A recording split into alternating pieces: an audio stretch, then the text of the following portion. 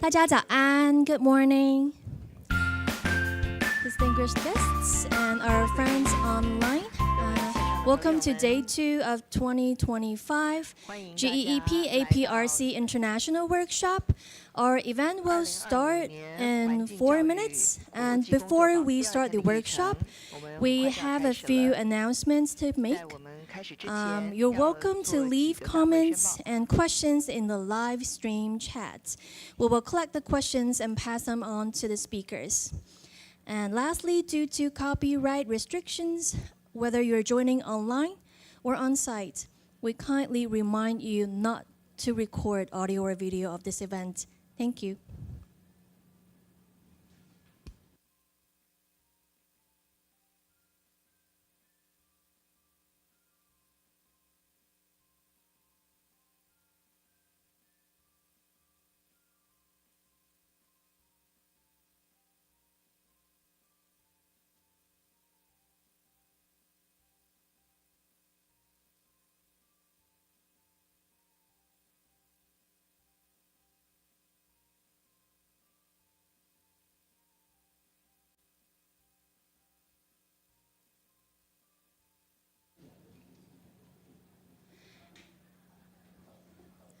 And one more thing, we would kindly remind you to switch your mobile phones to vibration mode. Thank you so much for your cooperation.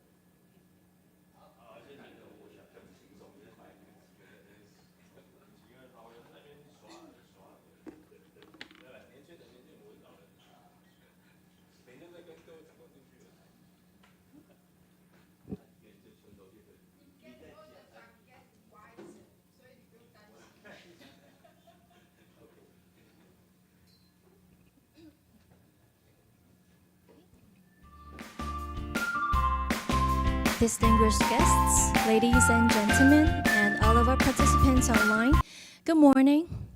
First of all, I would like to welcome all of you to Day 2 of 2025 Global Environmental Education Partnership Asia Pacific Regional Center International Workshop.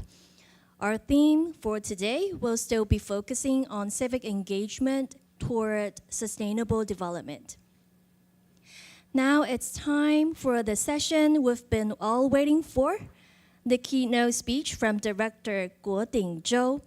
We're really honored to have him here. Director Guoding Zhou from the National Environmental Research Academy at Ministry of Environment. He's here to deliver the keynote speech on the topic of green collar talent development. Please join me in welcoming Director Zhou.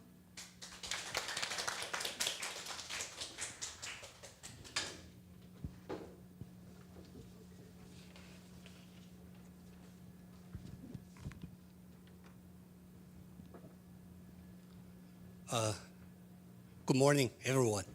I'm Zhou Guoding.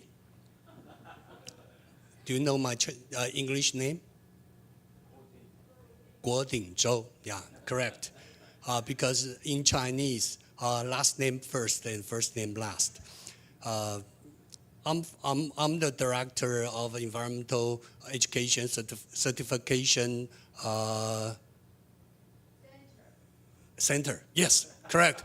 Thank you, Director General Xi. And the center is under the the National Environmental Research Institute instead of academy. And the institute and the Ministry of Environment were established 2 years ago. So the Ministry of Environment just celebrated its second anniversary last Friday. And it's truly an honor to be here to speak to you. We live in the time of great rapid change and incredible opportunity. So I believe we can inspire real progress by sharing ideas, experiences, and perspectives. I would like to share with you the progress we have made recently in developing green-collar talents. And before we get started, I would like to show you a photo. This is a photo taken in year 2014. This is the first meeting of GEEP, because this meeting is a GEEP APRC meeting, and that meeting is the GEEP in 2014. And do you know who this is? It's the administrator of US EPA, Gina McCarthy, and she came to Taiwan for attend this meeting. And on her right-hand side, this is the administrator, Dr. Wei Guoyan. And let's see, anyone know who he is?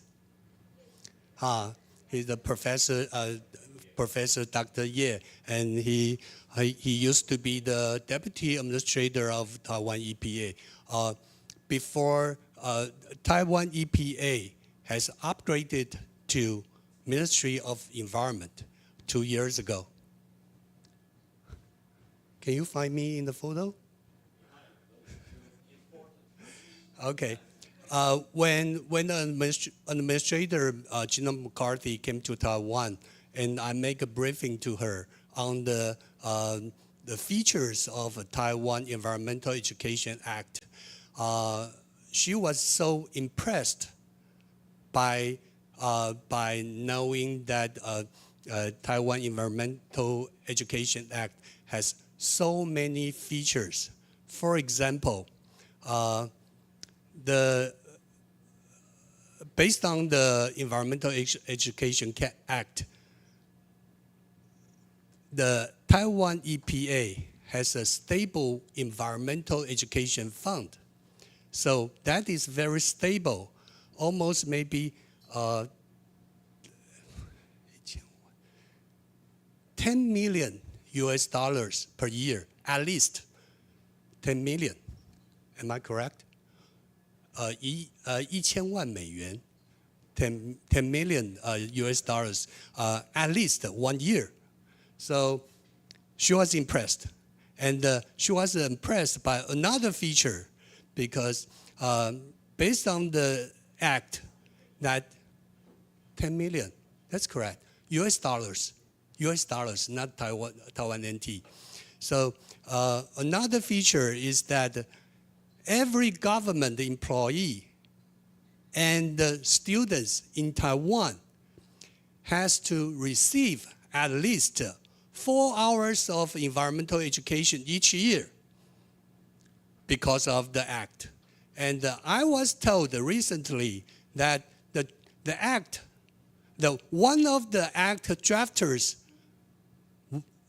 is Professor Wang Shunmei of Taiwan Normal University. She was here, but not here today. She was here yesterday, but not here today. And I don't know why. Well, I wish she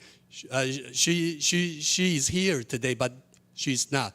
Maybe I know the reason, because today is her husband. Her husband is Professor Liang Ming Huang. It's his birthday today.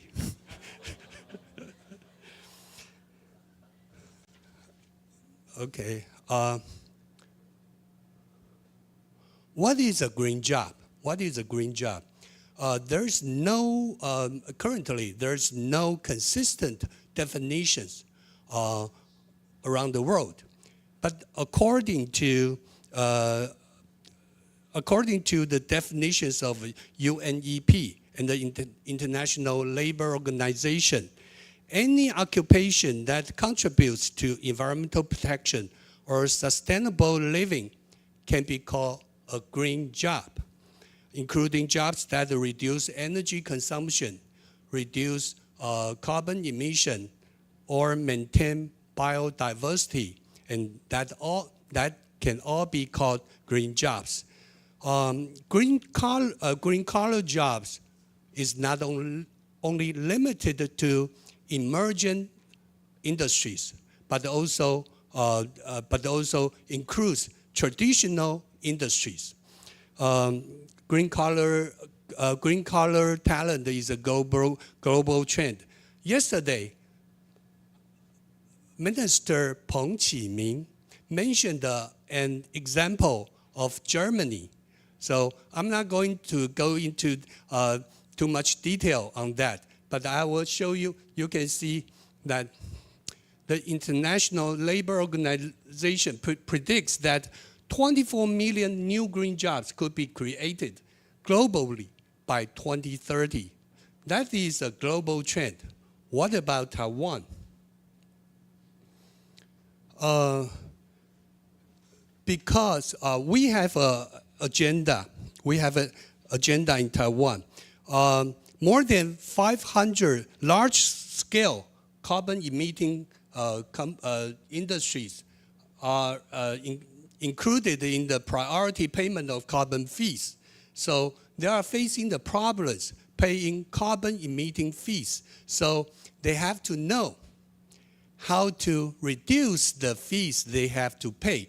Besides, we all know that any products that emitting large amount of carbon have to get a C-band, UN C-band certificate to get into UN market. So that's a problem that Taiwan industries are facing. So they need a lot of green-collar talents right now.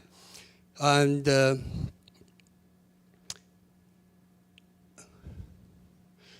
so how many green talents are there in Taiwan? And how many green-collar talents that Taiwan needs?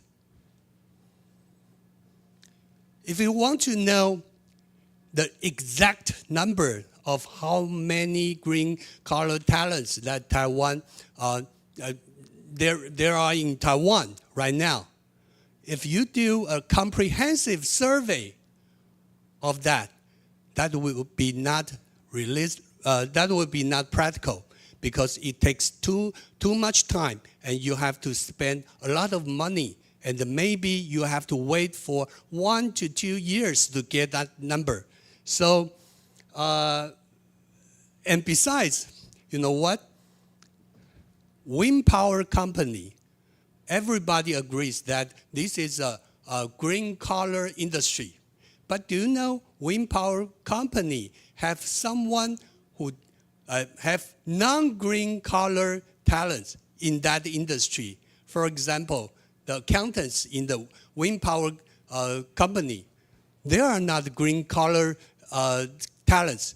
And on the other hand, in accountants, the accountant company, there is someone who has to write the ESG report, and they have to be green collar talent. So it's hard. It's not easy to do a comprehensive survey of the green collar talents. So a different approach, which is quick and accurate, is adopted, and that is the Minister Peng Qiming's original idea.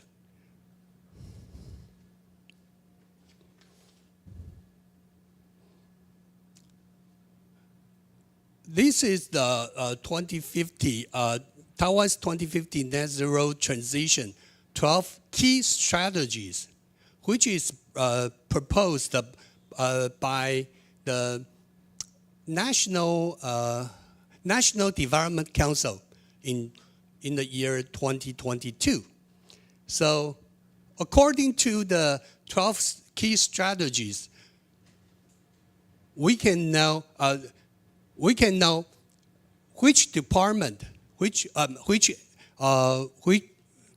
ministry is responsible for what kind of what category. For example, the first 5 parts of the first 5 items are related to energy. The first one, wind and solar. Wind and solar energy, which belongs to the Ministry of Economic Affairs, and they are responsible for this item. And the second one is hydrogen. And there are 3 items which are related to the Ministry of Environment. The items 6, 8, and 10. The item 6 is carbon capture, which is short for CCUS. And number 8, resource recycling and the zero waste. And number 10 is green lifestyle. It should be the topic. It was the topic that you talked about yesterday. And the other ministries responsible includes number 7, carbon-free and electric vehicles, which belongs to the Ministry of Transportation. And number 9, carbon sinks, which belongs to Ministry of Agriculture. And the number 11, green finance, which belongs to the Financial Supervisory Commission. And the number 12, just transition. Do you know which ministry is responsible for this item? It is called National Development Council. But let's see. So the approach is that we invited the Ministry of Environment, invited the ministries responsible to provide keywords of the item they are responsible for. So we collect totally 1,200 keywords. So we enter the keywords, all the 1,200 keywords, into a private human resources bank database. So we do the data mining. We explore the database with these 1,200 keywords to find the job which is related to green collar. And that is the approach. Came up by the Minister Peng. And how much time did we take to get the conclusion, to get the results? Maybe it took only 2 to 3 weeks. So that saves time. And that is a fast approach. Okay, here are the keywords of for the 12 key strategies. And for example, energy, CCUS, carbon capture technology, R&D, direct air capture, CO2 storage, geological storage, etc. And take a look at here, just transition. We have invited the National Development Council to provide keywords for us, and they say they don't have keywords for this.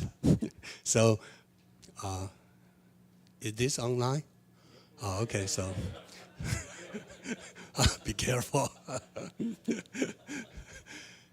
So, how do we estimate green-collar jobs in Taiwan?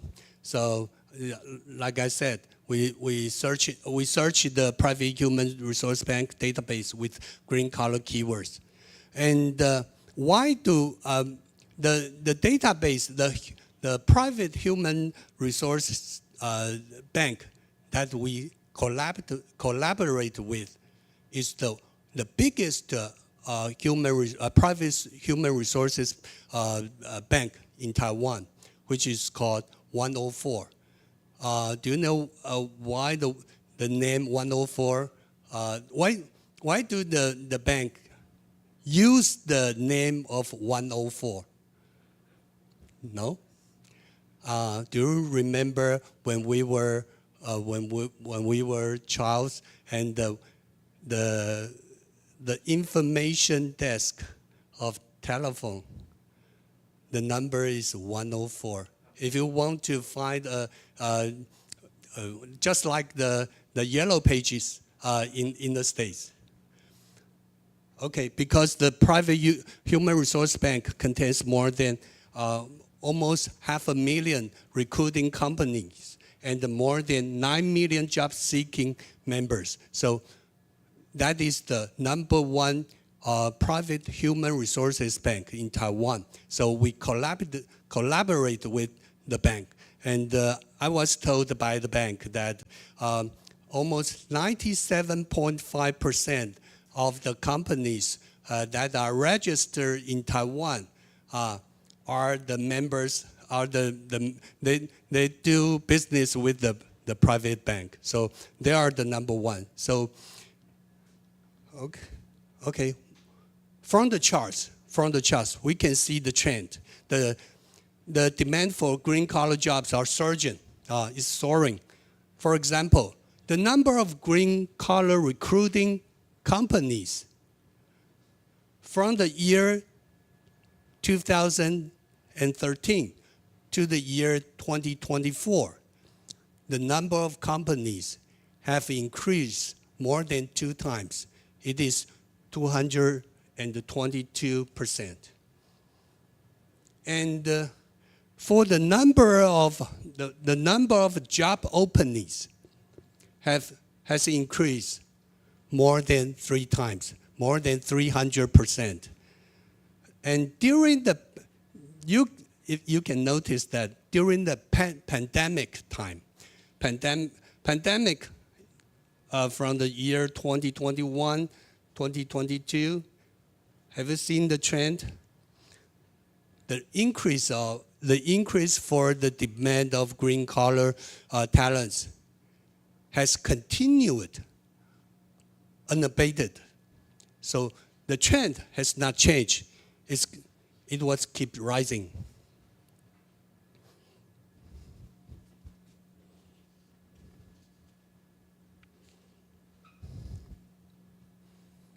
Okay, so we collaborate with the private human resource bank. So we released the green-collar jobs trend report 2 times a year, every 6 months. So the report released we released the report 2 times a year in June and December.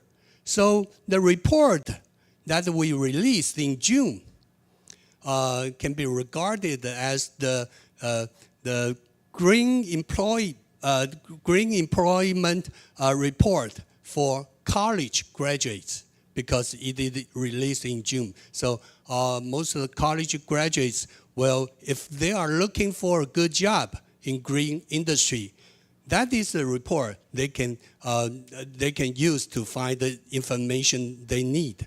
If you are interested in the report, you can find it online. It is uploaded on the website of Green Collar platform. So you can find it there and download it. Oh, speaking of the salary, what do you think the green collar job salary? Do you think it is higher or lower than the ordinary ones? It's higher, and how much? By how much? By 8%. I'm not going to go into too much detail on that. So you can find the detailed information on the report.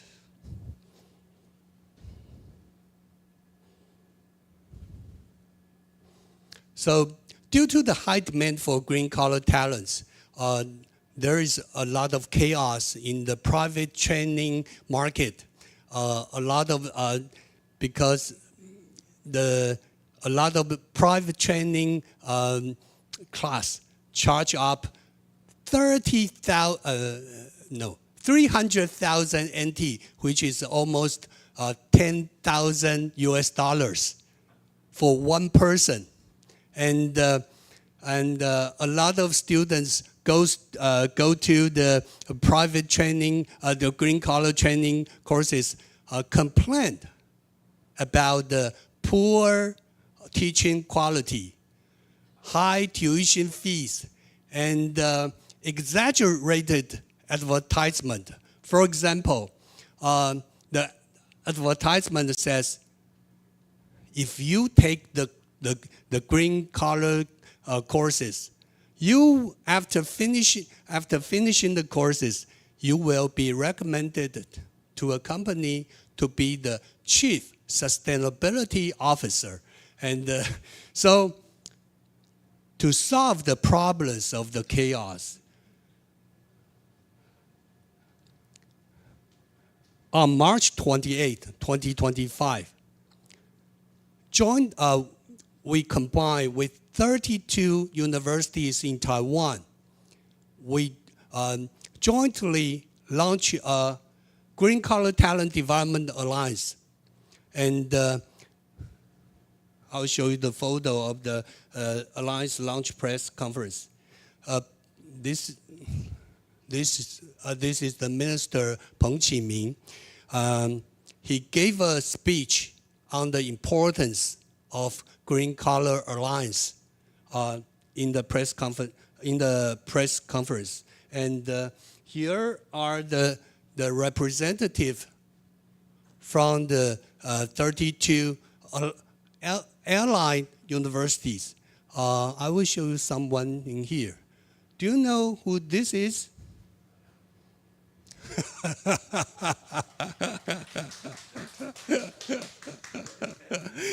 So Professor Bai of the Taichung Education University, and they are one of the 32 allied university.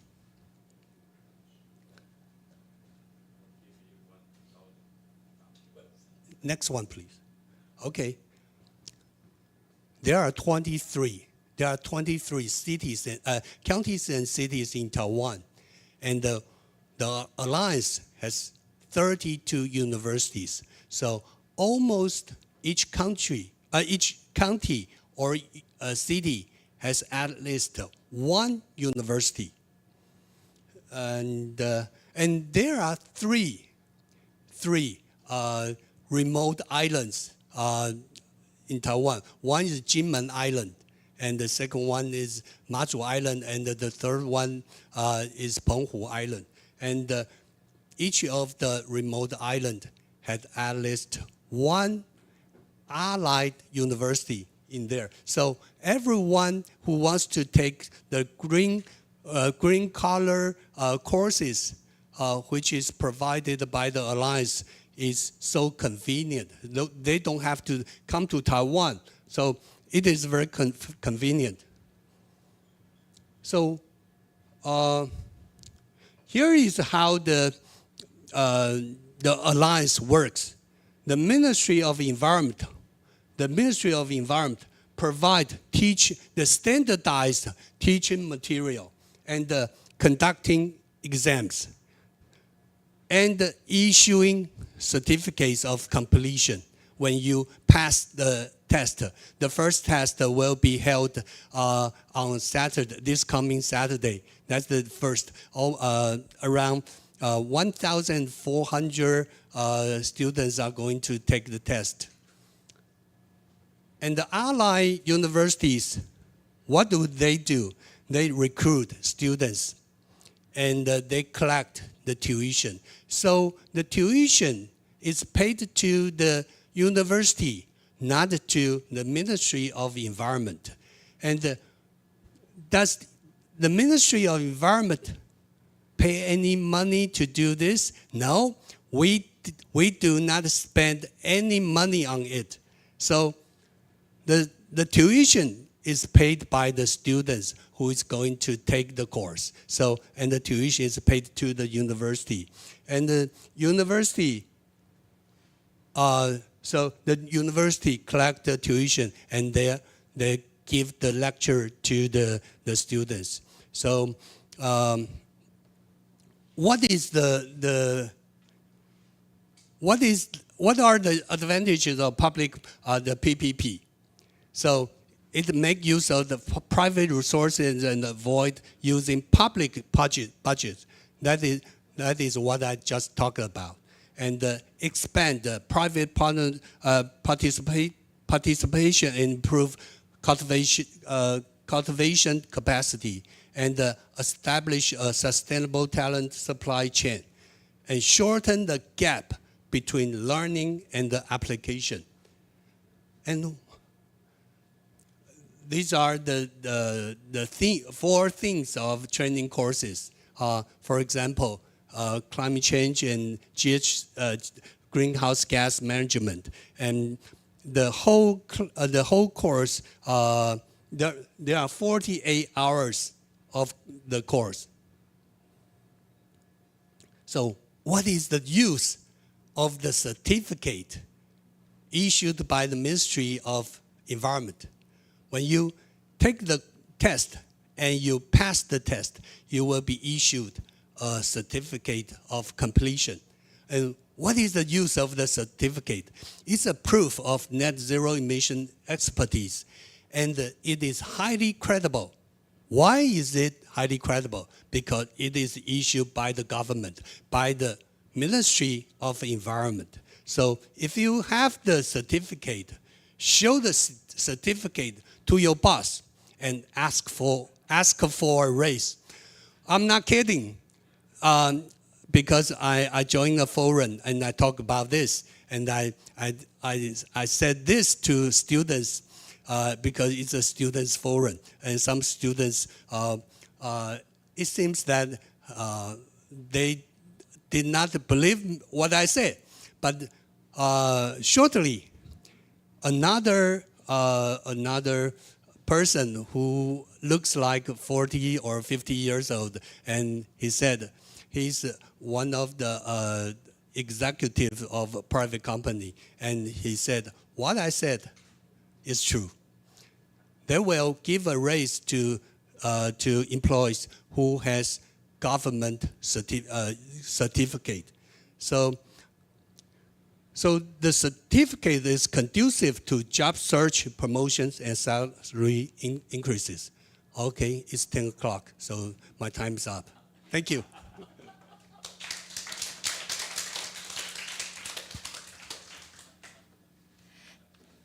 Thank you so much. Let's give a round of applause for Director Joe from National Environmental Research Institute.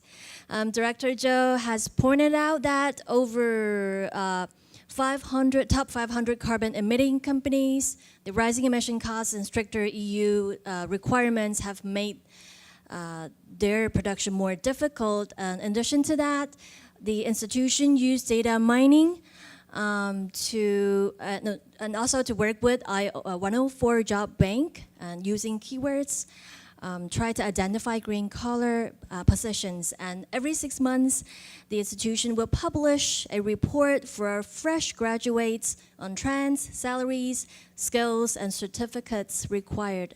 And however, still many private training programs are costly and the quality of the classes aren't so ideal.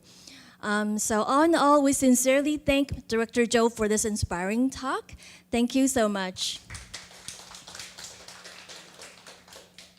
We will now take a 9-minute break, and please come back at 10 past 10. Thank you.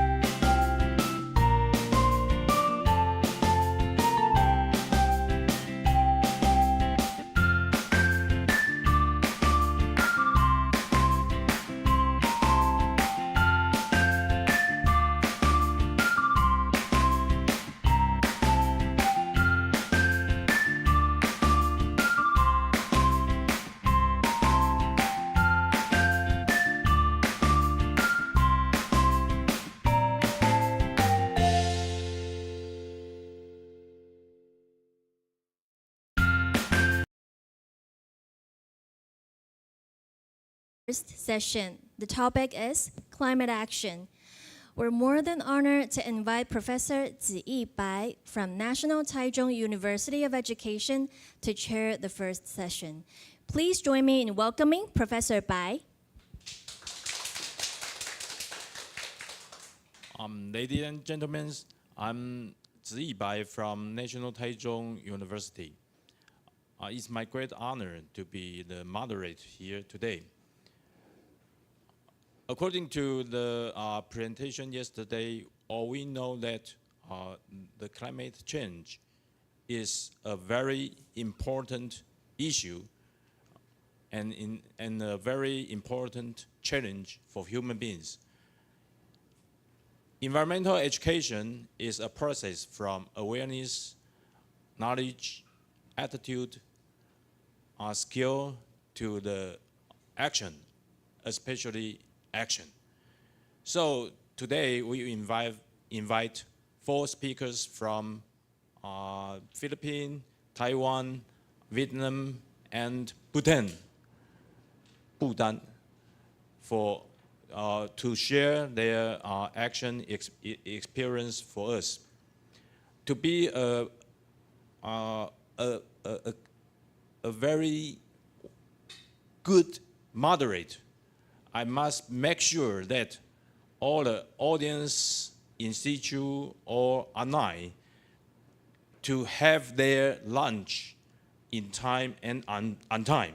So I would like to declare some notification for our audience and speakers. Every speakers have 15 minutes to share their presentation. At the 10th minute, I will kindly remind our speaker the time. And at the 14th minute, I will kindly remind our speaker to conclude your presentation directly, okay? If any kind of problem, please give us. If you have no problem, we will introduce the first speaker. Okay, there is some problem with our first speaker, so I would like to invite our second speaker first. The second speaker is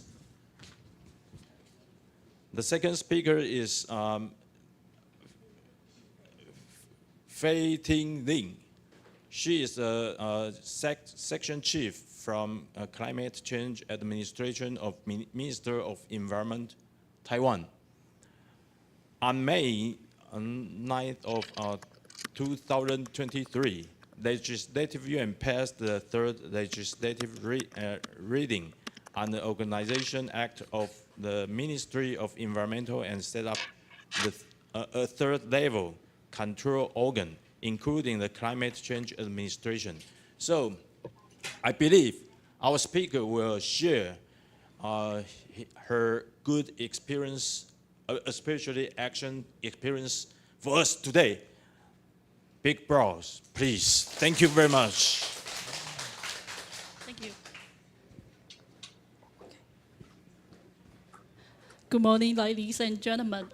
I'm Cici Ling, Section Chief of the Climate Change Administration at the Ministry of Environment, Taiwan. I'm very honored today to be here to share with you more climate action in Taiwan, because I know yesterday Ms. Peng have already shared a lot of our climate action and other instruments in Taiwan. But so today I have the chance to elaborate more. And my presentation will divide into 4 parts. The first one is the 2015 Net Zero goal and our new national target. Second is our Climate Change Response Act. And the third one is our carbon pricing mechanism. The last one is our future outlook. This is our journey of our 2015 Net Zero target. in 2021, the President Tsai announced that net zero is not the world's goal, but also Taiwan's goal. So at that moment, we start our cross-ministries cooperation on net zero works.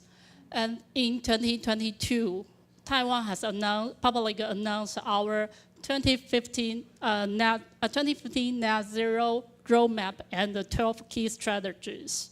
Then in 2023, we have amended our Climate Act into our Climate Change Response Act. Then in 2024, when the President Lai inauguration, he announced that we are not only chasing the 2015 net zero, but also the green goals. So last year, in June, the President also established a National Climate Committee under the Office of President to as a social platform to gather consensus from all sectors, including the government, academia, industry, and the social societies. And then in this year, early this year, we announced our new national targets about 2032 and 2035. Later on, I will introduce more. And this is, you can see this is show our reduction target.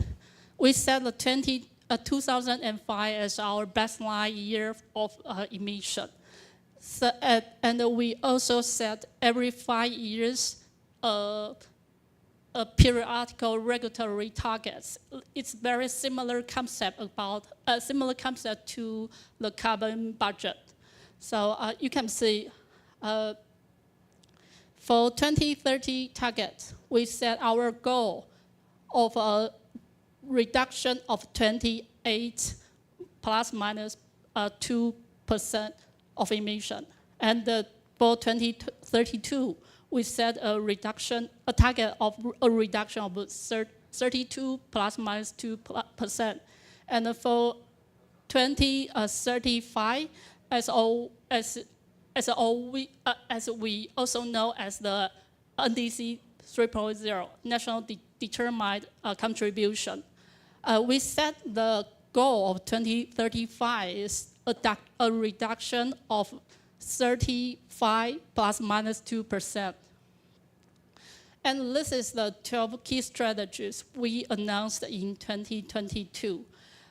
These strategies including renewable energies and to improve energy efficiency, CCUS, circular economy, and like electrification vehicles, green lifestyle, green finance, and also green just transition.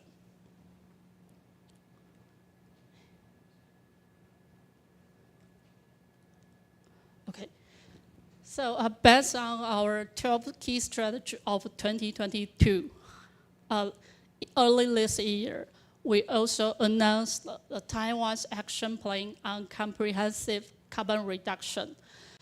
That means the 12 key strategies is bottom-up strategy from all ministries.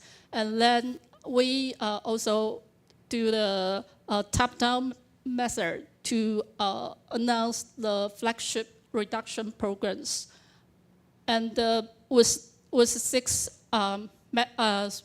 pillars, including technology, innovation, financial support, the carbon pricing, regulatory adjustment, green talent, and community-driven approaches to achieve our green goals and the 2050 net zero transition goal.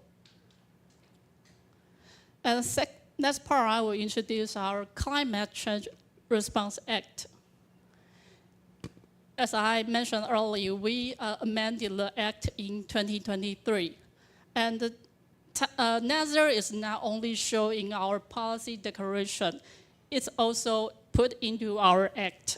And Taiwan is the 18th country to enact the net zero target into the law. there are four key points in our act. The first one we strengthen all the climate governance and outline all duties of all ministries. And the second one is we strengthen the climate change strengthening climate change adaptation, including to do the capacity building and climate science report and the risk assessment. And the third one is we also formulate many instruments to reduce the carbon emission, including the carbon pricing system as carbon fee, carbon credit system, and the ETS, as we know, the cap and trade system. And also we also have the emission performance standard,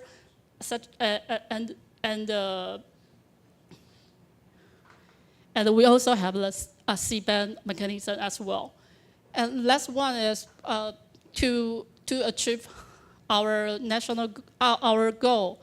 We also have to promote our climate education and to implementation of information disclosure and the just transition.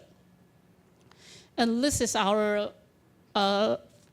structure of climate governance. We have the National Council for Sustainable Development, coordinate, delegate, and integrate the national climate policies. And in the central government level, Ministry of Environment is the leading ministry. We cooperate with other ministries to do efforts on climate mitigation and adaptation. For the local government level, the local government have cooperate with our leading and to do more implementation works on mitigation and adaptation. As well, and the local government have to set a climate change response steering committee, usually convinced by the mayor, to conduct all these works in their country or in their county or their cities. And third one is I will introduce the carbon pricing mechanism. This year is the first year of carbon pricing mechanism implementation in Taiwan. Because last year we have finalized the regulations of carbon fee mechanism. And we also announced the carbon fee rate of 300 NTD, about $10 per ton CO2 equivalent. And if the entities, they can do more mitigation efforts, such as they submit the self-determined reduction program, and they can get the preferential rate on the carbon fee. So in the chart on the chart you can see this year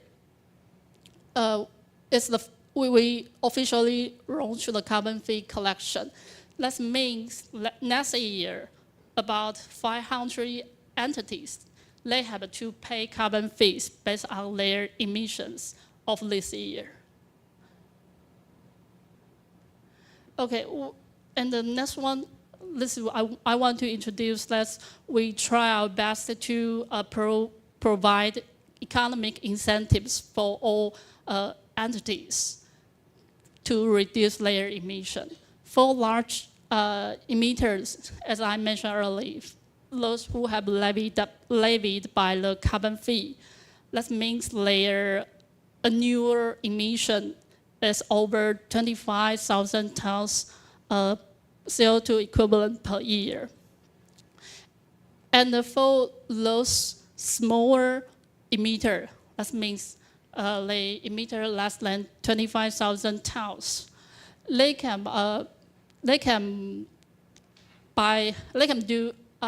get carbon credit by conversion of low carbon fuels or improve their energy efficiency to get this carbon credit.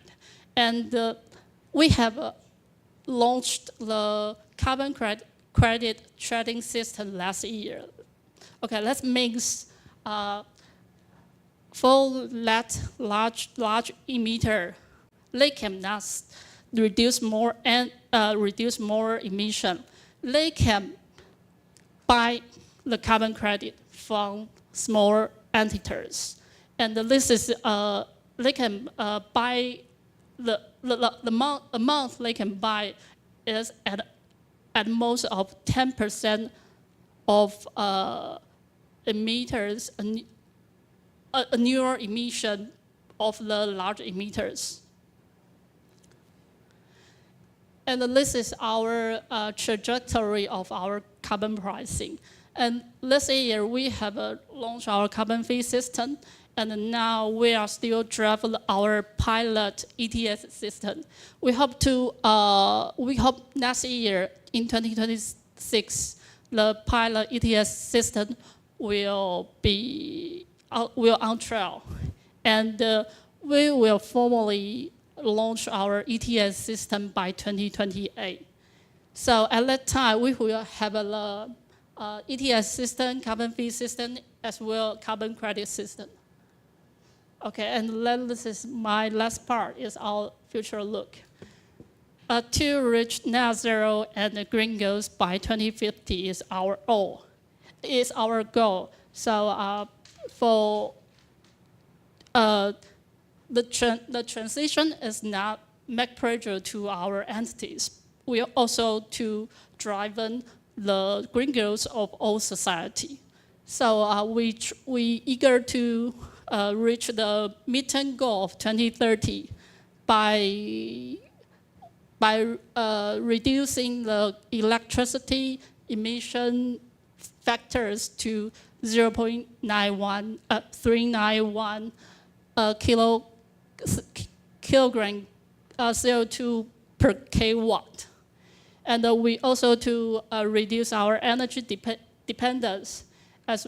And we have already allocated over 1 trillion budget by 2030 in order to attract the private sector investment over 5 trillion. So we want to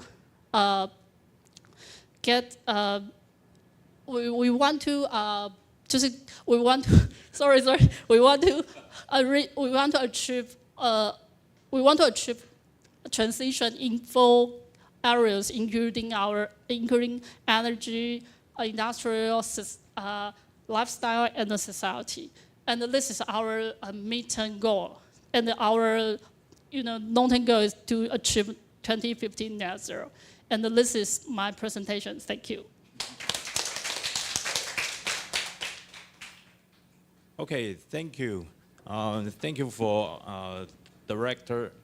Section Director Ling. Thank you for your excellent speech. Okay. Is Director Basug ready now? Please say hello to us. Director Basug, are you with us? Hello, everybody. Hello, do you see me? Yeah. Yes, hello. yes. Okay. Let's welcome our second presenter, Director Basug. Yeah. Okay. Warm greetings from the Philippines. Wait for a moment. Okay. Director Basug is an expert in environmental education and eco school. She serves as the GEEP representatives and is the Director of Climate Change Service at Department of Environment and Natural Resource in Philippines. Additionally, she is the Philippine contact person for the ASEAN Environmental Education and Climate Change Work Group. Welcome, Director Yeah. Basud. Thank you very much. Thank you very much for the kind introduction.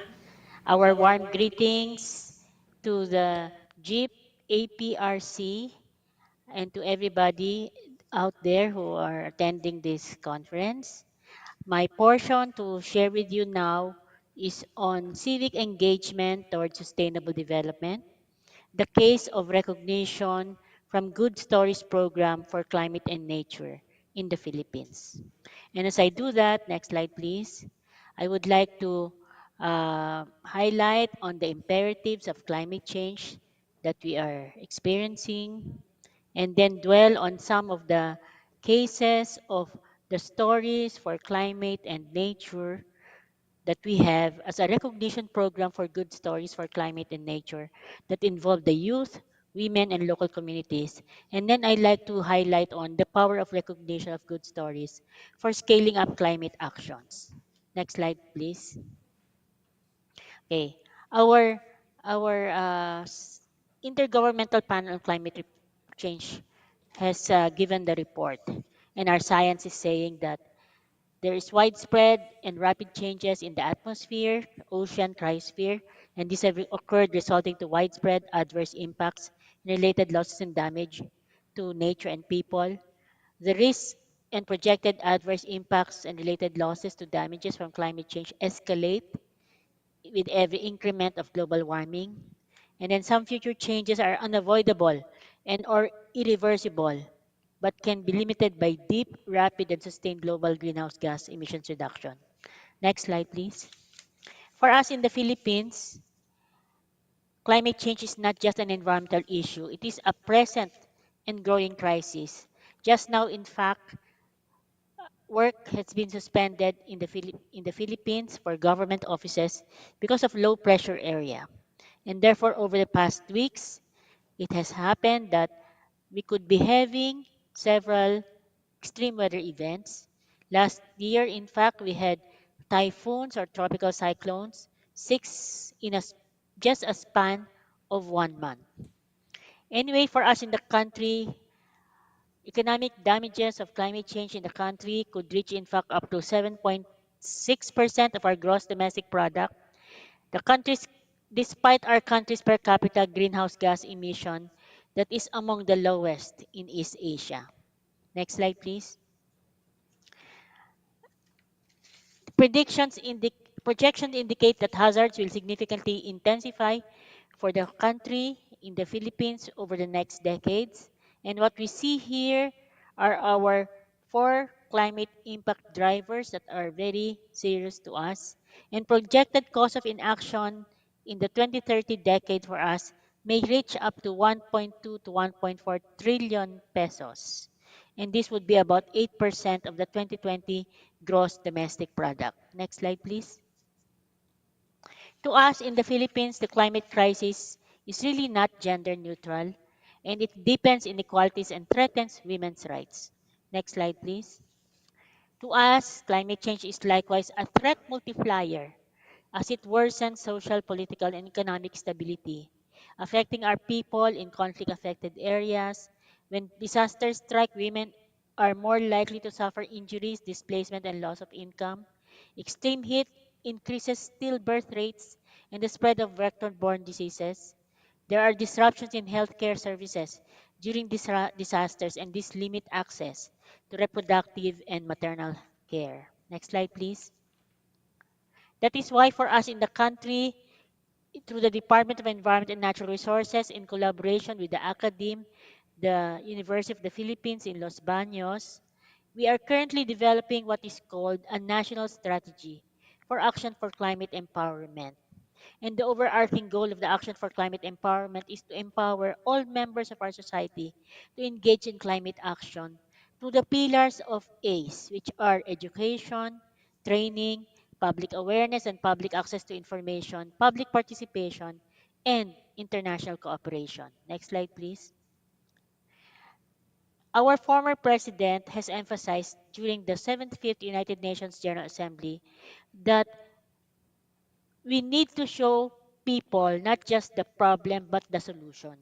The darker the situation, the more people need hope. And therefore, the same urgency is needed to fight climate change as it was for us in fighting COVID 19 of the earlier years. Next slide, please.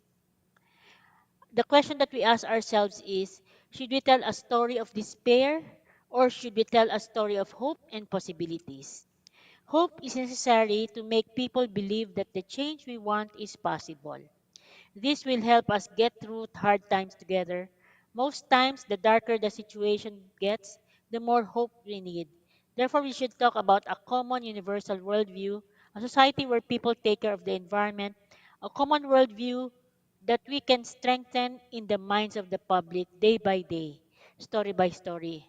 And this hope based communication is focused on showing how to build the world we want, on how we can set the agenda with our values and our goals. It also offers us in our communities the opportunity to tell stories of their own that can contribute to the long term changes in ideas, attitudes, and behavior we want to bring about.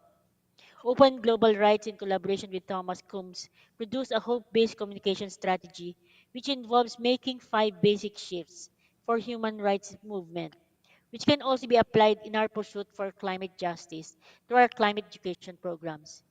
The shift is we talk about solutions, not the problems. The shift is we highlight what we stand for, not what we oppose. The shift is we create opportunities and drop threats.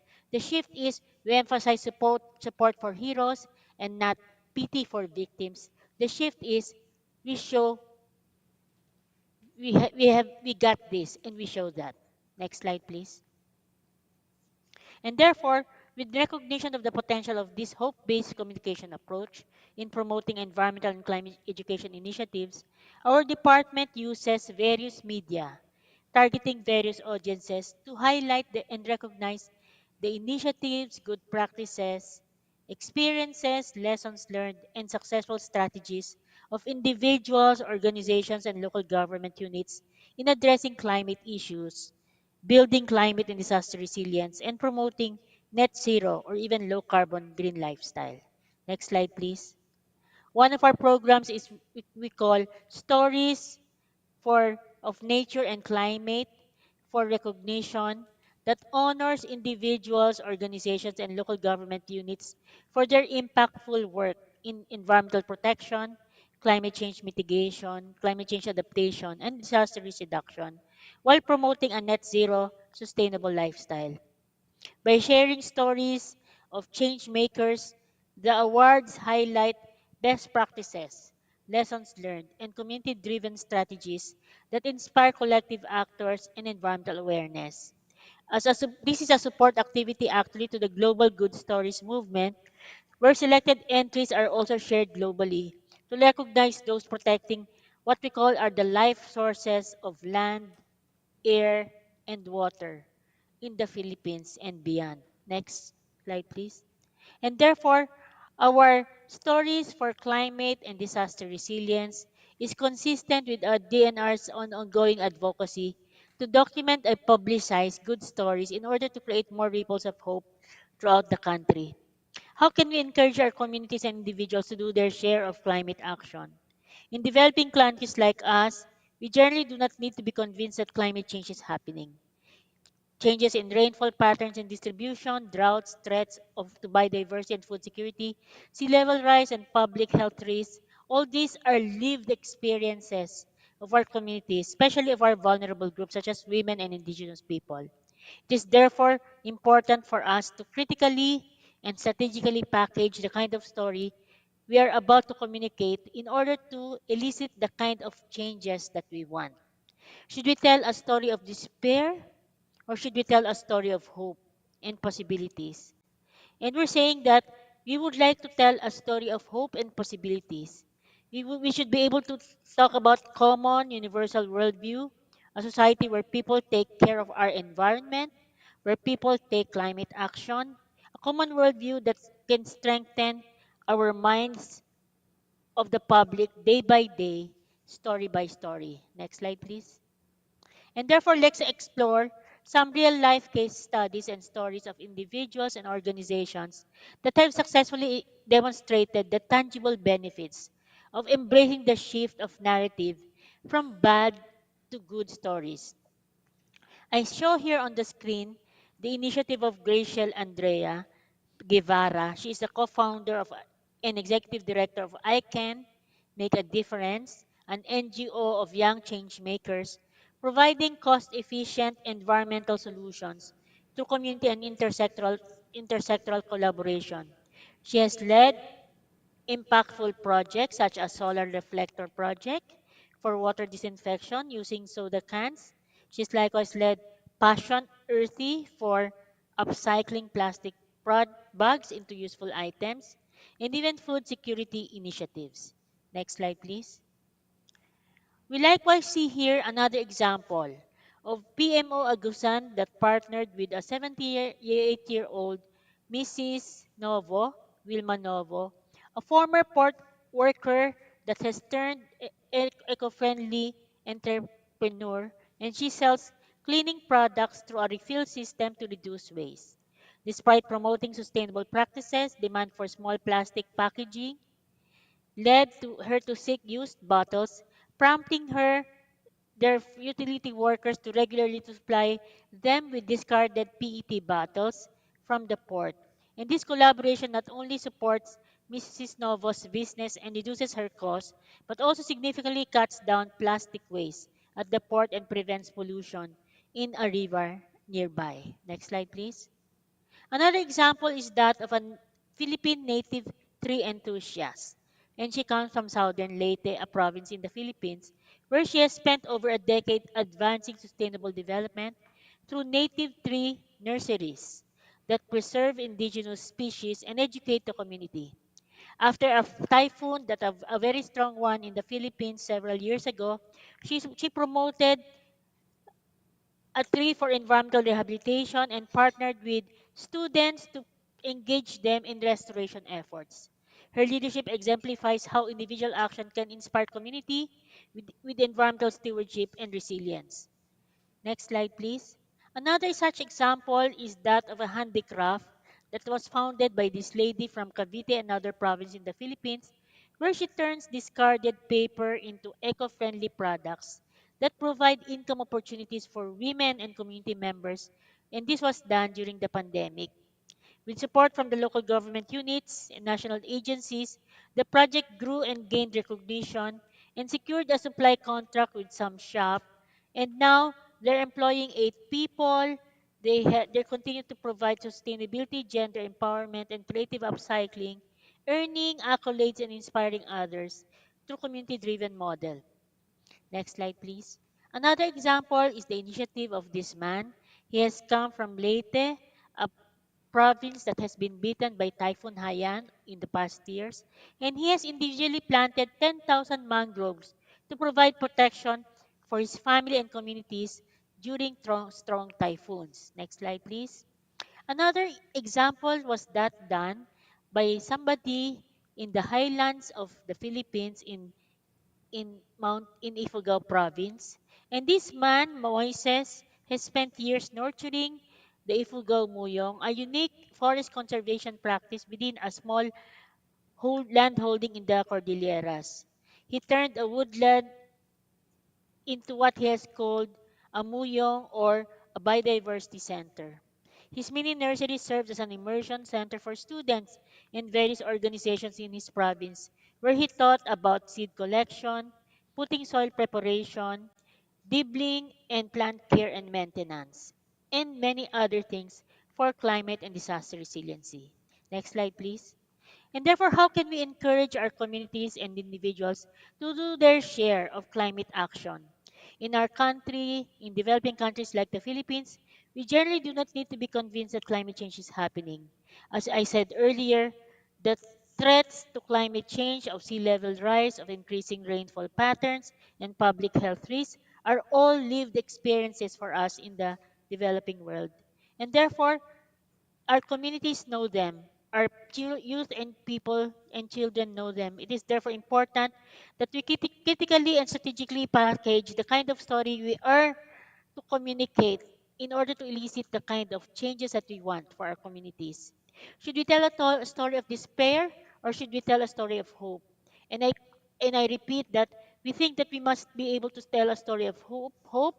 It is necessary to make people believe that the change we want is possible by grounding our communications from the values that we stand for and a vision of the world we want to see. Hope based communication will help design actions that set the agenda rather than constantly reacting to external events. We hope then that with this, we are able to talk about a common universal view, a society where people take care of our environment, a common worldview that we can strengthen in the minds of the people day by day, story by story. Thank you and good morning. Thank you, Director Pasuk. Because Director Pasuk is very busy, she must have left at 11. So I would like to open the discussion for her presentation. Is there any question or share in Please situ have the or question online? ready for Ms. Basuk. Is there any question or for Director Yes, we Basuk? have one One? question. Oh, please, Yeah. please show the question Okay, for us. we'll show the question on the screen. Director Basuk, please wait for a moment. We will show the question for you. Okay. I think I'll go through the question quickly in English. 我们现在先开那个第二个场次，就刚才那个 Here. 菲律宾讲者的那个来。OK In the OK。context of the 不是啊 Philippines being highly vulnerable to climate disasters, what unique 那个脸不是 contributions 他，这个 and 讲者不是他。刚才前面那个的演讲啦，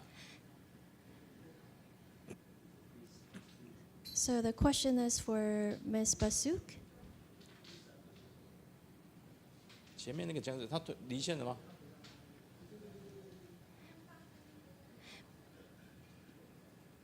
Because Director Basuk has to leave at 11, so we would like to ask her a question before she leaves.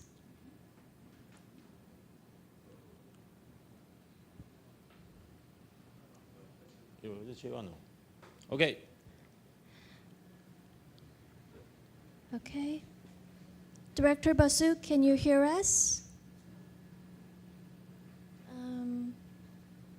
We can't hear you. You're muted. I am not muted on Thank screen you. here. OK。 Yeah. Can you hear me now? Yes. Yes. Okay. Thank you very much. Okay. I know Yeah. we know that you are very busy, so Yeah. Thank you for giving that consideration of me. Yeah, in many ways in the Philippines, there are a number of examples of women organizing themselves into women that have increased activities on recycling. There is a group in the Philippines, for instance, that sell a lot of items from upcycled items, recycled items, from rugs that had been done into bags, for instance, from cans that had been made into some flower pots and other things. And they are selling, and they're able to sell, and they're able to increase the income. And these are becoming sources of livelihood for women group and communities. And therefore, that's one area in terms of their being organized to heighten recycling, waste management, composting, and other waste related activities in communities. The youth likewise are able to demonstrate their energies for climate action. We see examples of youth groups being organized to pursue uh, internet based education for their fellow classmates and youth groups. With their high energies, a number of their creative energies are being converted into climate education and environmental education activities. including, for instance, in the songwriting activities, poetry writing, and other arts production activities where their artworks are converted into some posters. Even their engagement in social media, in Facebook, and other endeavors are active actions towards climate change adaptation and mitigation. And therefore, I think in many areas, harnessing the active contributions of organized women and youth groups, even individuals, have a very high potential for upscaling climate action in the country. Okay, thank you. A- Any questions? Any question? No? Okay, let's give Director Basuk a very big hand. Thank you very much. Thank you. Thank you very much. Okay, our next speaker from Vietnam.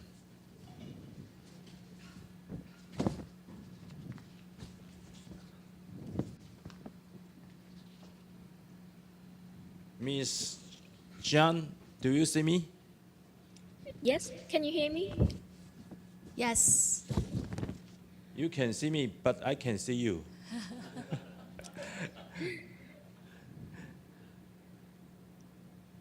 Okay. Can you hear or see me now? We can hear you but not see you. Please give us a moment. Thank you. Yep. Okay, we can see you now. Okay. I Thank you. introduce our next speaker first. Miss John.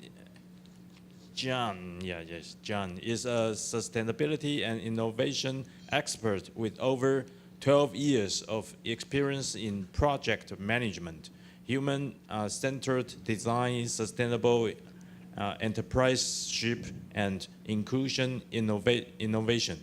She served as the former innovation program director for APRC region at School Lab, leading and mentoring over 30 sustainability innovation projects involving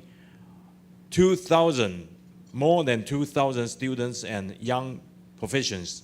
Her work spans Vietnam, the US, China, Singapore, and Germany,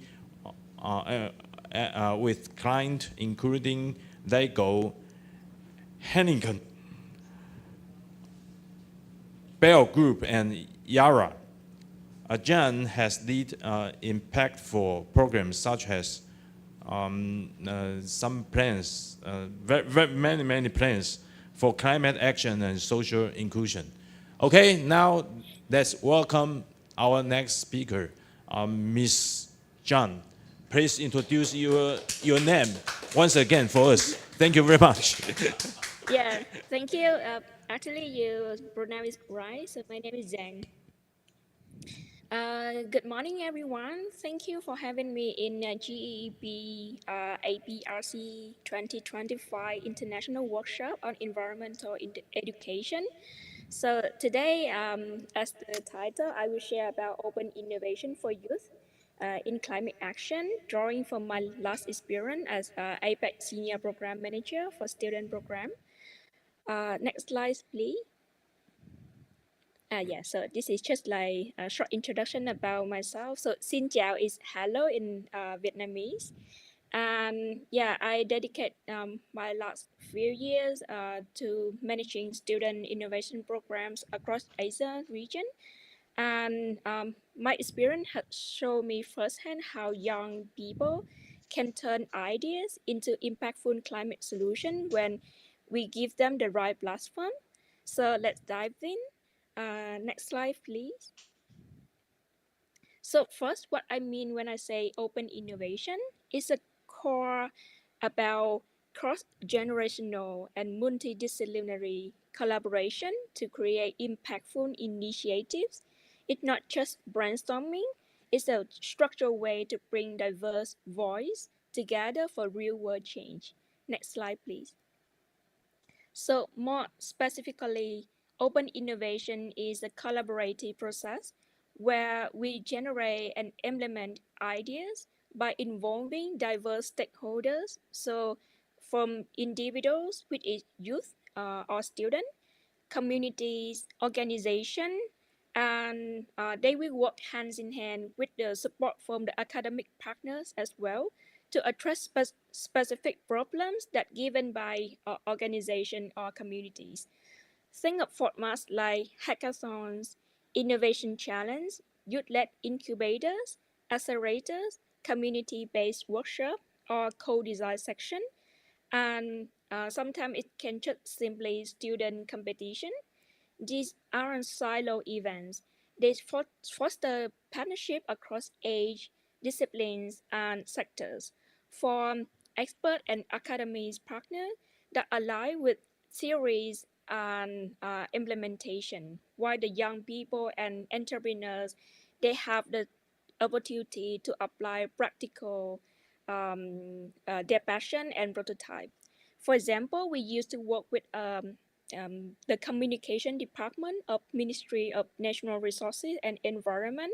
Now it's called Ministry of Agriculture and Environment in Vietnam, on a program called Global Youth Summit that engage students in a boot camp where they can discover different topics under SDG Sustainable Development Goals and work on their projects to solve climate-related challenges. Plus, they have field trips and hands-on experience to discover what is the real life challenge. Next slide, please. But why do youth need open innovation for climate action? So next slide, please. Next slide, please. Yeah. So one thing that I used to apply a lot in open innovation program for students is design thinking philosophy. And we usually start with a specific problem of a specific persona. So I will apply the same here to understand who they are when we talk about youth. So this includes high school to university student and fresh graduates and young professional with like less than 3 years of experience as well. So age between 15 to 25. In Vietnam, they make up 20% of the population, and globally it's 17%, according to the General Statistics Office of Vietnam. And importantly, this group will be the next generation of decision makers. So it can be politicians, scientists, entrepreneurs, like many of us here. Next slide, please. But youth, they new generation leader, but they dealing with the real emotional and challenge. So as a survey done by Lancet in 2021, 10,000 young people aged 16 to 25 across 10 countries found that 60% of them feel very or extremely worried about climate change. 85% of them are less moderately concerned, and 45% report it impact their daily life. 75% find the future frightening. 83% feel adults have failed to protect the planet. And closer to my home in Vietnam, a report about Youth for Climate Action in Vietnam revealed that 36% of the young participants don't believe their voice influenced the change. So for young people, this might resonate. A climate anxiety is real, but it's also the motivation for a lot of youth participate in the program that I have the chance to join before, or another youth program in Vietnam. Next slide, please. But climate anxiety is not the only pain point of them. Adding to that, like emotional challenge, they also have the skill gap and resource limitations. So the UN predict that by 2030, the green transition will create 8.4 million new jobs for young people, but up to 60% of them may lack necessary skill for the green economy. Moreover, UNEP data also show that 70% of youth in development countries like Vietnam lack access to green startup capital. So I talked to some big corporates before, and they all feel that there's a big gap between like fresh graduate and the interns. Like they lack a professional skill and now about green skill as well among fresh graduate, so that affect their employability. And for those who choose the entrepreneurship pathway, they're not only facing with the skill gap but also accessibility to funding and resources to validate and scale up their ideas. Next slide, please. So, how do open innovation programs help? So, they bridge this gap in powerful ways. First, they provide access to resources and funding by connecting youth and expert businesses, communities. They can access to toolkits, knowledge, and financial support, either as competition prize or more long-term financial support like in incubator and accelerator program such as Youth Collab from UNDP. And secondly, they build practical skill from soft skill like teamwork or even small things like how to communicate effectively and professionally via email to hard skill like do prototyping, adapting academic research to real life scenario. And third, they turn anxiety into action by helping identify root causes and generate concrete solutions, such as a group of students that I worked with before, they realized that there's a lot of food waste. While parents in Vietnam, they are worrying about chemical use in watercolor for their children. So the student team come up with the idea of commercialized watercolor made from food waste. So they also foster civic engagement, teaching how to involve communities to scale up the impact. This program also formed the Leadership Style Foundation, well, whether it's entrepreneurs, politics, or science. Like there's a program in Vietnam called Vietnamese Youth Parliament, where students can practice and express their views and propose solutions to national issues while improving their policy making skill and raise their voice. And ultimately, it can drive real impacts through pilots and long-term programs. So this is where open innovation shine and empower youth for climate action. Next slide, please. So shifting to Vietnam specifically, our youth are like, I think can be like the lead of climate innovation through a vibrant ecosystem of innovation programs. Next slide, please. So actually, it's really hard to come up with a number about how many open innovation programs in Vietnam. But one number that might impress you on is by 2022, over 130 youth-led initiatives were recorded according to UNDP's special report, with a focus on open innovation programs like hackathons and contests.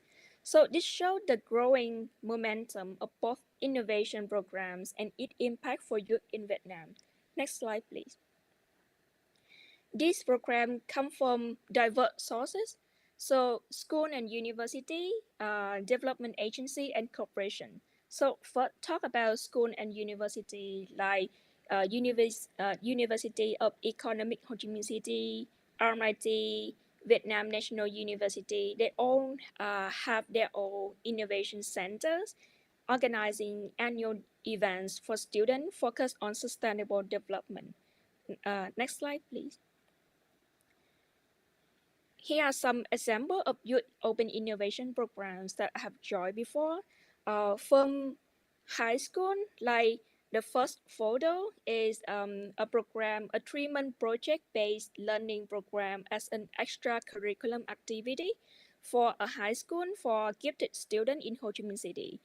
And then university, there's a lot more of youth program from university, such as this Sustainable Society Challenge from Vietnam National University, International University. Sometimes the student host the program by themselves as well, like the photo in the bottom. This called WeCo program that generate ideas for sustainable consumption habit led by a group of high school students. Next slide, please. And then the second pillar is from development agencies, including NGOs, ministerial organizations like UNDP, Plan International, or GGGI. There's also an important players who run programs to encourage climate innovation among young people. Next slide, please.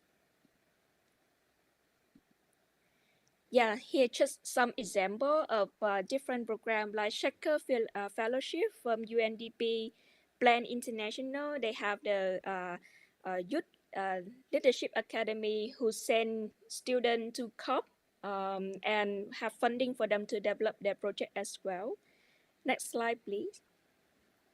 And also the corporate have a lot of sponsor scholarship and flagship competition in sustainable innovation for students as well. Next slide, please. So here are just like couple example. Like for example, the Live Green with Gen G by Panasonic Corporation that nurture youth-led initiative so that they can, there's one idea to make art out of fabric waste, or another project about biodegradable sanitary pad. So all of these bring to life the real world problem, and then they also generate the initiative to address the problem as well. Next slide, please. So the final slide, I just want to talk about one specific case study of School Lab where I have been involved. Next slide, please. Since 2020, School Lab program in Vietnam had engaged 28 corporate partners, trained and coached 95 students in innovation methodology, generate 159 ideas that were prioritized and prototyped into 28 projects. We conduct a lot of stakeholder interview with expert, with user, with decision maker, and we host different workshops where we not only train our participants but also scale up the training about design thinking and sustainability to the community and youth so that we can train about more than 2,000 people. And internationally, we also collaborate with UC Berkeley for a program called Deplastify the Planet. And all these numbers show tangible outcome from prototype reducing plastic waste to equitable design labs, addressing climate inequality.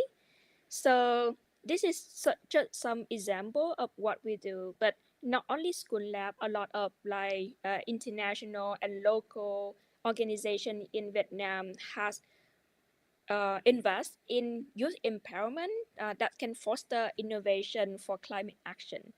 So to sum up the final slide, next slide please. So open innovation is a powerful tool to empower youth in climate action, turning challenges into opportunity across Vietnam and for the region as well. So that's it for my sharing. I'm welcome for any feedback or question you might have. Thank you. Okay, thank you very much. Thank you for Ms. Zhang. Please take a rest. Please take a rest at first. We will proceed the comprehensive discuss later. Okay. Now let's move to the fourth, the last speaker. Okay, connect. Our last speaker from Bhutan. Okay. Do you see me? Yeah, Tenzin? yes, Tenzin? yes. Oh, Yes, yes. You are very handsome, huh? And very young. Thank you so much. Okay. Can you hear me, sir? Please wait for a moment. I will introduce you at first. Mr. Tenzin Rebeke is a senior forestry officer and conservationist with expertise in biodiversity protection, climate adaptation, and sustainable neural resource management at from Senna, right? From Senna Yeah, National yes. Park, PMP, in Bhutan. With over 14 years of experience in protected area management, biodiversity conservation, and climate resilient planning, he has played a key role in several national level initiatives, including the second National Tiger Survey, National Forest Inventory at Bhutan for Life, and Global Environmental Facility Conservation Financial Program. Okay, everybody here, and let's give our speaker a big hand to welcome him. Thank you very much. Thank you. Thank you very much for the introduction. I hope you can hear me clearly, sir. I'll be presenting on the citizen science, developing a resilient community towards climate change. Thank you for the introduction. So I'll go on with my presentation. Next slide. Presentation outline. So firstly, I will go on with the brief background of project site. The next, the livelihood and challenges of the community. Formation of community citizen science group. Sensitizing the group on climate change. Climate action undertaken by the group. And the final will be on development of climate change policies under biodiversity.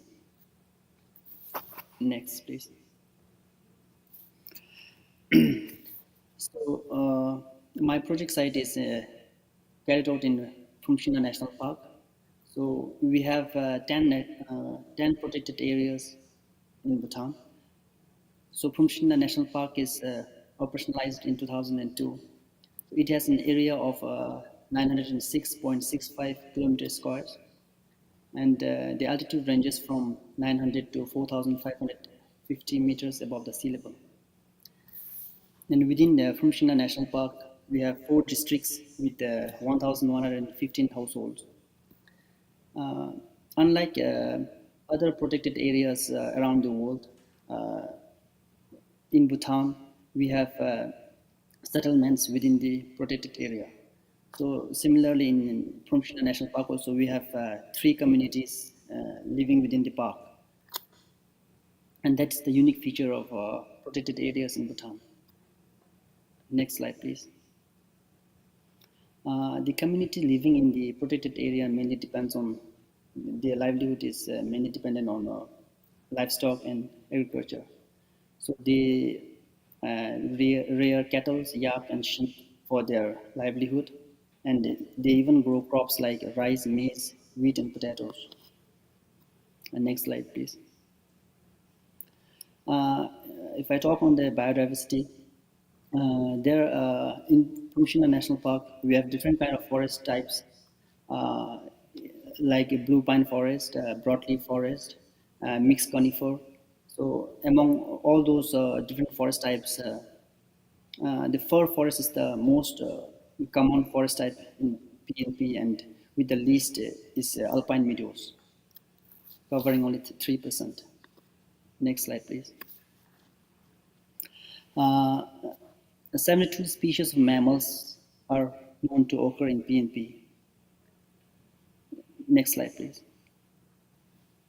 Recorded more than 890 species of plants, including 152 species of medicinal plants, out of which 21 species are endemic to Bhutan. We even find globally threatened species like rhododendron dalhousie and Podocarpus nerifolus. And Rubus sanguinensis is endemic to PNP. It's just found in PNP. Next slide, please. A total of 364 bird species has been documented for the park. Next slide. Park has recorded 51 butterfly species so far, with recent record of national butterfly, Luteolus Bhutan saluta, Bhutanensis luteoloi. More than 100 species of wild mushrooms, so 14 species of reptiles, 6 fish species and 3 amphibian species have been recorded within the park. Next, please. So I call them as tigers of PNP. So we have red panda, monarch, Tagopon, clouded leopard, tigers, and the national butterfly. Next. The ecotourism, regarding to ecotourism, PNP is well known for birding hotspot.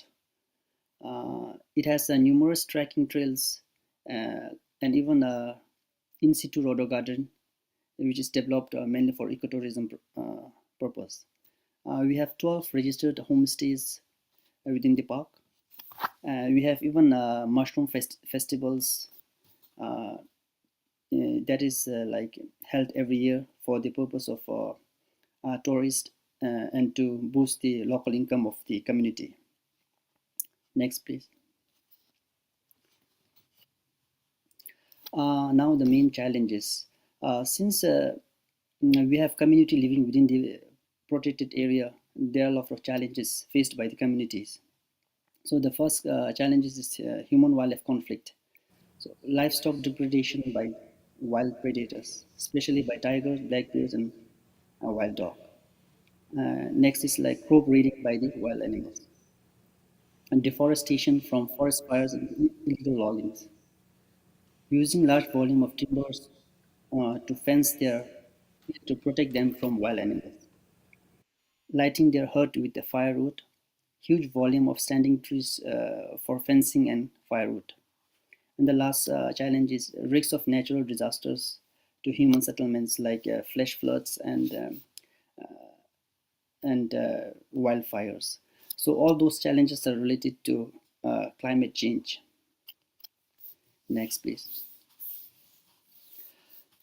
So due to combat those challenges, we try to form a citizen science group to educate the importance of biodiversity conservation and healthy ecosystem to combat climate change. Next, please. So after forming those citizen science group, we try to train them and sensitize the group on climate change. We try to train them on identification of migrated wildlife through indirect evidences. So like tigers spotted at a higher altitude due to climate change. We train the community to how to like identify the wildlife through their indirect signs, like footprints, perk marks, and hoof marks. Next, please. Yeah, this is like how we trained them to identify different type of wildlife through their indirect evidences like footprints and from their scats and all. Next, please. Is the continuation. So we train them how to identify the wildlife through their indirect evidences. It's like scats and footprints and droppings. Next. And this is also like how to differentiate between different kind of scarps made by the bear, tigers, and all. Next. The human-wildlife conflict. Identification of domestic animals killed by the tigers. Communities mainly depend on livestock produce and agriculture for their livelihood. So, due to the human-wildlife conflict, most of their livestock are being depreded by the wild predators and causing a lot of distress among the community. Next. So after forming those citizen science group, we introduced them to WeChat and NodeCamp. So the communities are very like they know how to use the WeChat. So we use that WeChat app to disseminate the information, to pass the information, and we introduced them to the NodeCamp app. That is mainly because through that NodeCamp app we can know the location of the evidences It gives the coordinates, dates, and everything. So we introduced to WeChat and NoteCam, downloading, installing, and usage of those apps. NoteCam gives location details of the photo taken. We leverage the advantage of our technology in in educating the people, the communities. Next, it's a collection of photo evidence. So we even train them how to take the photos of evidences using the references. Next. So now the climate actions. PNP supported the group with solar and electric fencing and even solar torch lights. Replaced more than 50 kilometers of traditional wooden fences with solar and electric fencing. Issued more than 100 solar-powered torch lights to the herders. Next. And we even helped to build a riverbank protection for the communities so that they are safe from soiling river of monsoon season. Next. Those are the photo evidence recorded by the citizen scientist.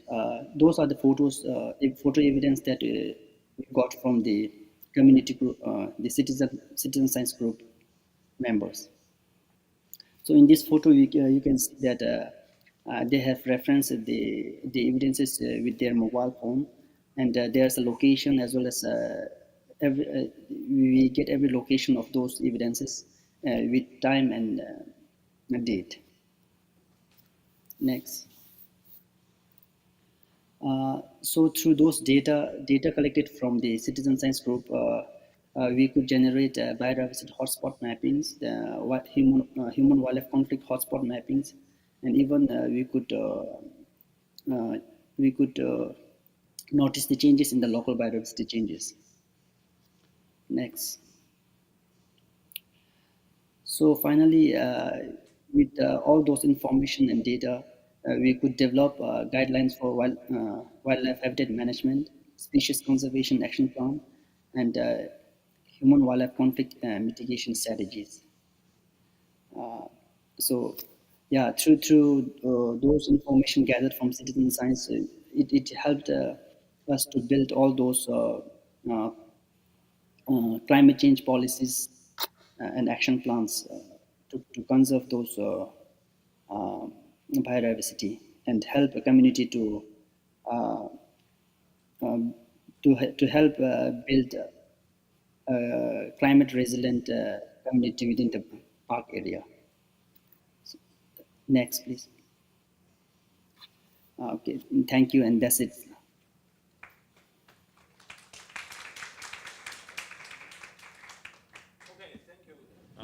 Tenzin, for your nice presentation.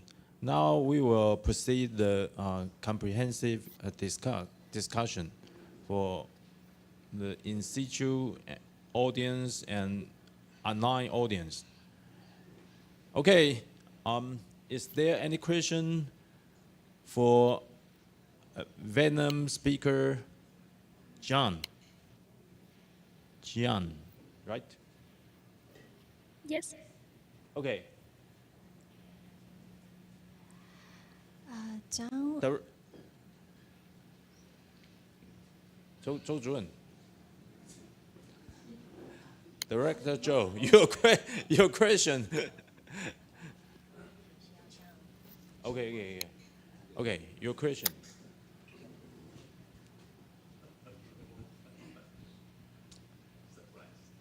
Regarding the tuition, firstly, I'm going to talk about the teaching material. The teaching material is provided by Ministry of Environment, so the quality of the teaching material can be assured. Secondly, the tuition collected by the university, the tuition is set by Ministry of Environment. So the Ministry of Environment will assure the tuition is affordable by the public. And speaking of the certificate issued by the Ministry of Environment, that is highly credible. I just mentioned in my presentation. So I think that concludes my answers. Okay. Thank you very much.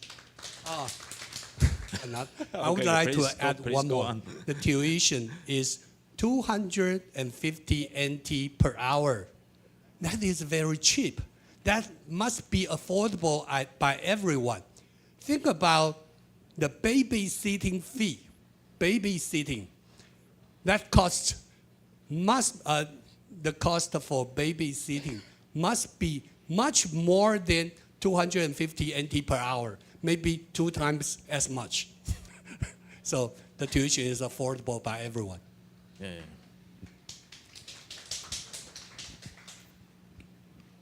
Okay, let's move to our other question for next. Our Venom 请 Venom 到 speaker. 第4题。 Venom speaker. 您等一下。 Here's the question for our Vietnam speaker. Many young people are anxious about climate change. However, they don't have enough resources and skills to address it. So the question is, in promoting open innovation, what should we prioritize first? Is it funding, educational training, or cross-departmental collaboration? And we would like to have your take on this. Thank you. Please. Yeah. Can you hear me? Yes. Yes. Yeah, okay. Thank you for your great question. Actually, we face a lot of challenges when we try to deal with this climate anxiety and skill gap. And I think the thing that we should prioritize is the cross-sector collaboration, because only when we have the collaboration with the industrial partner, the private sector, the student or youth, they can apply what they learn, the theory in school, from education and training in real life, and enhance their skill gap. From that, they can come up with like better idea, and the fund will come later. So the cross-sector collaboration will give them the confidence to apply what they learn, and then contribute back for the industrial partner who give them the chance for implementation. That's it.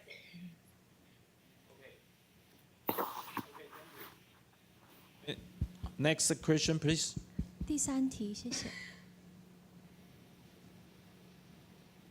Okay, please.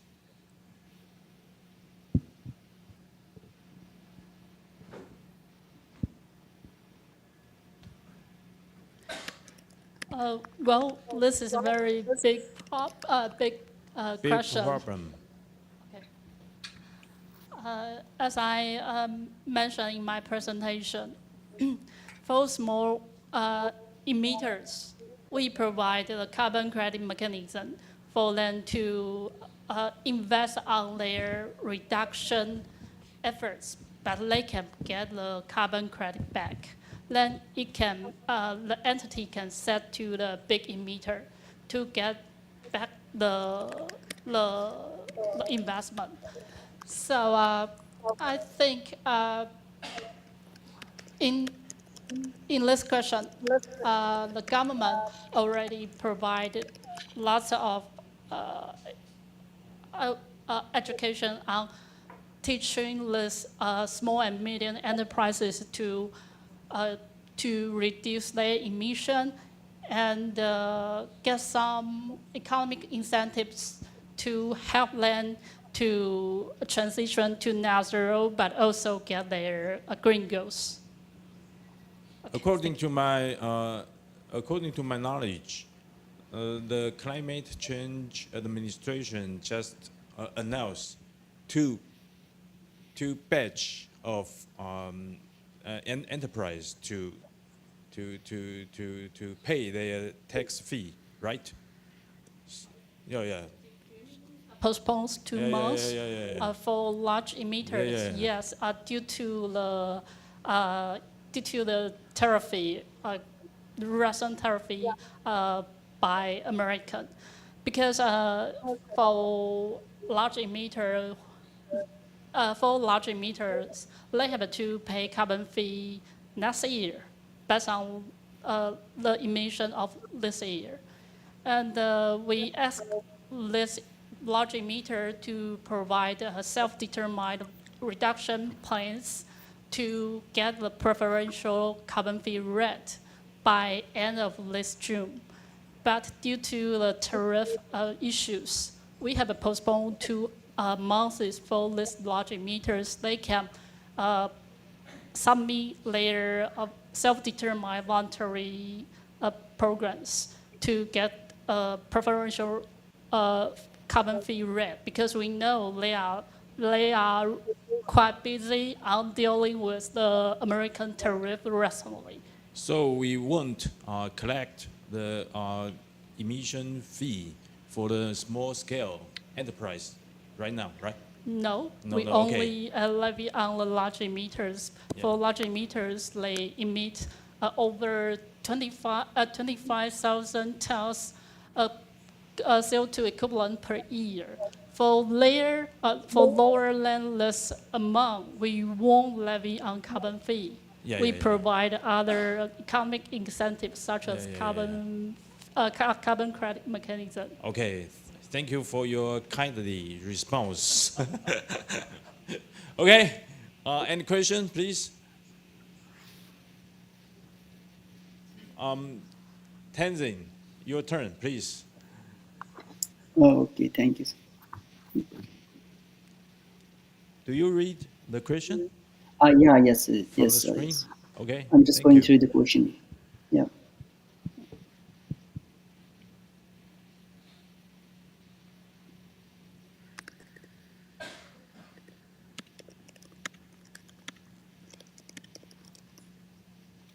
Thank you for the question. So, for the citizen science group, it's not just for a short-term period. It's like for a longer duration. So we formulate bylaws for the community members, and we have supported them them with we have incentivized them with the solar fencings, riverbank protections, and so we make sure that the benefit we supported them are being fully utilized, and through the bylaws we keep them engaged for longer duration, and not for just short term. Thank Okay. you. Give us more your concept or your action. I noticed that during the climate change, the North Pole bear will eat other North Pole bears' children. I don't know this kind of condition happen in Bhutan or not. So for the bears, we actually don't have the polar bears, but we have other bears. But when it comes to like climate change, we can relate with the tigers. So the community within the park, they face a lot of human wildlife conflict. Their livestock has been depleted by the tigers, because the tigers from the lowland, due to the increase in the temperature, they move up on the higher mountains. As I have shown in my presentation, those tigers are seen more than above 4,000 meters above the sea level. So by the climate change, they tend to move into the upper elevation of the park, and the people mostly living in those high altitudes, they depend on the wildlife, and those uh, livestock are being depleted by the tigers. So we sensitize and educate and train those communities how to live, like how to take care about their livestock, so that they don't feel the loss of the wildlife. So in this case, we supply them with portable electric fencings for their livestock, especially they are used in the grazing areas. And we keep on monitoring those solar fencings so time and again, and we make sure that it is utilized for a longer term, not just for short duration. Okay, thank you. Next question, please. We have one more question for Ms. Zhang. Is Oh, that okay? okay, But okay. it won't be on the screen. The question is, yesterday, Ms. Nai Nguyen mentioned that the Global Youth Summit, I am wondering about whether the similarities or difference between the Open Innovation Program you introduced us today. Yeah, sorry for the question. Is it about the Global Youth Summit program that Ms. Nying mentioned yesterday and the Open Innovation program that I Ye- mentioned today, right? Yes, what is the difference or similarity between the two? Thank you. So actually, this is the one, the program that I collaborate with Ms. Nying from Ministry of Natural Resources and Environment to host the program. So open innovation is bigger, like there's different format of open innovation program for youth. It can be hackathon, it can be like boot camp, like what we did with Global Youth Summit with Ms. Ying, but it can be like project based, longer program. Sometimes we integrate into university and the student will graduate when they finish the program we did with UC Berkeley, or sometimes it can like project-based program that we collaborate with corporate like Lego, that they will solve a specific case for the corporate. So it's not only one format, and the Global Youth Summit is just one example of the bigger umbrella of open innovation.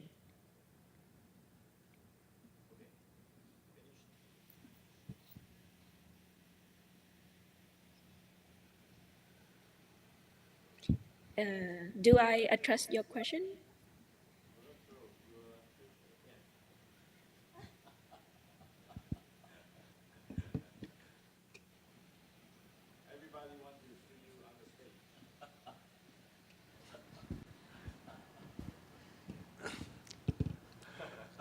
We started the alliance just less than half a year. So we're focusing on Taiwan right now. Maybe next year or 2 years or 3 years later, we will expand the model to maybe nearby countries later. So right now, we're focusing on Taiwan. Okay, thank you very much. Okay, thank you very much. Next question, please. This question is for our section chief, Ms. Lin.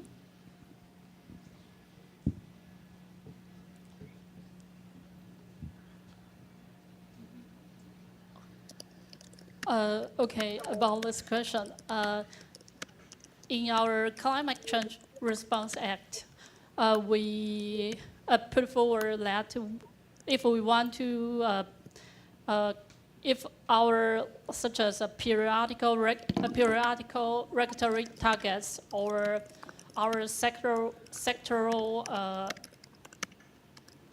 action plan, such as this plans or program when they came out, we have the due process to have the public hearing to collect the voice from all sectors, including private sector or civil society. We also have many inter-ministries conference to communicate and to negotiate with other ministries to get our consensus on our policies. So this is my answer to this question. Thank you. I think the presentation from Philippine director Linda, there is a good reference for the communication. In her slide, there is a hope-based communication. So everybody can refer to that presentation, and I can partly answer the question for our section chief dean. Okay, let's move to the next question. This question is for Ms. Zhang. Can you see you the read? question? Yeah, sure. Okay. Okay, please. But before you answer this question, I'm very curious about your cooperation with Hennigan. How do you work with Hennigan to against climate change? Please show your experience for us. Yeah, so So Hennigan drinking what? Drinking beer or? yeah, that Heineken. But for Heineken, we are not working with the youth program.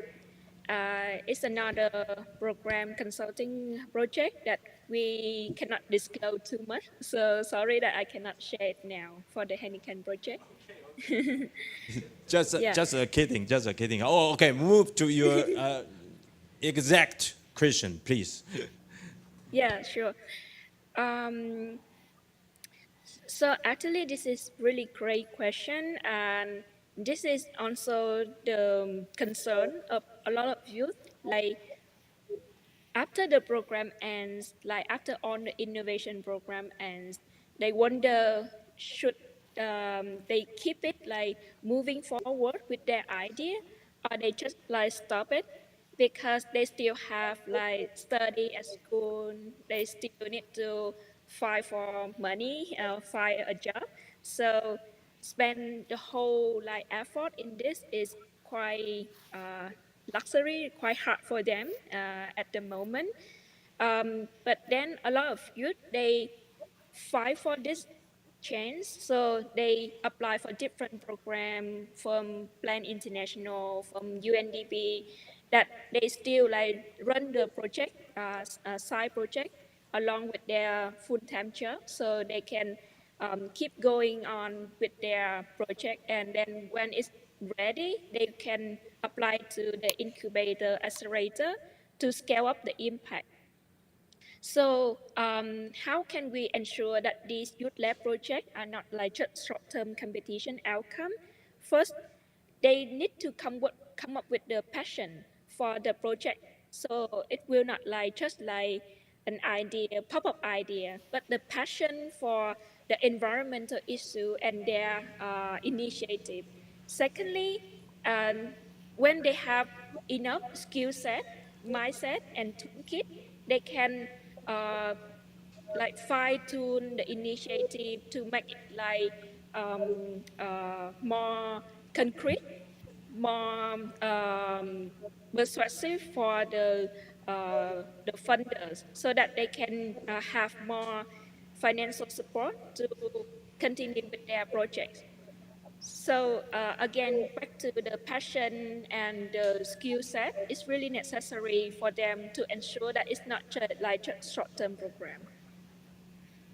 Thank you. Okay. Thank you. Oh, okay. Next question, please.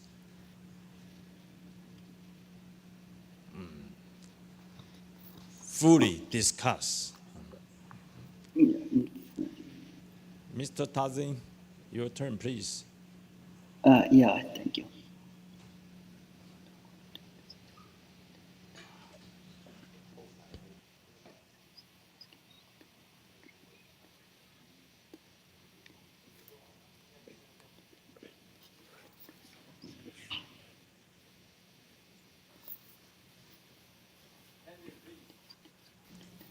Tenzin, Okay, do you read the question? Yeah. Yeah, please. Okay, thank you for the question. So the citizen science group members, it really helps in uh, providing the data, to the technical officials regarding the human-wildlife conflict, the livestock they lost to the wild animals. So through their data, we can program our uh, program and finance and give them financial support, uh, how to go about the how to go about uh, human wildlife conflict management. So like we provide them with the uh, electric fencing, then we even help them with the chain link fencings uh, to guard their livestock, uh, and help them build their livelihood. Yeah,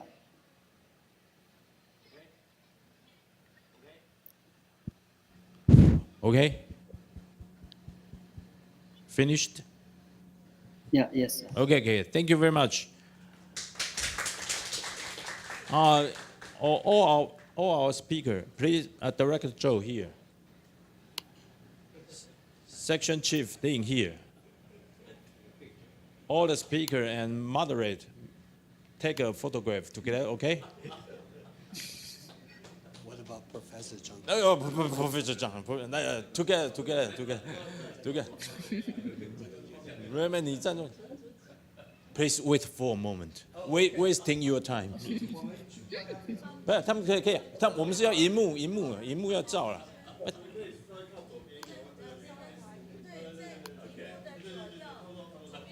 他们还可以切，是不是？还可以再切一格上去。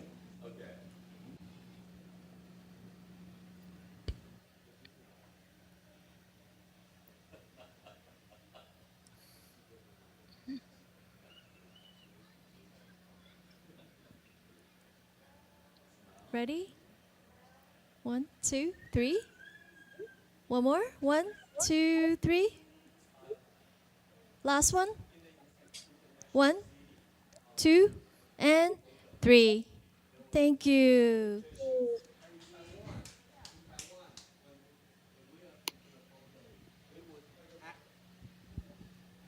In Taiwan, when we are taking a photo, we will ask a question in Chinese, and we will ask, what is 3 plus 4?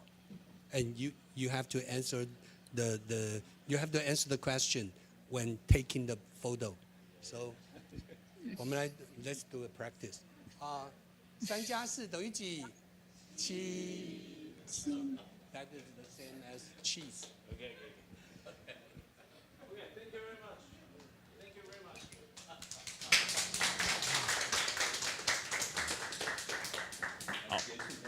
Yeah. I'm the moderator. Now I close the session. Okay. Thank you very much. Have your lunch on time and in time. Okay. Again, let's give a round of applause to our moderator, Professor Bai, Director Zhou, and all of our outstanding speakers for sharing their valuable experience. Thank you. And now it's time for lunch break. We will have a 70-minute break. So please come back at 1 o'clock this afternoon, and I'll see you then. Thank you.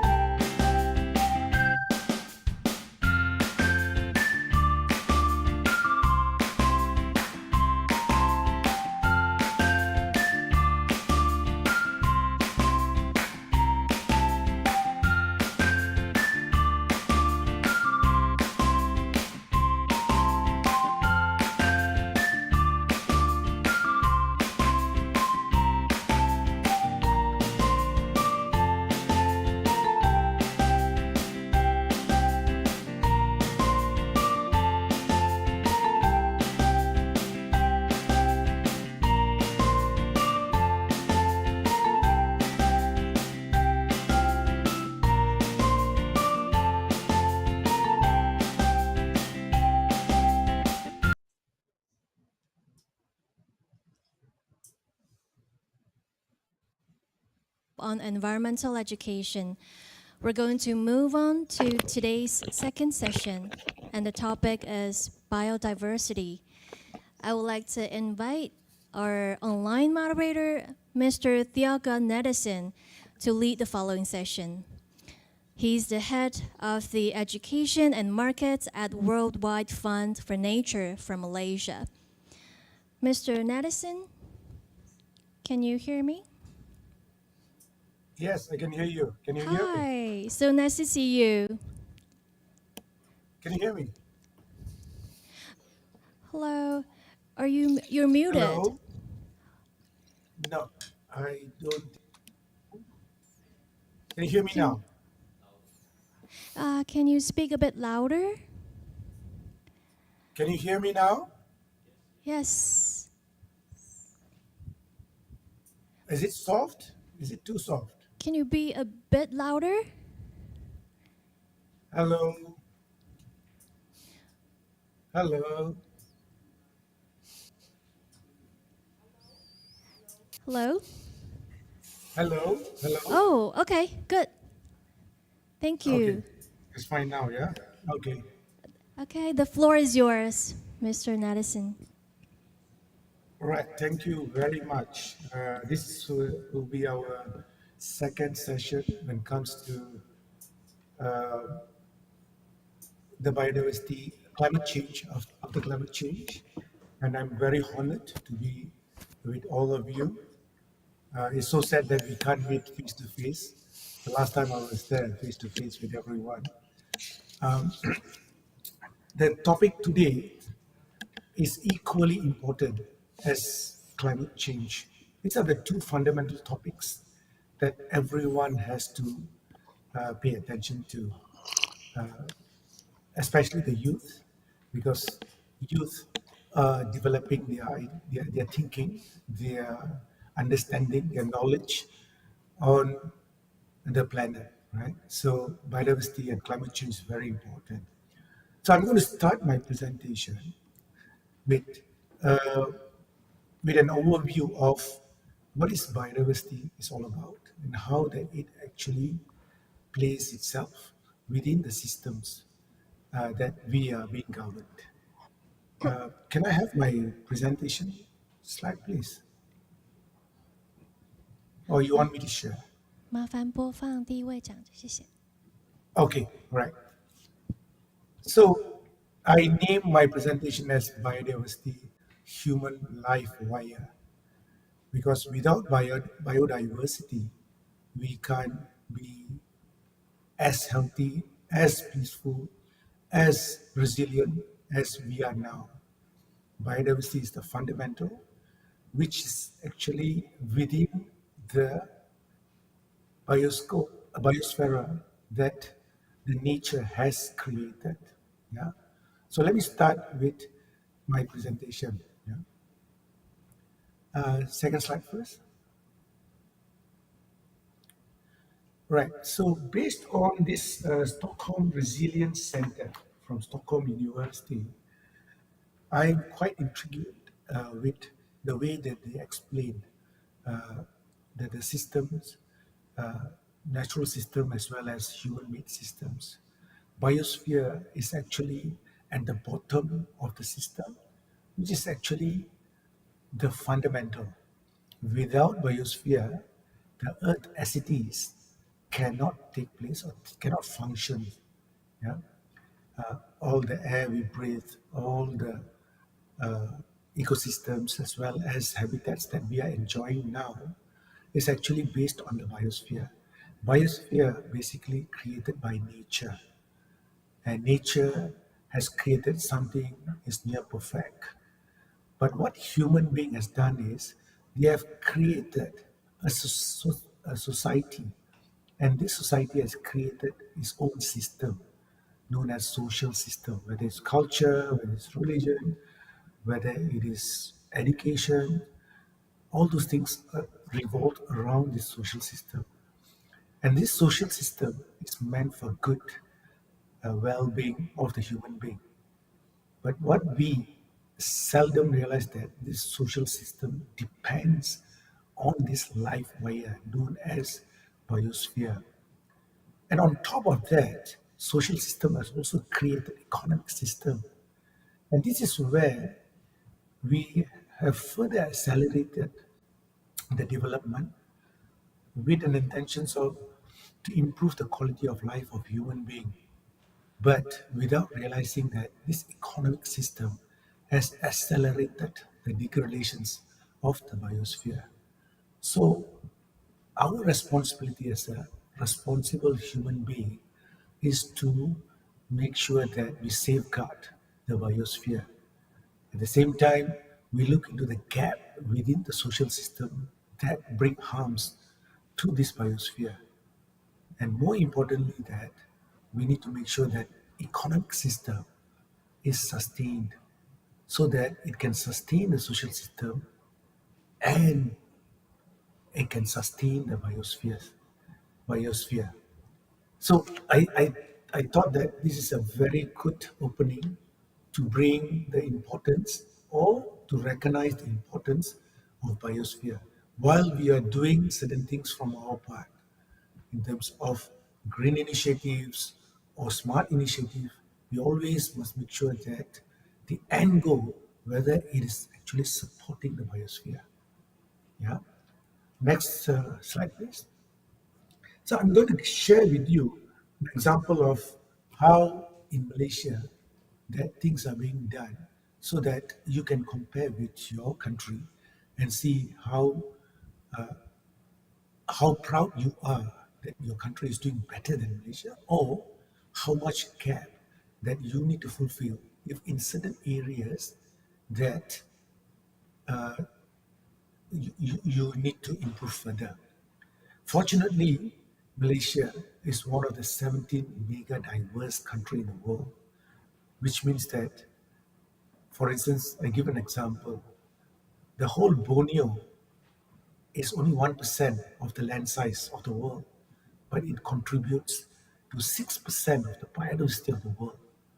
So these are the areas that is actually becoming the life wire of the earth. Yeah.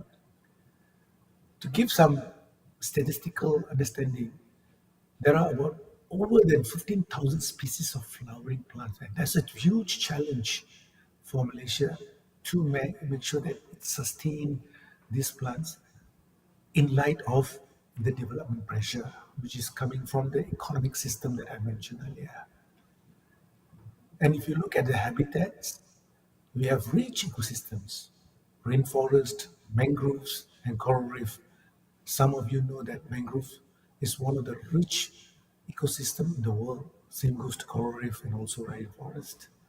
So another big challenge for us to maintain. Yeah? And all these things, whether it's ecosystem, habitats, or flora and fauna, very vital for climate stability. The gas emissions or carbon equivalent emissions that creates the greenhouse gases actually will destabilize the climate if we are not that careful in terms of managing it. Yeah, and world is facing these climate issues in a more rampant way compared to those days. Yeah, and all this biodiversity, as mentioned earlier, also governs our cultural and economic activities as well as initiatives. Yeah. Next slide, please. So, what are the action taken in Malaysia and as a whole, or in a general understanding, what should be done in a country as a youth or as a practitioner of conservation initiatives? I think you all already know.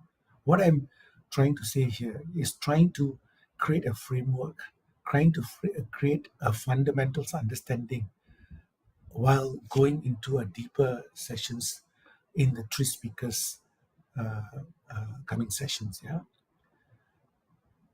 what we have taken is we have looked from the policy and legislative understanding or view how a country should look into conservation.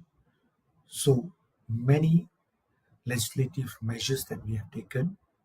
I'm here to share one of the legislation, it's Wildlife Conservation Act, which is very much governing the biodiversity management in Malaysia. Although the act is quite old and revisions is underway, but is still very important to encompass all the conservation, wildlife conservation work that we are doing at the moment.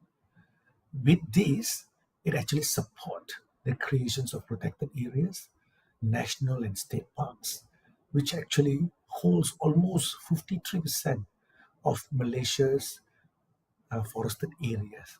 Yeah?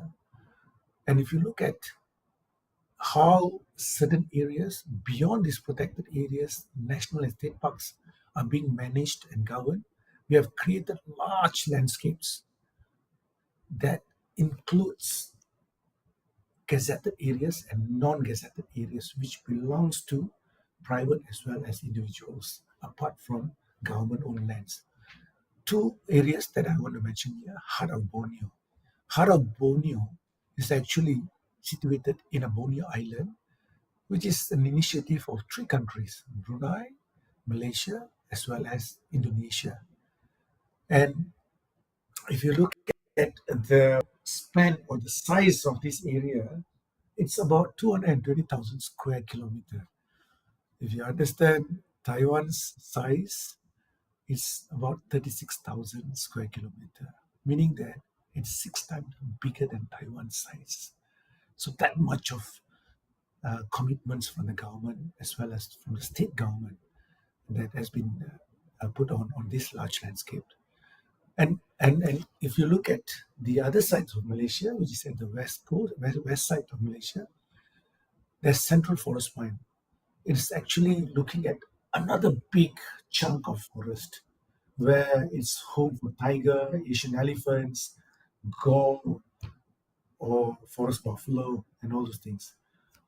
Another big chunk, about 53,000 kilometers square, which is about 1.5 times bigger than the whole Taiwan, yeah, has been earmarked for conservation. If you look at the marine scapes or seascapes, there's plenty of coral reef and marine conservation areas that has been uh, uh, established and managed. But all those things cannot be managed properly without partnership with NGOs and communities. Communities means that I'm also including youth and you, as well as common people, public, as a general term for communities. And government knows this, and they want communities to be part of it. Basically, that cost. Hello. Okay, I have another 4 minutes. I know, because the cost will be cheaper, the ownership will be cheaper, the action will be more effective. Yeah. Next file, please. And next slide, please. So therefore, I'm trying to zoom in into youth. There's a lot of initiative in youth engagement in Malaysia. I'm sure in Taiwan as well, because I've visited so many wonderful work in Taiwan when I visited many times, many in previous years.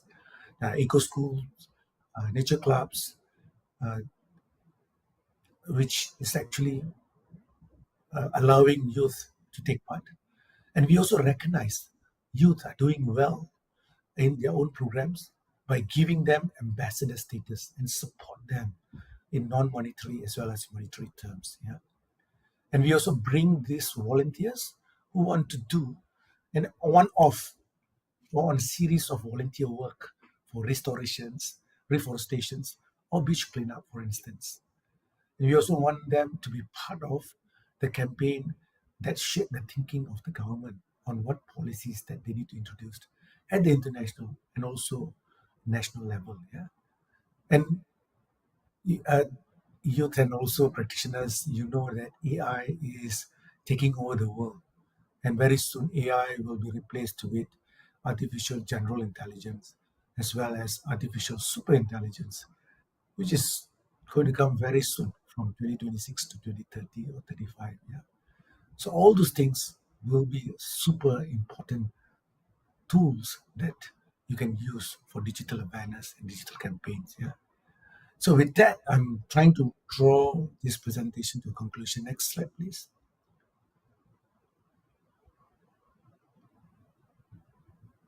Next slide, please.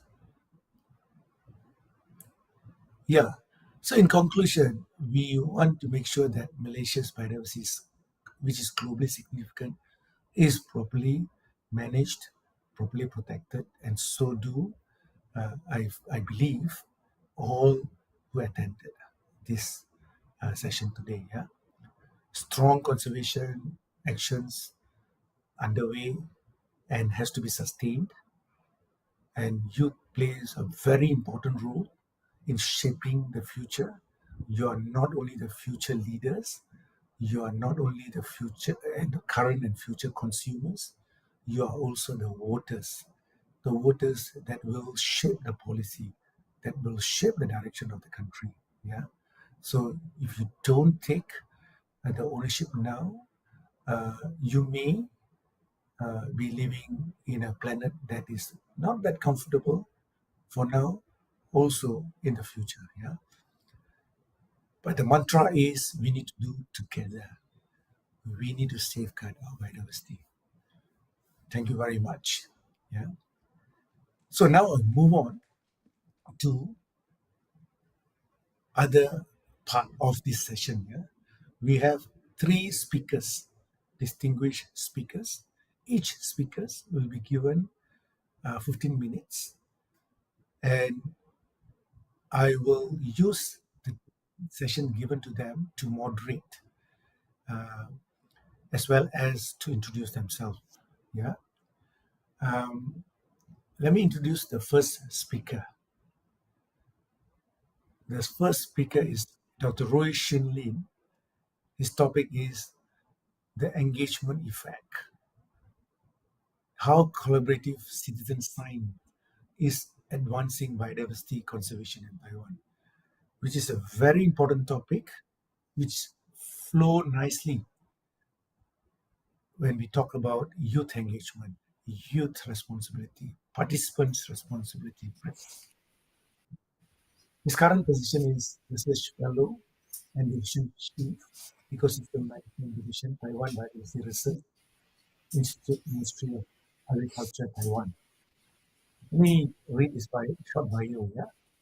Driven by a lifelong passion for the birds with a brother, Dr. Rui have made significant contributions to the Taiwan Biodiversity Research Institute since 1998. It's old time now. Holding a PhD in ecology and evolutionary biology from National Taiwan University. His expertise in applied science is pivotal to developing robust conservation strategies and informing national policy.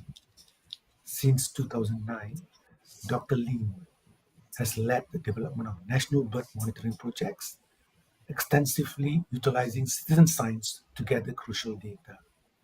He also contributed to foundational publications, including the Red List of Birds of Taiwan. Before I pass on to Dr. Lim, can those who are not talking mute their speakers? Because I can still hear some noises from the background. Over to you, Dr. Lim. Okay, thank you, Director Nederson. First, I'd like to make sure that everyone can hear my sounds. Yes. I can Okay, hear you. thank you. Yeah. So hello everyone. My name is Reishin Lin, and I'm a researcher at the Taiwan Biodiversity Research Institute. So for a long time, I've been working with different groups to connect the science, policy, and topics through project that involve science and biodiversity data. So today, my talk, I will give some backgrounds on how citizen science project related to the biodiversity have developed in Taiwan and where it stand today. And after that, I will use some of the bird projects I managed to show you how powerful public participation is, and when you come to collecting the data and make a real difference in conservation. Next, please. And for all the biodiversity data, we know it's a key for managing our environment, and it helps us to plan, figure out, and check if our efforts are working. And however, getting this data in the old way, I mean, with expert repeatedly going to the fields, is often tough, and because it costs a lot of money. And at the same time, we know saying about biodiversity mainstream, it's also very hard to get the public more involved and aware of the biodiversity issues. So this is where the citizen science come in and change it again. In Taiwan, the citizen science is growing very fast after 2010. So not just giving us valuable data, but also helping people feel more connected to the nature. So it's also a smart and scalable way to overcome the lacks of while getting the community directly involved in conservation. Next. And today's topic about the citizen science. So I think it's important to define the citizen science first. So citizen science is a team effort in research where the scientists and the volunteers work together, often by data or observing and monitoring things. And this approach have growing very fast in the 20, 30 years, and mainly because the internet and the mobile text make it easy anyone to join in. But it's not just about collecting data. We know that citizen science also is a great tool for teaching and reaching people, and it also helps us the public better understand science and building a strong appreciation for nature and biodiversity. Next. So since 2000, Taiwan has launched over 80, even more citizen science projects that focus on biodiversity. So covering many different kinds of plant, animal, and issues. So here you can see. But I need to mention that, as you can see, the birds are the most commonly observed group. So which show how strong Taiwan's bird community is and how well established its networks are. Next. So initially, many of the Taiwan citizen science project was, we call it non-systematic or opportunistic. So relies on people that shared in the casual or photo-based observations, often by posting them to the Facebook. So in this project, the people simply upload their photos. So the project teams then extract the important information such as the species, the day, location from each post. So while this approach isn't structured, it has become a great source for biodiversity data and help involve a much wider audience. Next, please. And the second is we call it a systematic or multi-species citizen science project. And these projects use structured methods, consistent sampling and set area and time frame, so which make them perfect for long-term monitoring and analysis. Kinds of citizen science projects usually is not easy to manage it. But in Taiwan, most of with at least 5 systematic projects, most of them about the frogs, the birds, and the roadkills. Next. And another key type of citizen science project in Taiwan is a long-term monitoring for single species. So usually they focus on high-profile or vulnerable animals. So and most of these projects are run by NGOs. here I show an example. A very important case is a bread-faced spoonbill census. So this project started in 1990.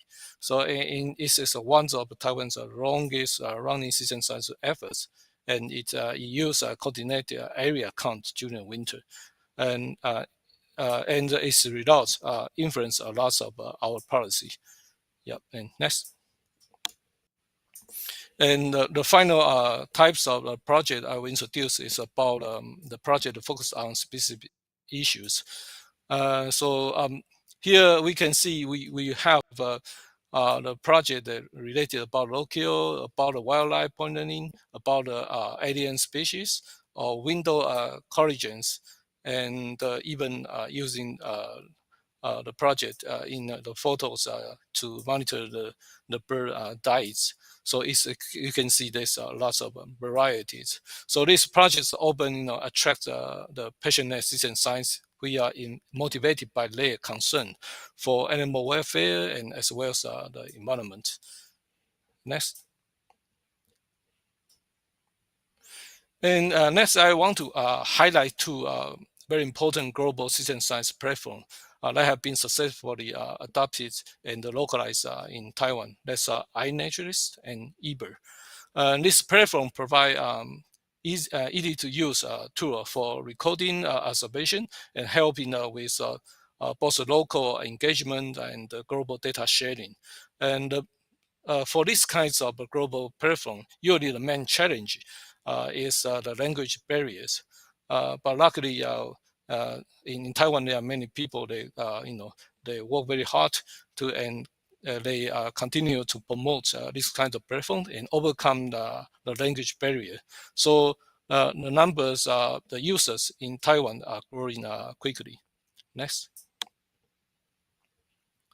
So after a brief overview about the citizen science project related to biodiversity, then I will use the Taiwan's national bird monitoring system as an example to show how we use the citizen science to our advantage. So I usually like to describe this system as a house supported by four main pillars. So each pillar represents a core bird monitoring initiative, and they are all strengthened by long-term partnerships among the government agency, NGO, and research institutes. And as you can see, the citizen science projects play very important roles for this house. So within the system, we can see there we have the breeding bird survey. They focus on the breeding birds. We have Taiwan New Year bird count. They focus on the wintering birds, and we have some species specific monitoring project. And we finally we use the eBird. It's a core project that compile all of the data together in eBird. Next. And because time is limited, so I only give you a little bit more detail about BBS and the eBird. So let's take a close look at a foundational program, the Taiwan Breeding Bird Survey, the BBS Taiwan.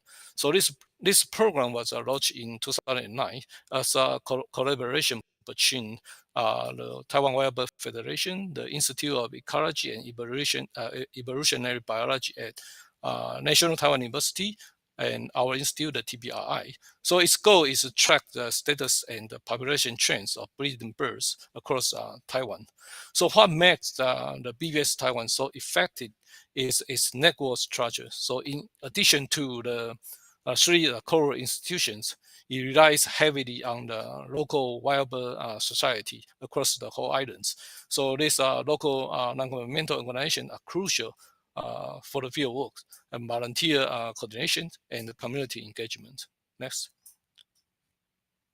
And from this slide, we can show, we can see the size distribution of the BBS Taiwan. So since 2012, every year there are more than 300 volunteers actively monitoring around like 300 sites across the island, and we can produce a very high quality population data for many of the breeding birds in Taiwan. Next. Next, please. And here I will introduce about eBird Taiwan. It's another key pillar of our bird monitoring system. So it's a great example how the citizen science help collect large-scale data over time and across different locations. The traditional Chinese versions of eBird were launched in August 2015. This is just like 10 years ago. So since it has been widely adopted by local bird watchers, so those bird watchers they want to have a user-friendly platform to record and manage their personal bird observation. So today, there are already over 1.36 million checklists submitted through the eBird Taiwan. So this number now is ranking number 7 around the global eBird communities. And each year, for example, like 2024, there are more. There are around like almost 3,900 participants. They submit their data to the through the eBird Taiwan portals. And next. And recently, we started another ambitious project. We call it a Taiwan Bird Atlas. So it's a collaborative effort among many organizations, as you can see from this slide. And we got support from TSMC company. And next, please.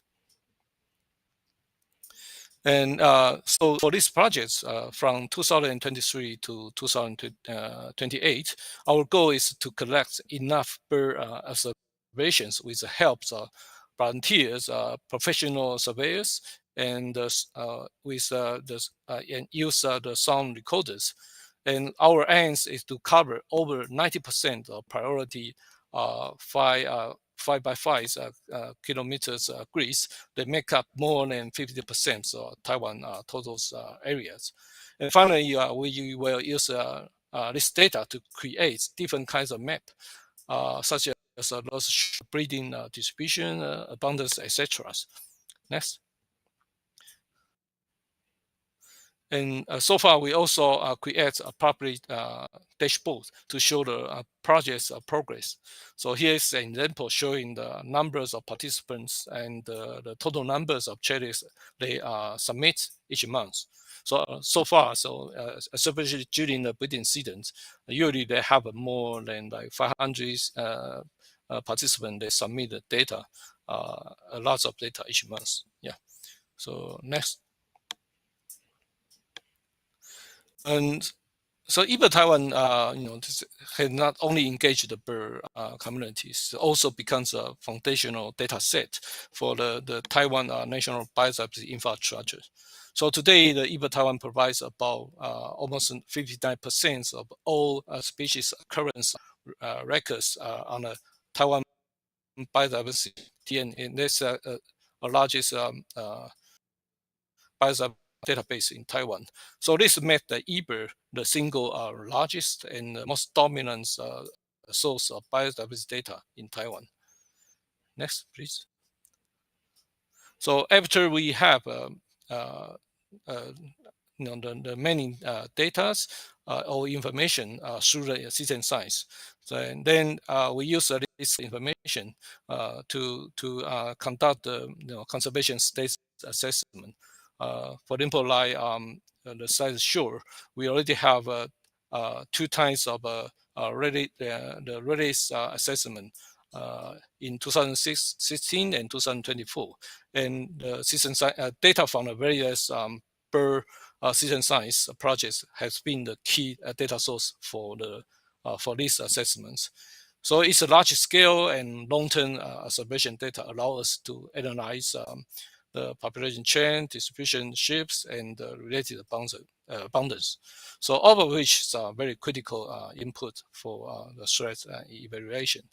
And next. And we integrate the eBird data with other data sets to create the species distribution map for species with sufficient data and generous various additional map, and they are variable for policy decisions. And the next one. Next slide, please. So here I show you an example. So that's one notable application in the, is in renewable energy planning. So the water hotspots identified through the eBird data play the crucial roles in regulations for solar power plant site isolation in Taiwan. Next. And here I show in 2018, the Forestry and Nature Conservation Agency of Taiwan, they launched the Taiwan Ecological Network. So this was Taiwan's first island-wide spatial conservation planning programs. And its goal is to integrate biodiversity conservation into area outside of protected areas.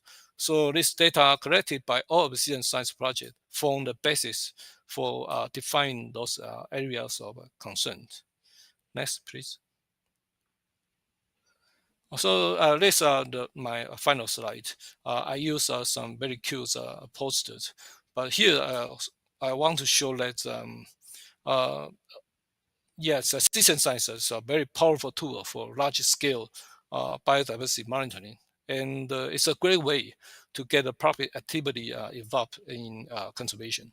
But however, I have it also comes with many challenges. This include like securing funding, keeping the participants engaged, and as well as the communicating the results effectively.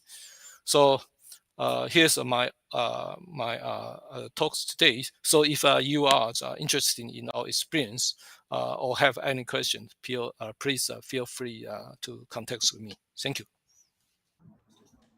Thank you, Dr. Lin. I really like the way that you shape the project from understanding the biodiversity, bringing in the citizen science voluntary program, and connect it to the land use planning or spatial planning, which is remarkable in a sense that how that you are bringing in the biosphere understanding into the social system, right? Land use planning and all those things. I personally have two questions, but I won't be asking that question now. I'll reserve that for the last 30 minutes. But I advise all the participants to also do the same. If you have any doubt, if you want more clarification, if you want to add to what Dr. Lin has presented, please hold on to your questions. We will open for questions after the third speaker finished her presentation. Yeah. Okay. Thanks for the interesting and monumental work that you are doing, Dr. Lin. Yeah. So we go to the second presenter, not including me. Including me will be a third presenter. Citizen science and environmental education through the Taiwan Roadkill Observation Network. So it's again showing how resources are mobilized through organized way with the citizen science approach. But from bird, now moving to roadkill, which is fast becoming a frequent threat to the biodiversity around the world. We can do a lot of things in the forest, in the jungle, but when it comes to road system, which is expanding due to development, there's little or there's less role for scientists to do their part. Very much depends on human behavior, especially road users of many type of vehicles, whether it's motorbikes, whether it's car, whether it's bus, whether it's trucks, whoever. Yeah. So to give more information on that, we have a speaker, Dr. Wan Yuan Chen. Her current position is Associate Researcher, Ecosystem Management Division, Taiwan Biodiversity Research Institute, Ministry of Agriculture, Taiwan. She has a PhD in Ecology and Evolution Biology, National Taiwan University. And she has done a lot of publications, theses, and other publications. Without much ado, let me welcome her. Over to you, Dr. Wan. Thanks, the director, to introduce. Hi, good morning, good afternoon, everyone. My name is Wan Jun, and I'm also comes from Taiwan Biodiversity Research Institute. As startling represent before, citizen science has really taken off Taiwan in recent years. Many projects invited public to join monitoring biodiversity. Today, that I will use Taiwan Rockhill Observation Network, or following I will call is Tairon, as a case study to present the relationship between citizen science and environmental educations. As my colleague Linda is the project leader of Tyrone, and he is attending another symposium today, so that I'm honored to represent him and introduce Tyrone to you. And I hope our experience can let you know more detail how citizen science works and how to our organization to improve you to design your own citizen science projects. Next, please. Yeah, here's a little brief introduce for myself. And my background is in long-term ecological research and species distribution model pattern and landscape ecology.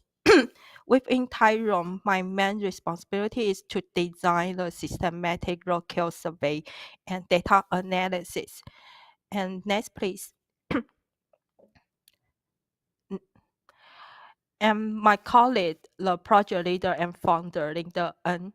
And through his hard work, Tyrone has developed into a national wild platform for city and science, and also collected a huge database in Taiwan. And the following is his email. If you have any interesting about this project, it's welcome to contact him directly. And follow next, please. So why we are so interested in the roadkill event? Well, roads are everywhere, especially in Taiwan. The road density quick, very, very high. Road affect wildlife in many ways. It directly habitat, destroy habitats and make the habitat fragmented, and also break animal movements, and most of the cause the direct death of from animal press the road and vehicle collections. Some animal even attract to roads for food or warmth, so that's also increase the risk of animals. So overall, road create physical barriers and serious threats for wildlife survival. Next. In Taiwan, when people on the road, they will notice a dead animal on the road. Usually, they will not just pass by. Most of them will stop and take a closer look, and even they will record the event. These simple actions is city and science what Tyrone doing. Next. So how does Tyrone actually collect data? It has a simple first step process. Step 1, volunteer will take a photo of the roadkill. And step 2, they will upload the records to our online platform. And step 3, if possible, they will get a carcass. And finally, the specimen is sent to our institute for research. Based on this valuable record and samples, Tyrone has 4 main purposes. First, we want to reduce the roadkill, and second, it's about promoting city and science, and third, we see it as a very good tool for environmental educations, and finally, it's about cherishing life, turning unfortunate animal death into meaningful data for conservation. Next. Uh, During the past decades until now, Tyrone has gone through 3 stages. In stage 1, we just opportunities crowdsourcing through the Facebook, something like social medias, and in step 2, systematic roadkill survey with a structured it fieldwork design. And in the recently, community join us, where communities are not just only collect data, but they also help us to define their own research issues. Next. So actually introduce how we began this project. At the beginning, people report and notice roadkills on the road, and then meandering through and share their photos on the social media. Here's our Facebook group's links here. If you are interested, you can connect it to it to show how we are interact to our members. In stage one, we focus on the promotion. This idea is very simple. It's to get more and more people interested and noticed to care about roadkill and join our project, so that we develop application tools and build a database and set up a website to help our volunteer or our members to gather all the information and have a and at this stage this observation is opportunity recourse. That means whenever our volunteers see a roadkill, they would stop and record it. Next. This opportunity data is very helpful, but it has a little limitations. The data is not systematic, that which made it hard to identify the real hotspot. Here's the data visualization of a database, the roadkill data distribution heat map. We can figure out several hotspots, but in fact, many of the early hotspots we mapped, some of them were just the place where the volunteers are active, such as urban area in Taipei or something, lots of volunteers active area in their community. So that we are not sure where the really hotspot is. So next. We are realizing we need to design a more structured survey systems. But before I explain the more detail of this, it is important that to remember without the first wave of opportunity observations, there were not so many people to spot on the road, care about wildlife and contribute data to join our project. So next. So here's how our systematic roadkill survey works. In order to know where, when, and which, and what happened on the road, we delivered the entire Taiwan into 1,440 grid cells. This is this grids will follow stratified by ecological regions and 3 levels of road densities. Under the hierarchical random sampling, we selected 420 grids for our survey area. Next. So in each grid, we ask our volunteers to survey at least 3 kilometers of the road as their transit and cover at least different type of road types like primary, secondary, tertiary, or local roads. And each survey 4 times of a year in January, April, July, and October to capture the seasonal variations. Next. In this stage of our project, we got a very impressive result. Since 2018, near 200 volunteers join every year in every survey. They cover about 1,700 kilometers of road length and had record close 28,000 roadkill individuals. This data give us a much clearer picture to know the roadkill in Taiwan. Next, please. Here's the survey map in Taiwan. In the middle part, that blue lines are our old survey lines. You can also see the more detail on the right hand part. All the red point lines are the road network in Taiwan, and the bright lines are our survey transits. Our project covers about 4% of Taiwan total road length. And next. And comparing the data in stage 1 and stage 2, we discover that the species competition looks very different. Opportunity data highlights crabs and mammals. That's the traditional biggest animal on the road or huge numbers of on the road that volunteer will notice it easily. But while systematic data show more amphibians and reptiles, that's the traditional where usually our volunteer will ignore this on the road. So they tell us how important survey design to understand the real world patterns. Next. And following in the recently in the stage 3, local community become our active partners. This is really important because local knowledge and local actions makes conservation work best and successful. In this stage, community groups are not only collect data, they are also help to design survey by themselves. They will ensure the question and observation reflect the reality of their own regions. It means that rockhill monitoring is not just a top-down scientific project. It becomes a part of community life and make conservation outcome much more sustainable. Next. So far, 24 groups have joined around the whole Taiwan, and most of the projects are still keep going.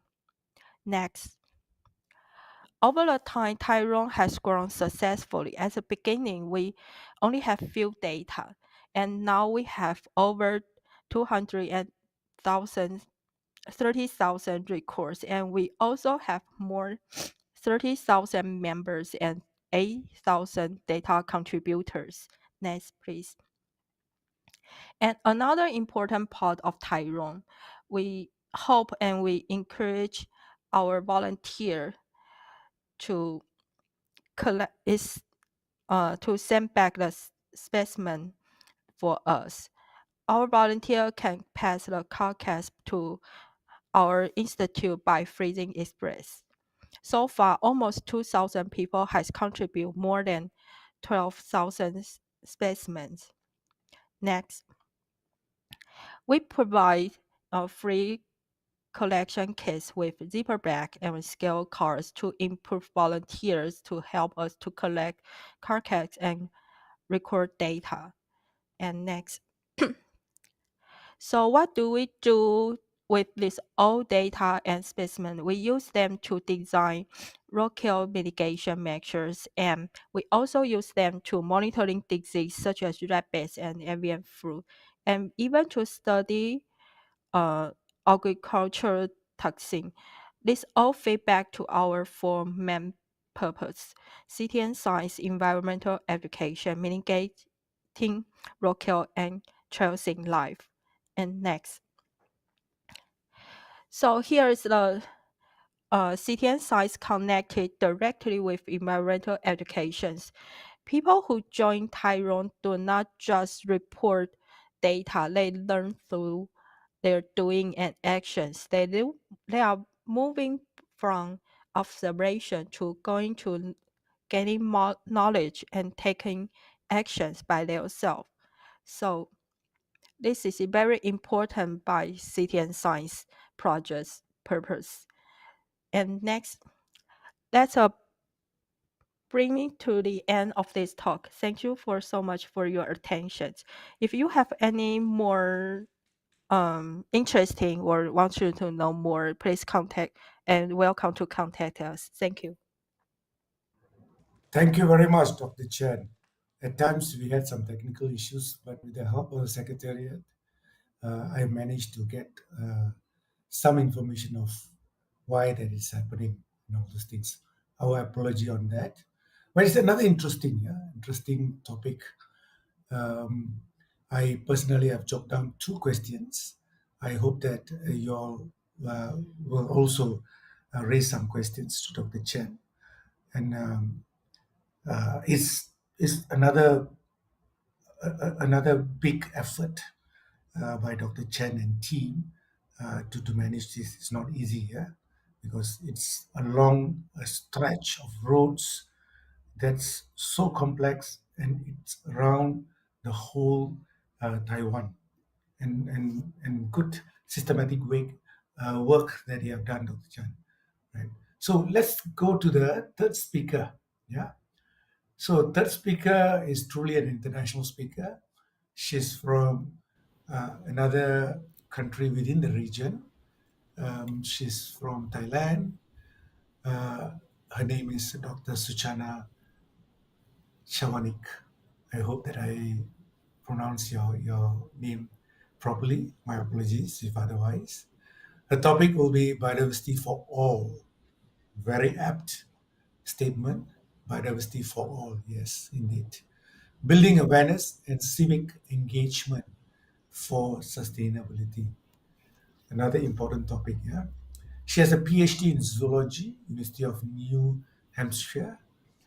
Her professional experience a lot, but let me read out only four uh, to justify to a certain extent her knowledge and experience. Yeah, she's a professor from Department of Marine Science, Chulalongkorn University, Bangkok, Thailand.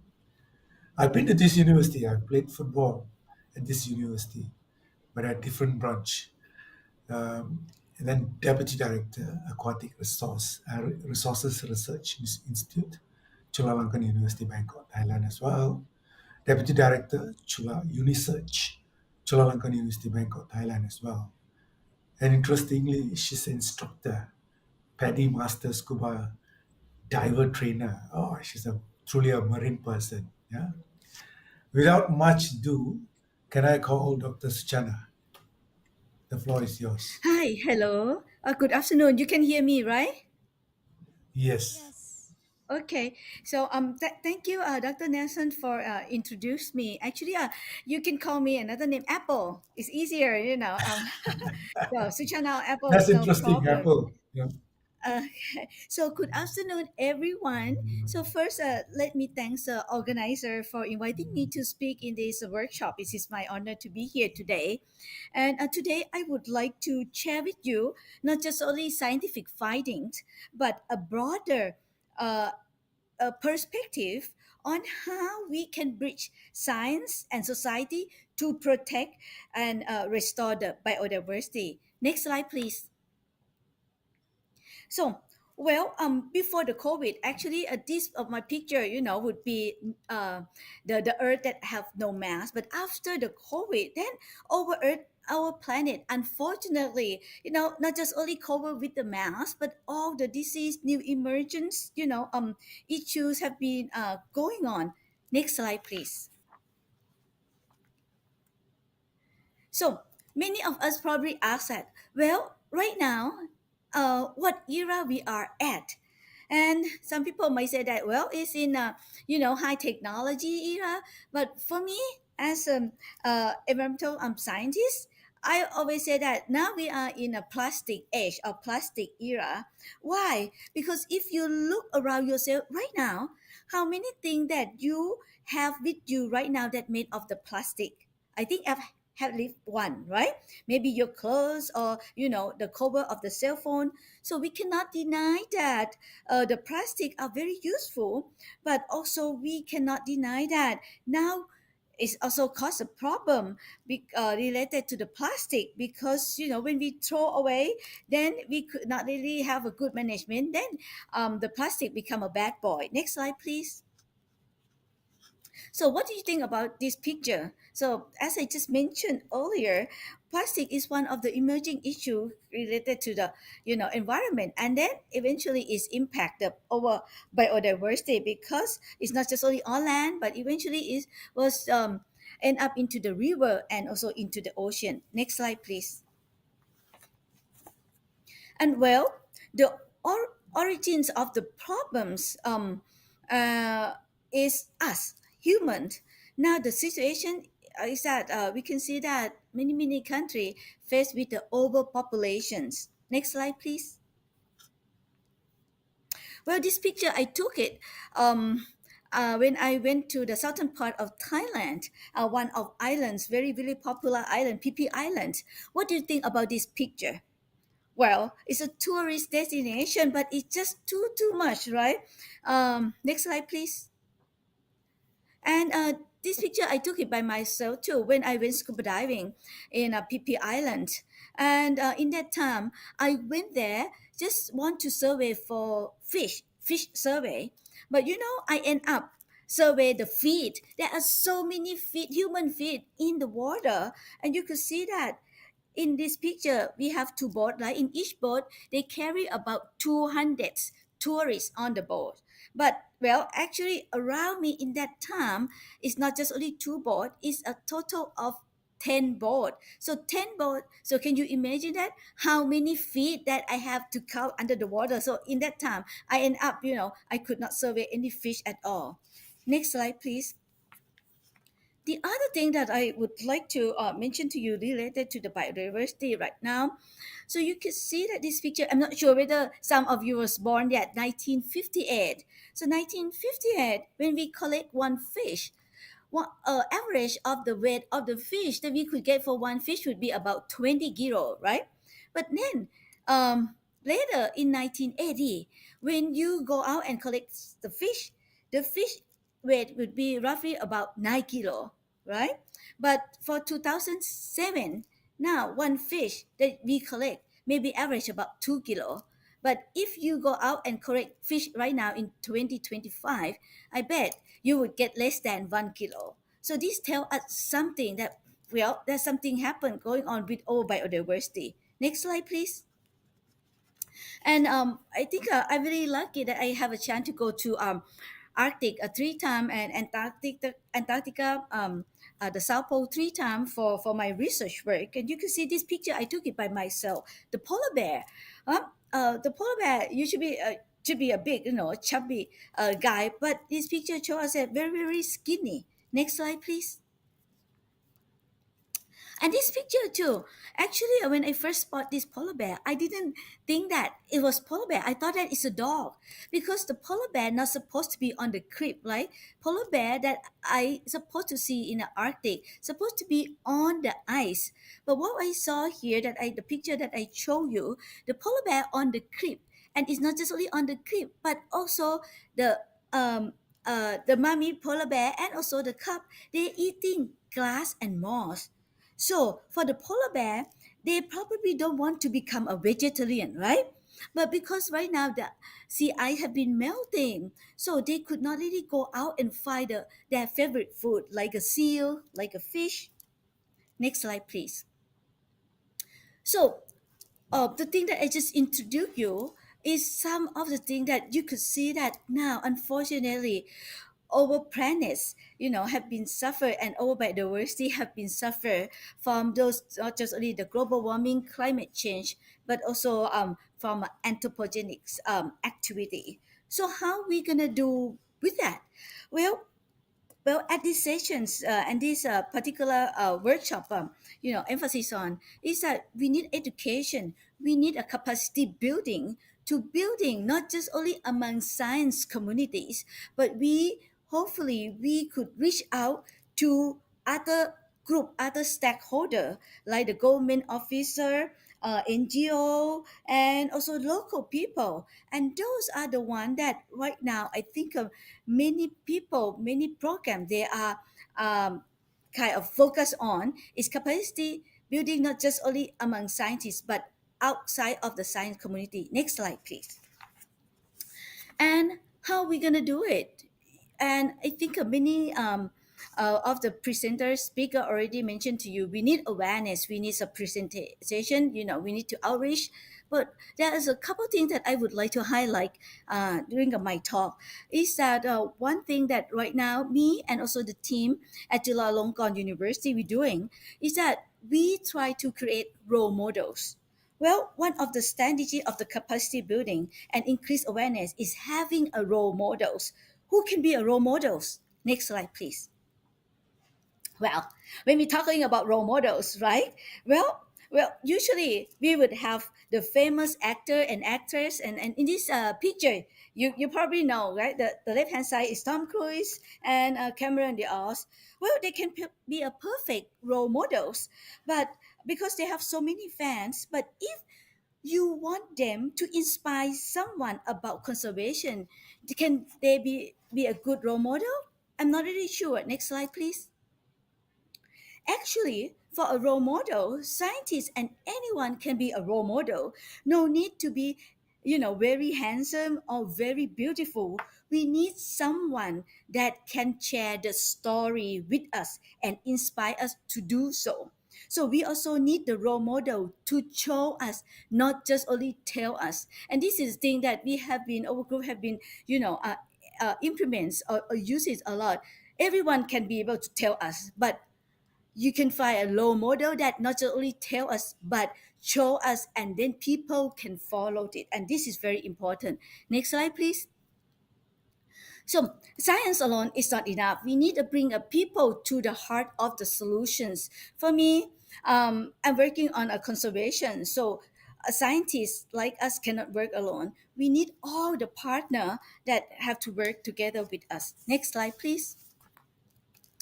Another things that we also now emphasize is that being a science communicator. So good science communicator can help us to achieve our objective in biodiversity conservations. So the more we can share our research to the people, the better they will able to understand what and why we are doing and why we need to conserve the biodiversity. This is very important. Next slide, please. So this show the gap between the public perceptions. And if you can see that, and we talk about the global warmings, and 97% of the scientists around the world, 97, not 100, no, they believe in the global warming. But when you look at the data, why people, other people outside, they think that just only 55% of the scientists around the world, they believe in the climate change or global warming. So there's some, communication gap right now. Next slide, please. So, well, in the past, scientists like me usually only focus on the research and publish the paper, right? But as the world is changed, scientists have to change themselves too to fill the gap between science and public. Next slide, please. So the modern scientists need to be able to reach out to the youth, people, and private sector and politicians and be a role models and be a science communicator. Next slide, please.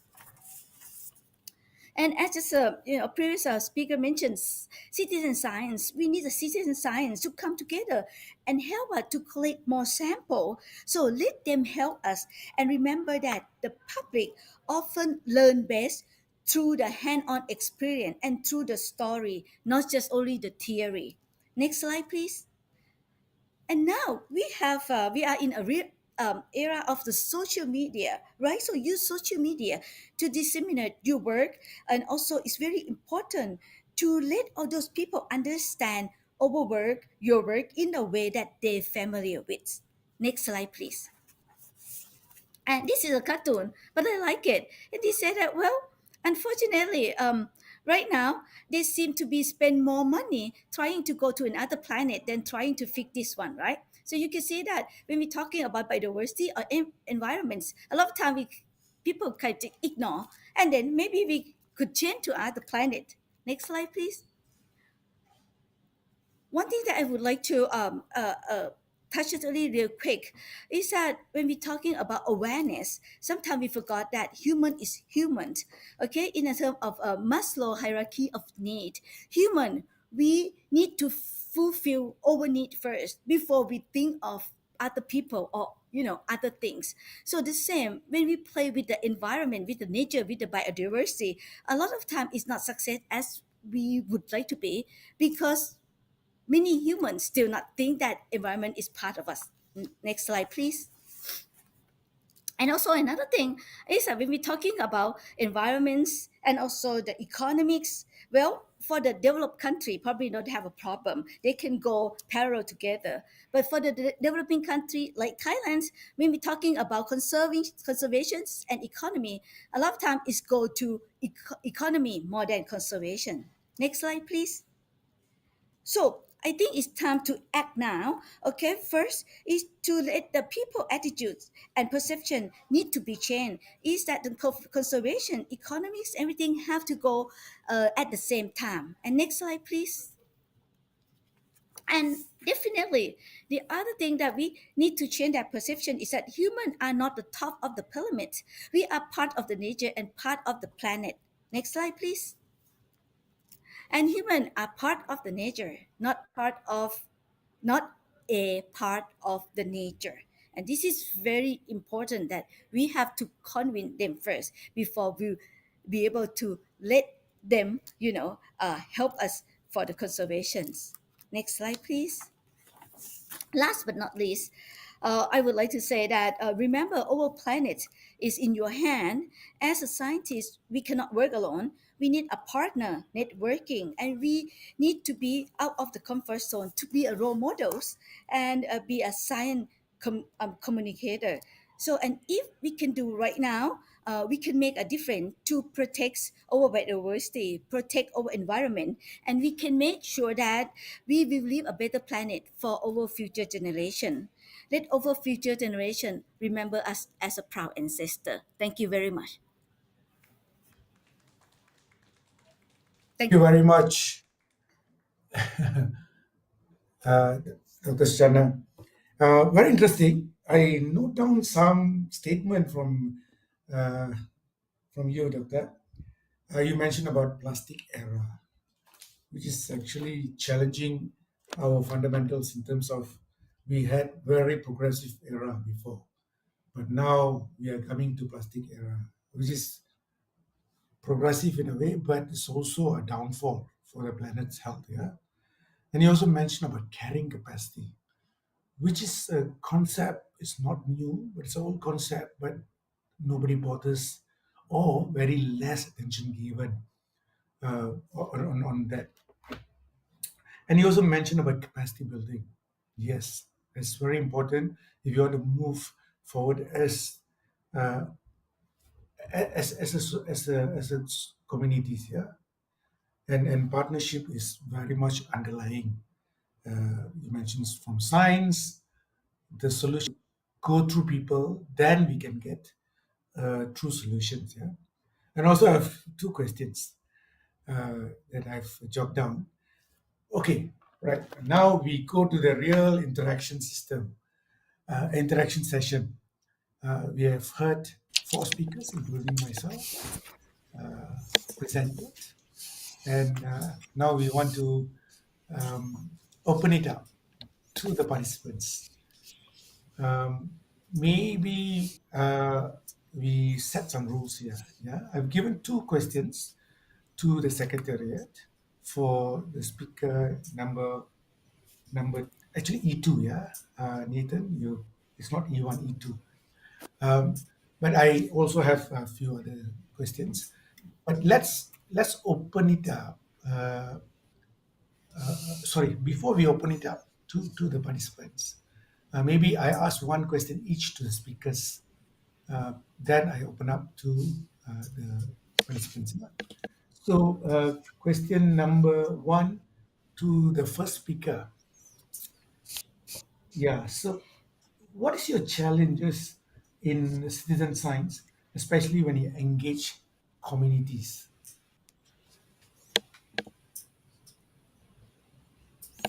Dr. Lin? Yes, I'm looking at the question first.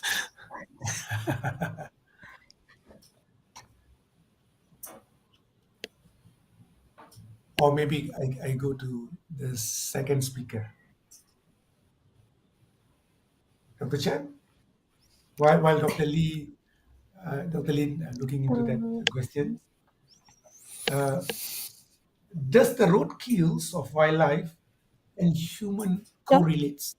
Meaning that if there's spike in roadkills in particular stretch or particular grid, is there any spike in human kills as well?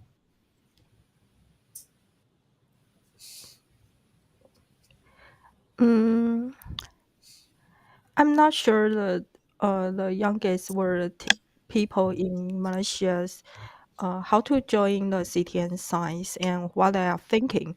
But in my own opinion is that if these young people they can realize what their actions can change the world or the society, maybe they will encourage them to continue to join this project. Um, in our scientific All project, right. CTN science Thanks. project. Thanks.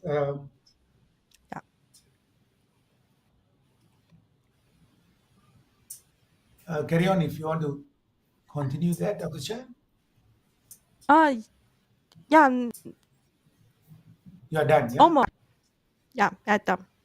Okay, maybe I can go to Dr. Lin. What is your challenges in citizen science?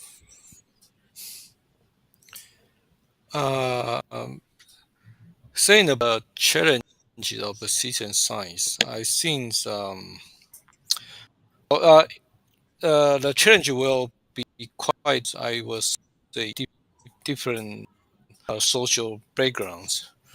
For example, in Taiwan, like in around like 2010, when uh, when we start to try to promote the students in Taiwan, one of the things is we are a little bit worried about um, can we engage enough of the people to participate in the projects we promote. But after we connect to the many bird watchers, we know they do, the birds of hobbies, personal hobbies, but we also know they do care about the environment and uh, like to or attend some activity that can uh, improve our environment or helpful to our the conservation one. So after that, yeah, we do have very high potential to you know, to many people to participate in citizen science project if we could good deny and that kinds of project that could let the people use their personal expertise or if they have some skills. So we need to understand uh, what's the potential participant are. So some first, I mean, it's the first stage. If you try to deny any kinds of uh, citizen science project, important assessment your purpose and uh, carefully deny uh, during the process and I mean and then you need to very hard to assess the potential participants. So that's our experience in Taiwan. So when if you're saying about the how to use these kinds of model in Malaysia, um, well, I will say because I have said that I not very understand the backgrounds in Malaysia. But anyone Malaysia, if you like to raise this any kinds of season price projects, uh, they do have some methodology that you could follow the methodology to assess uh, situations, and then uh, usually in the beginnings they're quite difficult, yeah, because you need to persuade many, especially people. Uh, Nowadays, I have to say that it's quite difficult to attract young people because there are many more interested in things that could attract them very quickly. But I do believe, Yes. if Thanks. yeah. I believe if we could let them understand the status of our nature and what's the what nation could change the I mean the realities. So if they if I believe if they do something and we could change step by step from this. So there's another thing, another experience in Taiwan. So maybe you Yeah, can yeah. start from local, from small questions, and yeah, and yeah, that's all of my Ye- suggestion. Thanks, Your thank, question. thanks, Dr. Lin. I know there's competing interests as well as competing priorities among the participants in the citizen science, and that's very challenging, like what you're saying. But sometimes that we pad it up with some benefits, give them some gifts, give them some kind of voucher, give them some kind of recognitions and all those things. So without those benefits, I think that it won't attract volunteers into the citizen science as much as with volunteer without those gifts. Yeah, maybe I can shift my attention to Dr. Apple. Gee, I call you Apple. Yeah, Yeah. tomorrow I'll be in Yes. Bangkok for your information. Yeah, so I you mentioned about one important statement: carrying capacity. Carrying capacity, overcrowded. You mentioned overcrowded. Yeah. So uh, how overcrowded are managed uh, against the demand for economic gain? The more people come to a certain place, the more income that the site operators can get or the supporting businesses can get. So, how Thailand is managing overcrowded or carrying capacity versus economic demand? Well, very good questions. And as I just mentioned, unfortunately, for developing country like Thailand, the money, okay, versus the conservation, money come first, right? And when you say that how we can, overcome this issue, I have to tell you frankly that it's very hard. And even though right now very hard, particular try to raise awareness, reach out to people to conserve the environment, conserve the biodiversity. But one thing they kind of lesson learned from us is that different generations think differently. Also, I just mentioned in the slide, is that human is human. Our generation probably have to think first that why we do a conservation, what kind of benefit that we will get, right? But why when we look at my daughter generations, 5 year old generations, they would not really think about the benefit first. So I think if we step into their mind in each generations and try to deal with it, I think in terms of the purpose of conservations, save biodiversity, we can be able to reach into this one. For example, if our generation still think that what kind of benefit that we get if we conserve the biodiversity, then when we deliver or when we doing a capacity building, we have to show first what benefit they will get so that they can be able to, do whatever we would like them to do. However, vice versa, for the younger generation, 5 year old, they're not gonna think more about benefit. They think about the love, the care. So if we approach them to the love, the careness first, then they will be able to learn from that. Is that why they have to conserve the environment, conserve the biodiversity? So I'm not sure whether I I answer you the Yes, questions. yes, So I think there's yes, yes. different strategies for capacity building, different generation. Right, right. That's very true. I think the long-term view on sustaining the business is very important too, because if they over harvest whatever they have now and pollute that area, in the long term they won't see the sports, right? Okay, I have few questions. Thanks, Dr. Apple. I have a few questions. One is directed to me. They said that, yeah, in my presentation, there's a lot of examples. Um, some of it are eco schools, reforestation volunteering, and digital advocacy. What is uh, how to create the most transformative impact? I think what is most important is that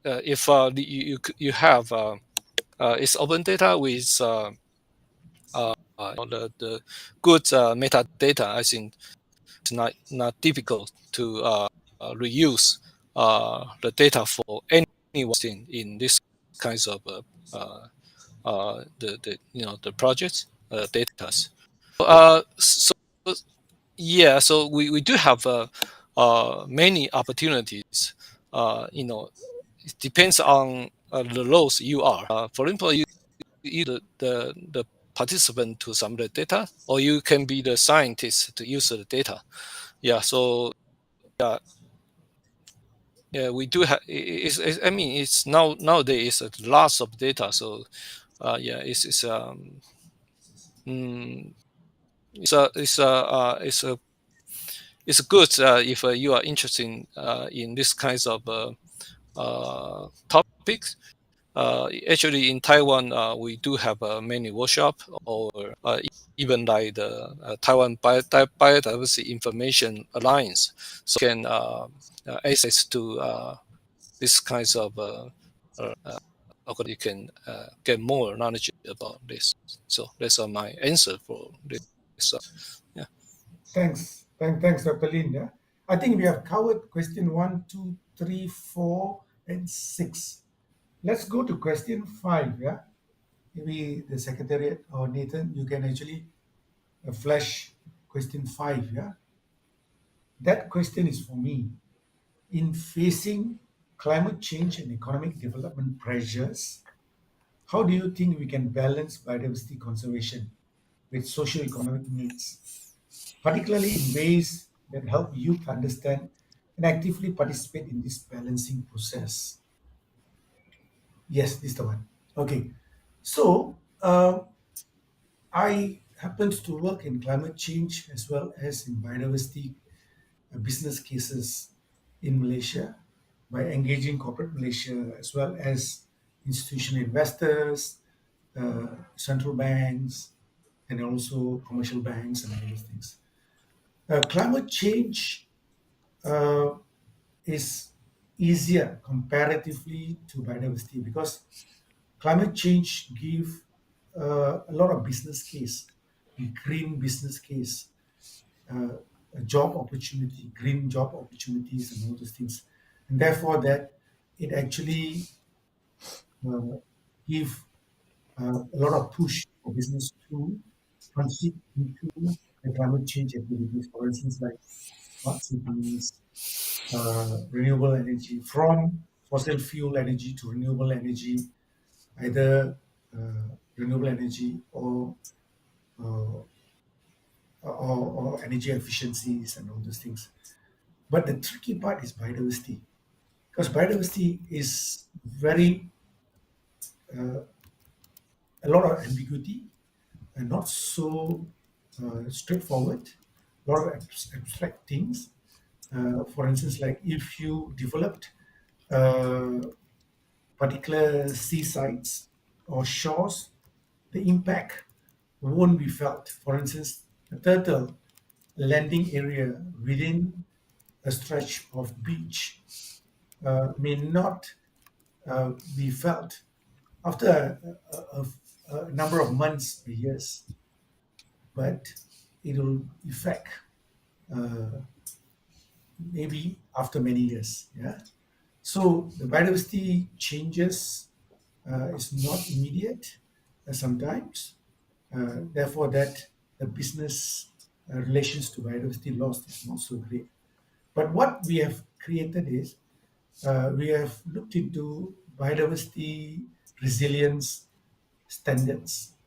So when a particular business that extract most of their uh, raw capitals or semi-raw capitals from the nature, we try to ask a lot of questions in terms of how much dependence of them in the biodiversity and how much of the business is going to be a going concern in the short, medium, and long term. So with this kind of uh, understanding, they now already start to think about how to be a growing concern or how to be a business case if they continue to do the business which is not eco-friendly. So that's one way of how that we are pushing for a business case. But from the youth angle, yeah, you can actually do your own research in understanding what is the biodiversity threat that a country or a state is facing, where is it facing, and who is actually responsible for this, whether it's extractive business, whether it's harvesting of sea based kind of product or land based kind of products, and start to identify which companies are actually involved in that. You are good in your research, you are good in using digital medium, and use your consumerism um, advantage. Don't buy from these companies. Try to educate these companies to do eco-friendly, and if they become eco-friendly, support them. So that's one. Second thing is perhaps that you also want to avoid working for these companies. By not working for these companies, you are actually trying to be consciously ready, mm, to embark on eco-friendly lifestyle. Yeah. Third thing is you can actually talk to the shareholders. The detail of the shareholders of the companies are very much in the public. Whether it's a listed company or non-listed company, you can do your own research in the register of companies where they have these details. Talk to the shareholders. Do shareholders activism. Talk to them. Tell them that this is affecting our life, not only their businesses, but also collectively, you as a citizen, they are as a citizens. Yeah. And then finally, talk to the government. Give all these data. What are the impact that those companies are creating at particular sites? Sometimes government may not have all the information. Citizen science is one good example how that you can engage with universities, how you can engage with NGOs to actually volunteer and get those data and publish those data or share those data to the right uh, agencies so that they can take heed of your information and start to recommend those. Yeah. Okay, thanks for that question. I hope I've answered. I'm not so sure whether that there's any more questions. I think that question 7. Uh, can we go to question 7?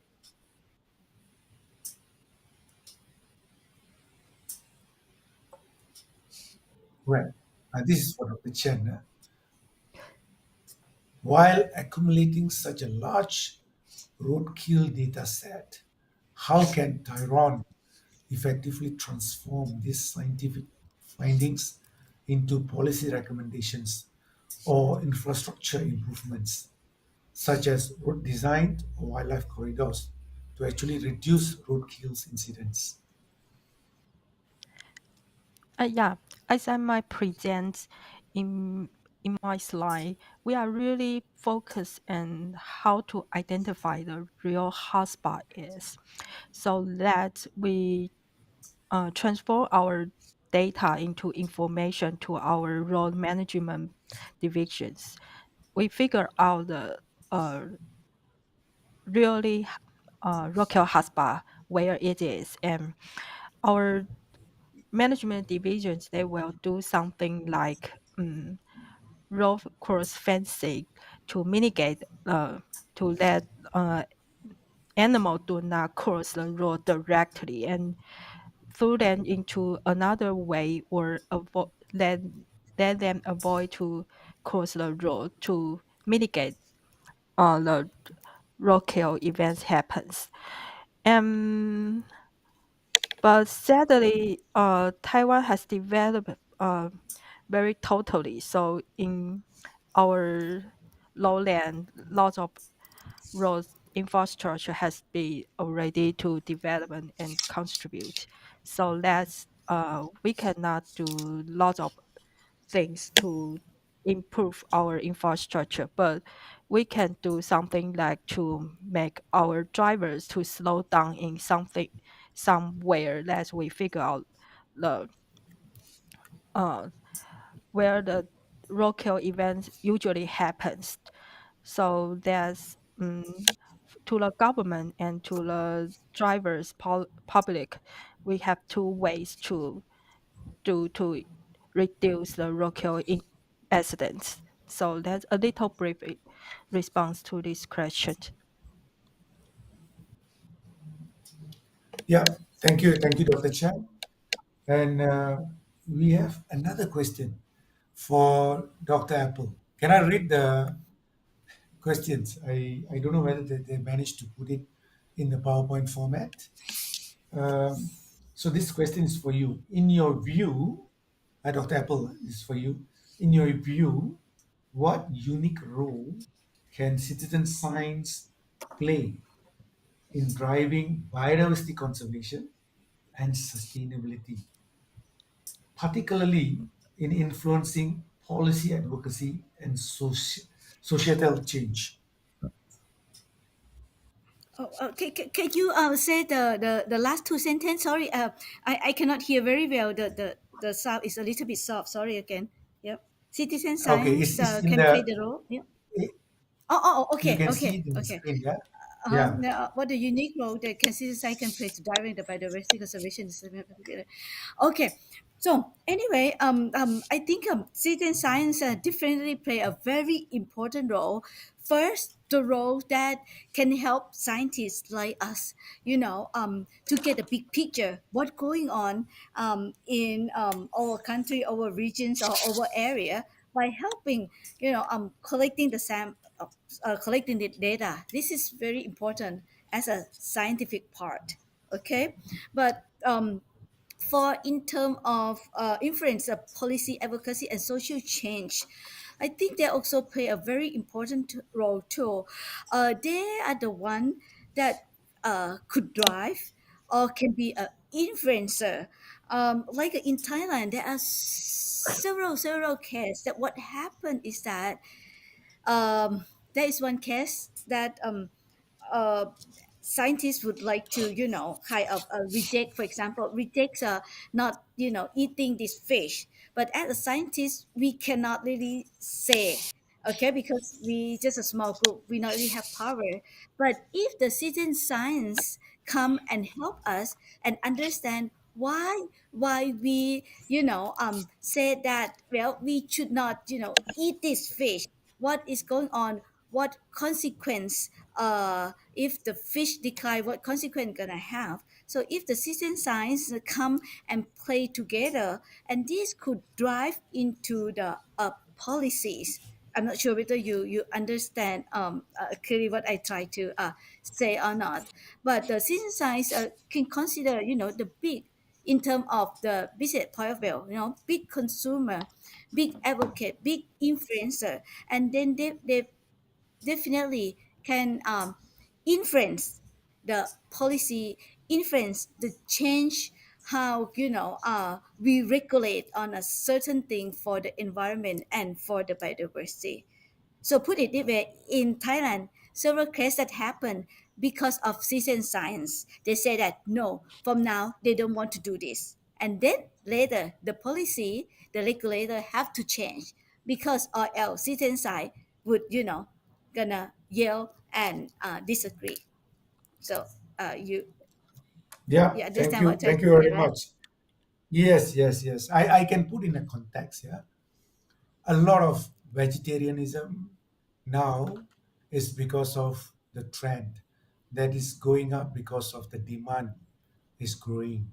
So citizen science is one way of how that we can push more voices, more resources to actually follow a particular trend.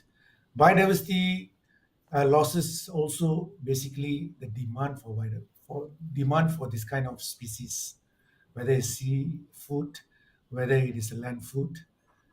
So it's a question of, do you want to support vegetarian or not vegetarian?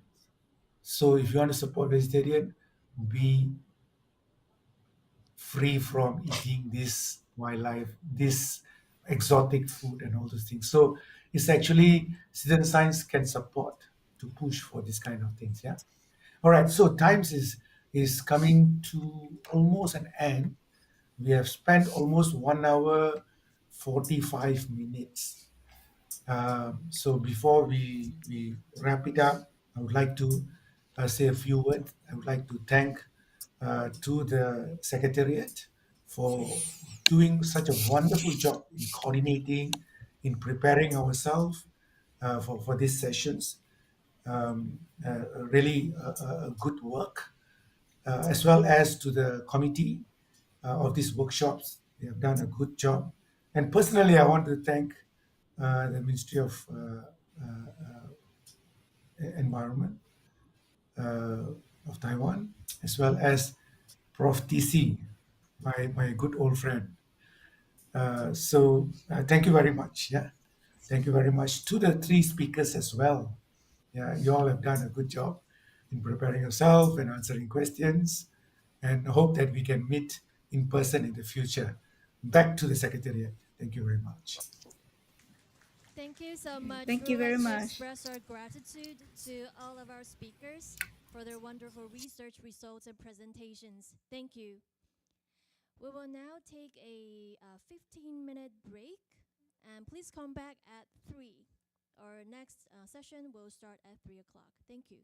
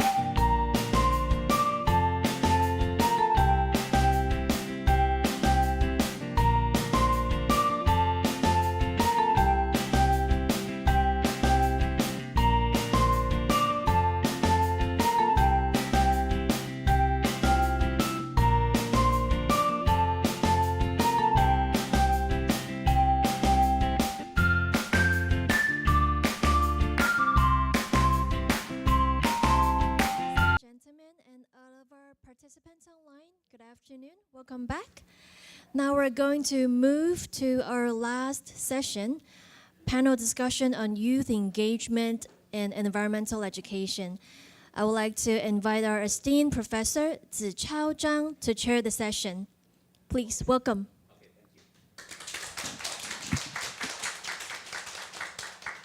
Good afternoon.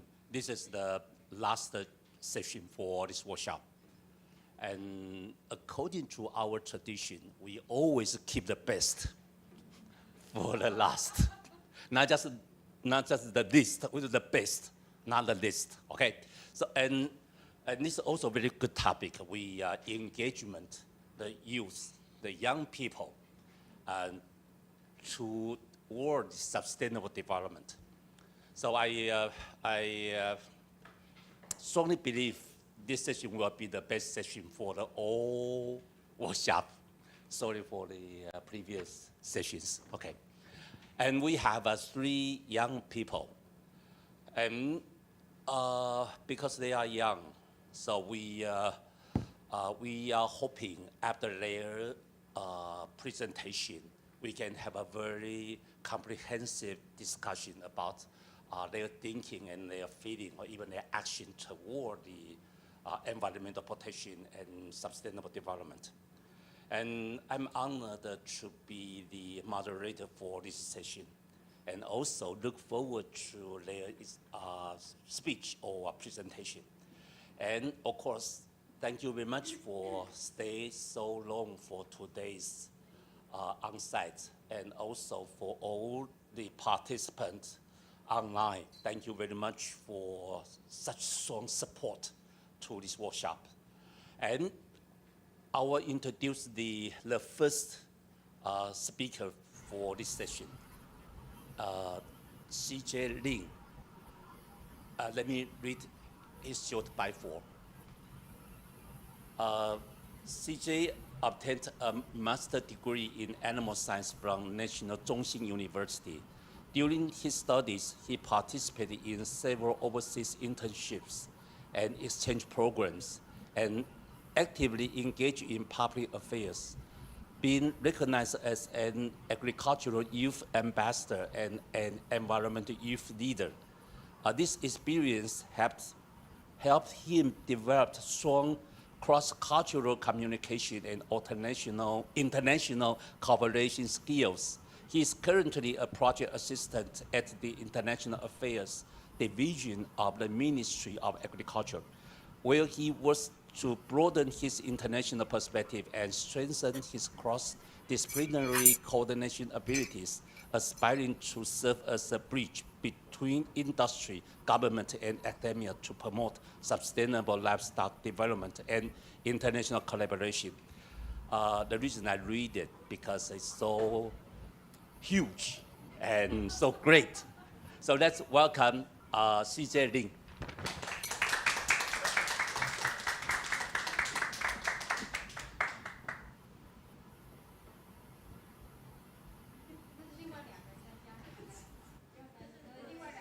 OK， 简报对 OK。 Oh, 好 ，Good afternoon, everyone. good afternoon. Our DG Xi and Professor Zhang, and I'm very honored to be here to share my personal experience, and I'm very thankful for the Ministry of the Environmental to hold the last year to hold the event to select the youth leaders. So let me add topic on this youth leaders. I'm very excited about later ETA, where I think she will share the fishing skills maybe later. So I just checked the ETA already get up, because nowadays she is an internship in the Senkei's tofu. So let's start. So I will introduce myself first. My name is Lin Zhiren, and nowadays I'm working on. Nowadays I'm a project assistant in Department of International Affairs in Ministry of Agriculture. When I graduate, I want to go to a government place to do my work, because I think I do a lot of projects But I think negotiate with the government is a very good skill. Oh, sorry, maybe it's not negotiate. Maybe it's collaboration with our government is a very important skill. So we need to know what is the government thinking. And in the Ministry of Agriculture, Department of the International Affairs, in that place, I can get a lot of news from around the world. I can collect the news directly. So this is me. And before my presentation, I want to share these two videos. Does anyone watch those two videos? Can raise your hand? No? Oh, okay. I really recommend you to go to maybe YouTube channel or Netflix to watch these two videos. And someone will say the livestock industry is the real leaders to cast the climate change. But what are you thinking? This video say if the world without the cows. So if you go to see those two movies, you can see the positive way, and you can also know the negative way, and change your mind and thinking. Use the total solution way to check this industry. And this figure is the change in greenhouse gas emission by sectors in Taiwan. Can you find the light blue line?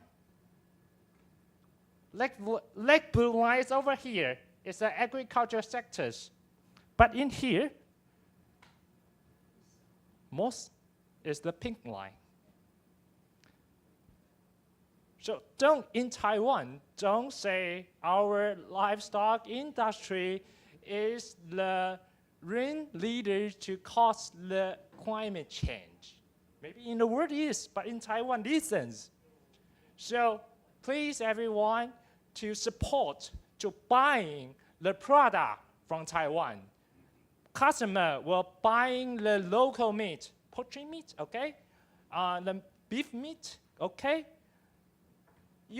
We encourage our Taiwan's customer to eat the local meat first to introduce the meat from abroad. I really like the Dr. Frank in this video say, like every part of security, animal agriculture needs to do our part and help reduce our impact on climate. So what I do? I do 3 projects. It's all including the livestock part. And these 3 projects, I have the 3 animals. The first one is pig. The second is Taiwanese chicken. And the third is my master's thesis. It's about the quail. So this figure is from ChatGPT. So in our generation, we also need to know how to use AI. The first, we talk about the pig. During my university life, we were collaboration with the NGO called the Blue Rivers Organizations. We bring the student to go to the rural area and also to go to the countryside to encourage the farmer who use the chemical fertilizers to land to say to them, don't use the chemical fertilizer more. You can try to use the pig manure. We become a matchmaker between the pig farmers and the normal farmers, and we do this. And then we go to the somewhere to tell them to get a lot of meeting to promote our thinking. We also go to a lot of the pig farmer to know what they do, why they want to do, and what they need to focus on, what they need to have some challenge.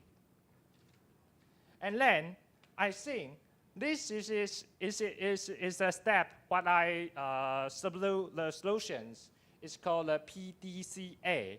I usually have the plan, and I do, and we check. What I check, when I go to the interview to the pig farmers, they told us to, because the information is too close. So maybe we can create some the website or app to share to everyone, to let the customer know what they use the sustainable way to feeding the pig. So now, in 6 years ago, I have created a website and to report to our Ministry of Environmental Specialists to tell them my thinking and what we can do. And after I graduated, this plan continue now. So we let the student to go to the rural place to be a matchmaker, can also let the student become a citizen. They need to face the responsible. Okay, the second is I will share the Taiwan native chicken. I say we need to encourage our customer to eat Taiwan-produced agricultural food more.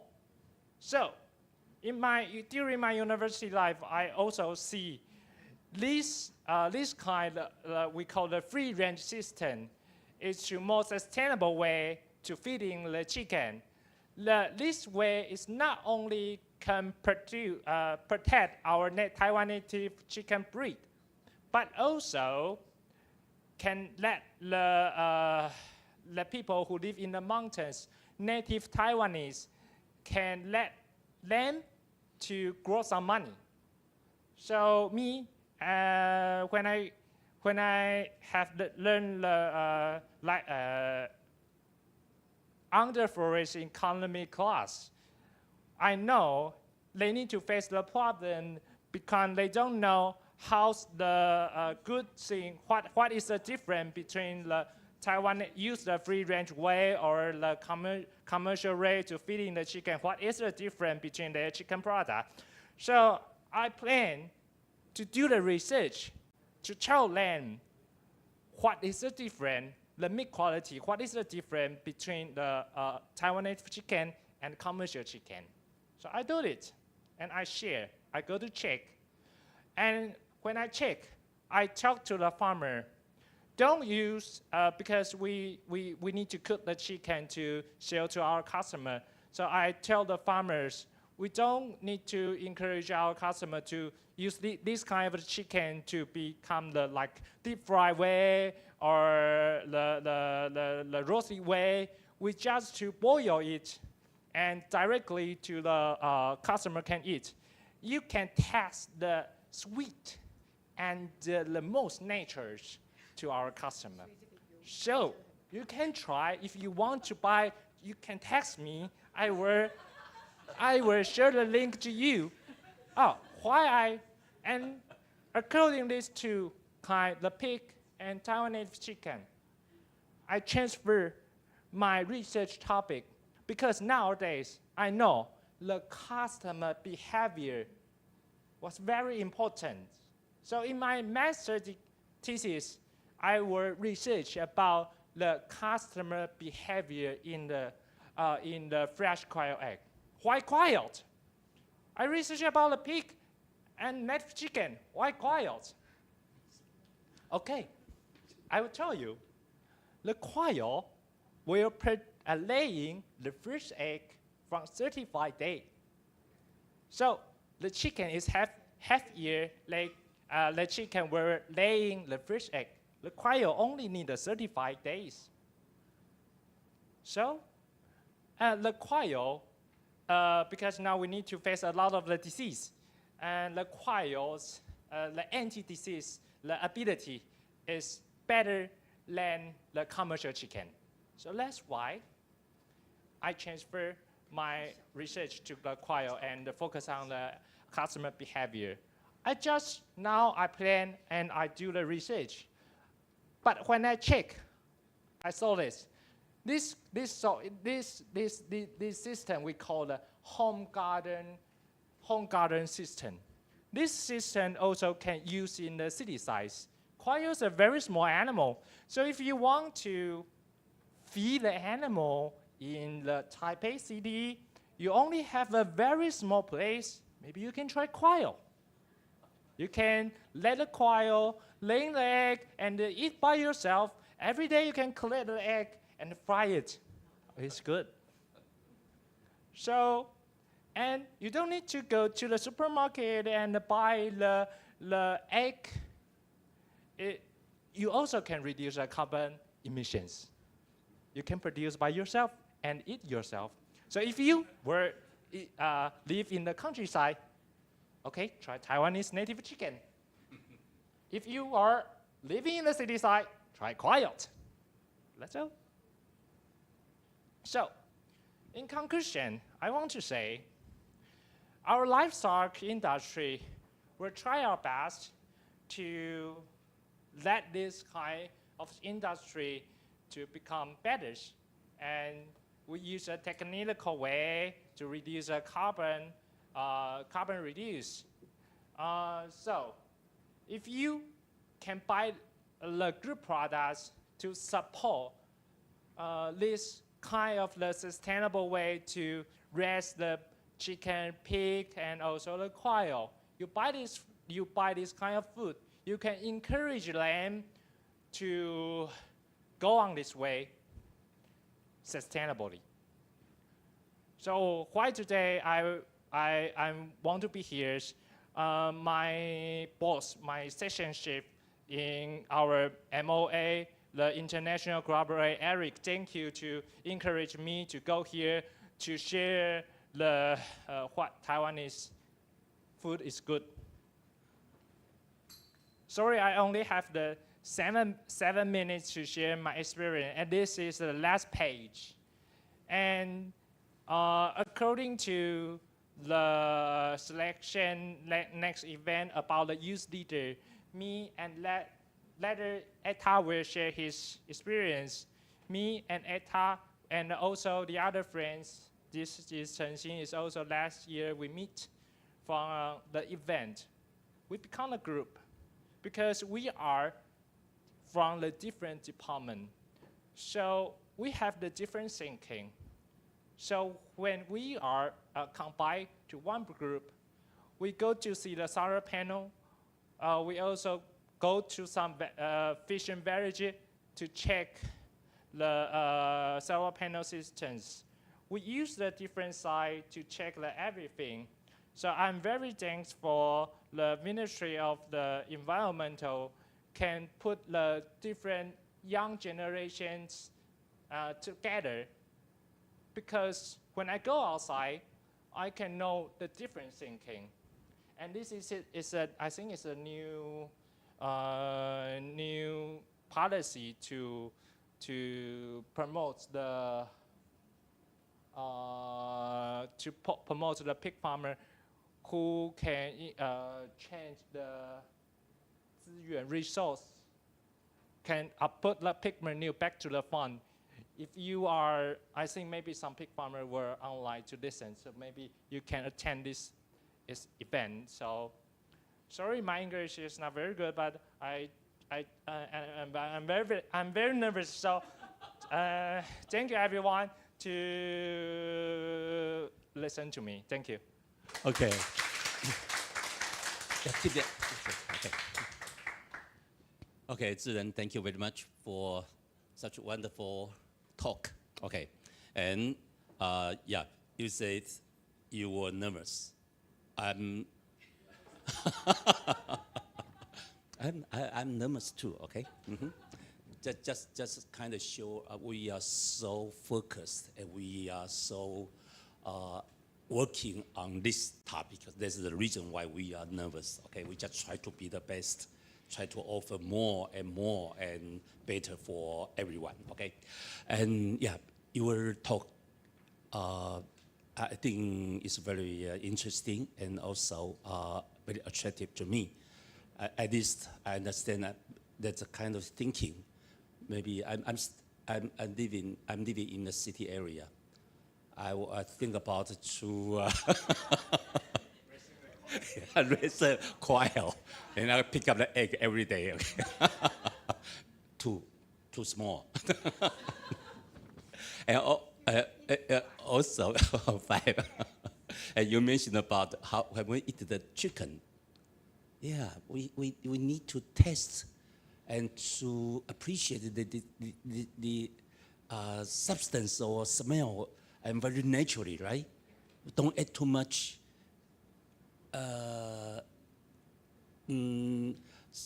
soil or sugar, that kind of additives, right? Okay, yeah, I learned that. Thank you very much. And also, there's another way to talk about the environmental protection or sustainable development. When I said there, and the Director General just mentioned about this is an economy perspective. From a pig, we need more time, right? And have a year for chicken to lay eggs. Then 35 days for quail to lay eggs. Okay, but when we talk about a sustainable development, we have to think about the issue from all perspectives. Of course, development, economic is also one of the perspectives. And I'm in the field of environmental perspective. When I talk about this issue, we care about a lot about the well-being for the animal well-being. That's another issue. I just want to share with you. We eat chicken. Of course, we care about the price, but I think we have to care about the other issue is the well-being of the chicken. Before we eat, do the farmer take care of the chicken well? That's the important issue, because we, of course, that's from the eco perspective. We eat chickens kind of reasonable, right? It's an ecosystem. But from the perspective from the, our humanity, we need to take care about the life. It's still life, right? So even we eat them, we still have to pay attention to, do we treat them well? Okay, yeah, that's kind of share my, from this perspective, my field, we care about the animal life, well-being, that kind of issue, okay? Okay, thank you again, thank you very much for your talk. And the second, the Zhiren mentioned about the event. That was 2 years ago. We, from the EPA at the time, there was an event to award environmental young leaders. Then we just pick up 10, right? 10 leaders. Only 5, okay. 5 leaders from more than 100 applicants. It really tough competition. And Zhiren and the next speakers are 2 of the 5. And they were very excellent. So they were awarded the prize of the environmental young leaders. So the second speaker, Eta. Okay. Hi. Okay, yeah. Give me 1 moment. I'll speak your, I'll read your short bio, okay? Eta is an environmental activist and anthropologist committed to environmental and social justice. I love this sentence, the sentence, okay? Environmental social justice. Her academic interests lie in environmental anthropology the anthropology of infrastructure, particularly nuclear power, very, very hard issue, okay? And just energy transition, just energy transitions, and drawing on insights from both anthropology and science, technology and society, STS. Her work explores the entanglement of technology and society with a focus on local communities and grassroots perspectives. Okay, then, okay, combining academic training with hands-on experience, she engaged with environmental issues through multiple avenues, participating in social movement, producing environmental storytelling as a podcast planner for Taiwan Public Television, PTS, and serving on the Environmental Supervisory Committee for an offshore wind project by Copenhagen Infrastructure Partners, CIP. These experiences have equipped her with strong communication skills and ability to translate complex issues across social, cultural, and technical domains. Well, join me to welcome her talk.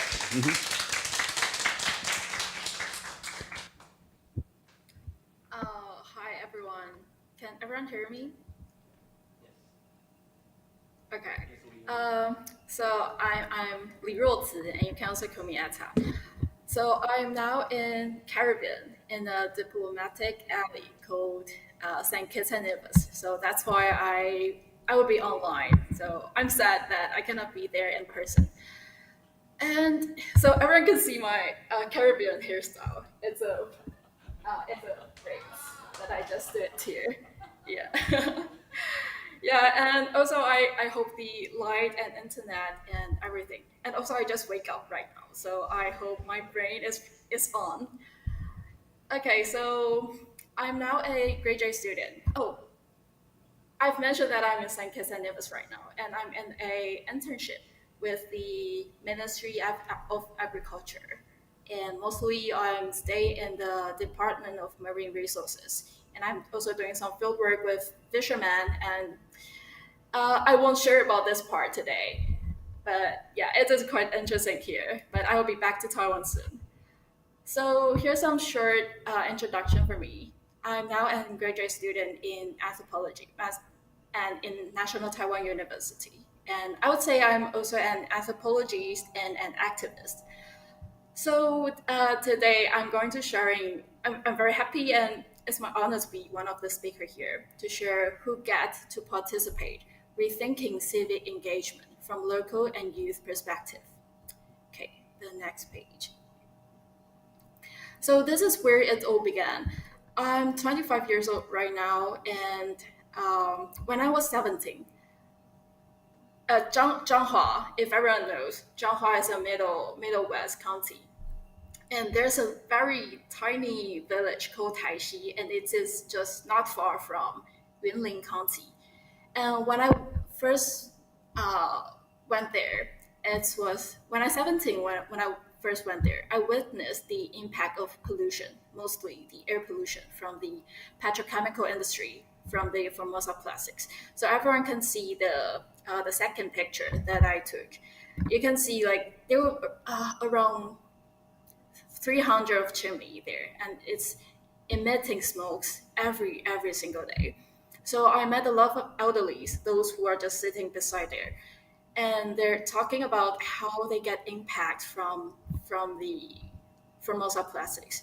They get cancer, so they got the name that the village is called Cancer Village because there's a lot of elderlies just get cancer suddenly, but they're used to be very healthy, and everyone don't know why, but everyone guess that is something related to the industry just beside them, just across the river. And also their farming is also have an impact from that. So as a 7 years old student, it was very shocked that when I first stepped into the field, I saw something that's very different to the textbook. Like on the textbook, it shows that the Formosa plastic is a very, very vast and very massive and very monumental project. But what I heard and what I saw is that the pollution from Formosa plastics is impacting the farms and also the human, right, living there. So I know that, knowledge can be partial and even political. So I began to documenting myself. I just use a very simple camera and try to make some short documentary film. And also I try to write a report and try to know what are they talking and not just get the knowledge from the textbook. So I understand that the environment means hearing from local people, not only officials. And also, I just realized that, I'm doing such a things like civic engagement then. I'm trying to do the storytelling, try to witness everything from a grassroots perspective, just like those local guys telling their story, their life story. And also, when I get their story, I try to share all these things to others. Next page. And that was when I was 17. And when I turned 18, I'm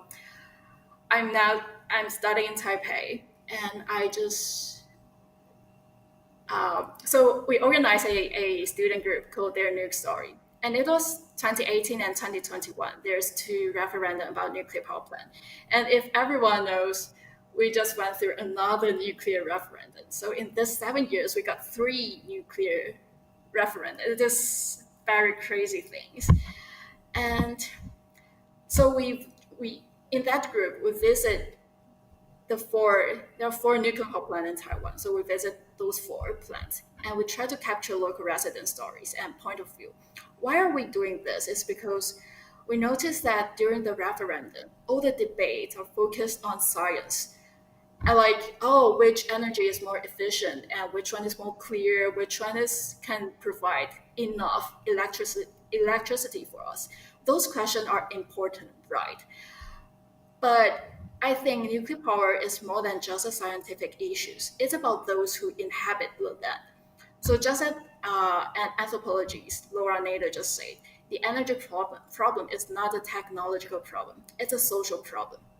Just like there's a woman in the left. She lived beside the 4th nuclear power plant, and she used to work in the seashore, the shoreline. So she noticed that, the sand seems like it's vanishing. And she just took her camera and kept capturing, keep collecting the different time and how the sand is changing. And she noticed that it's really like the 4th nuclear power plant is not generating, but it still have an impact to the local environment. Okay, next. And I'm also starting thinking about what is truth? How do we talk about inaccurate information from others? Here's comes a show story when I'm doing interviews. After 2021, I started doing my bachelor thesis, and now I'm doing my master thesis, and all the topic is about nuclear power plant and the village beside it. And I'm now working on the 3rd nuclear power plant, which is have a lot of discussion on it right now. Yeah, and just like the talk just mentioned, it is a very hard and difficult issues to discuss. So when I do interview and do my research, there's a lot of local residents that's saying that they're worrying about the radiation exposure and worrying about there's a lot of rumors saying that my neighbors, my friend, just work inside a nuclear power plant and they just suddenly get cancer and they just died and no one knows why. So they're kind of worrying about the radiation, about the nuclear waste, everything about it. But from the scientist's perspective, they would say, no, it is safe. Like from the data we have collecting the environmental data, it is safe. The number tells it is safe. You don't have to worry about anything. But what happens is that they're still worrying about it. There are still a lot of rumors about it. So there's something that the science cannot really to response to the residents' feeling and their worry. So each photo, each face represent the voice of someone living near a nuclear power plant, a feeling shaped by growing up in its shadow. Their stories may not always be factually accurate, but they reflect the reality as lived by those communities. So would I say they're worrying about their radiation exposure? Would I say they are wrong? I wouldn't say that because it means it could have something really happen to them, or it means they don't have any trust to the company, to the power plant company. And so I think local narrative and lay knowledge is also important, and it's something rooted in embodied experiences and long-term observation, provided critical perspective distinct from universal scientific. So just as another resident just mentioned, he said, yeah, those nuclear expert, they knows a lot, right? But maybe they're just from one realm. They just know about things in nuclear, but maybe there will be some like safety committee. They will come to the village and do some research, like be here for 2 days, 5 days, or maybe 10 days. I'm not sure, but it will be just a short time. And they do a research and they write a report and telling them, oh, what you should do, what you should do. But as a local resident, they think, oh, I'm living here for like 20 or 30 years. I know a lot about the local environment. Like if there's something really happened, like a nuclear accident happened, they will know the wind in what season, the wind will blow from where to which side. So they will know that the radiation exposure will be brought from which side and which place will be more severe. So they're also expert in local knowledge. Okay, the next. And after that, I'm doing some other things, but mostly my main focus would be anti-nuclear movement and energy transition. And I would say I'm doing 3 layers of civic action. So the first one is local fieldwork, just as I just mentioned, from the oral histories and memory work. And the second would be regional collaboration. So it's an honor to be nominated from Ministry of Environment to join the GEEP meeting and North America Association Environmental Education Conference last year in America. And I also participated in No Nukes Asia Forum in these both 2 years. So Taiwan is the first country in Asia to reach the zero nuclear country. I'm proud of it, and we're still working on it because everyone knows that we just went through another referendum, and there's a lot of people just trying to reuse, keep using nuclear, and it is very difficult in this time. Like everyone is talking about net zero, and nuclear seems like a new resolution to face climate change, but it's still a lot of problem in nuclear plant. I don't have time to explain it more.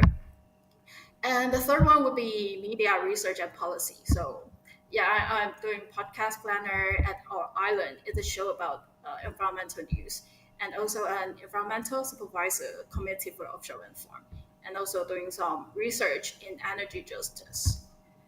And yeah, I'm trying to combine my practical things, like doing conversation, doing like more like social movement things, and also to combine from an academic from the anthropology side. Next page.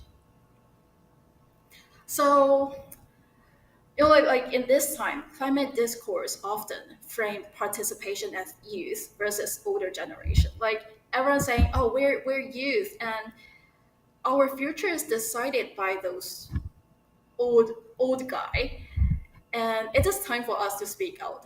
Yeah, it's right, but to be honest, I'm hesitate to speak as a youth.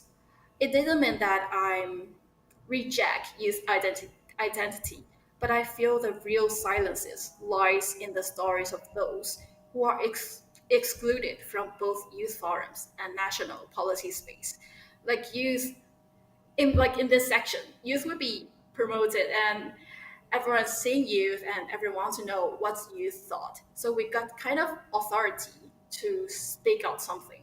And of course, policymakers have their authority to do something. But what about those who live beside a nuclear power plant and those who live in Taishi village beside Formosa plastics.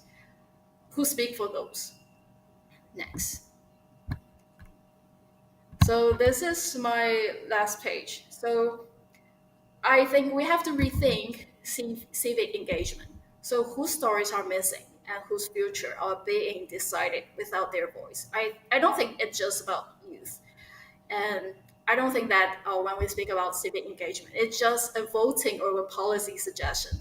Like we went through a lot of referendum, but I don't think that we're really discussing or we have a good conversation. I don't think so. But I think it's supposed to be more conversation, more attending on it. And so participation must include multiple forms of knowledge. Just as the guy that I met lived beside the nuclear power plant, he said that yeah, in this nuclear safety committee, it could not be just from a single realm of expert from nuclear. It should have like he as a farmer, he knows a lot about the water, the soil, the wind of local environment. It should be from different perspective, different forms of knowledge inside. So sustainability needs local imagination from bottom up, not just global indicators. And last, I think civic engagement isn't just speaking for others. It's about empowering everyone has the ability to speak, to question, to critique, and to imagine. So I think it is also a reminder for myself because can everyone still hear me? Okay. Uh, Yeah, keep okay, I going. hope my internet is connected. Okay, I'll keep going. Yeah, sure. So, sorry. Oh, I'm disconnected. No, you are not disconnected. Okay, Yeah, okay, please okay. go on. Okay. So I think this sentence is also a reminder for me, for myself. Like when I first went to Taisi village, I would think that, oh, I want to help them. I want to write something to make the film about them and try to help them to speak out. But who am I? Like when I have that thought, it was something like I'm upper to them and I try to help them. But I think the matter is that everyone have their ability and it thinks about how to empower everyone, to educate everyone, to have their own ability to do this kind of things. Okay, and next. So yeah, thank you for everyone's hope. Like the internet, everything is okay. Yeah. Okay, thank you very much, You Ci. Really English, okay? 若词, sorry, 若词. Yeah, you just kind of demonstrates what a young people should be, and so moved by your experience and also by your talk. And thank you very much again. Okay, and yeah. I still remember yesterday I mentioned about the global competency. Then there are 4 important elements. The first one, to examine the issue, right? Examine the issue. Nuclear power is a very important issue. And yeah, Rhodes just demonstrate how she was so interested in the issue and also demonstrate how she devoted herself into the issue. So for the first step, we need the ability and also need a incentive to explore, to examine the issue, right? And then second, we need to understand and appreciate the different views of the issue. So that's the referendum in Taiwan. We just kind of demonstrate how many different kind of views or value system about the nuclear power. And the third one, we need to engage all the people to discuss, to interact effectively, to get not conclusion, but consensus.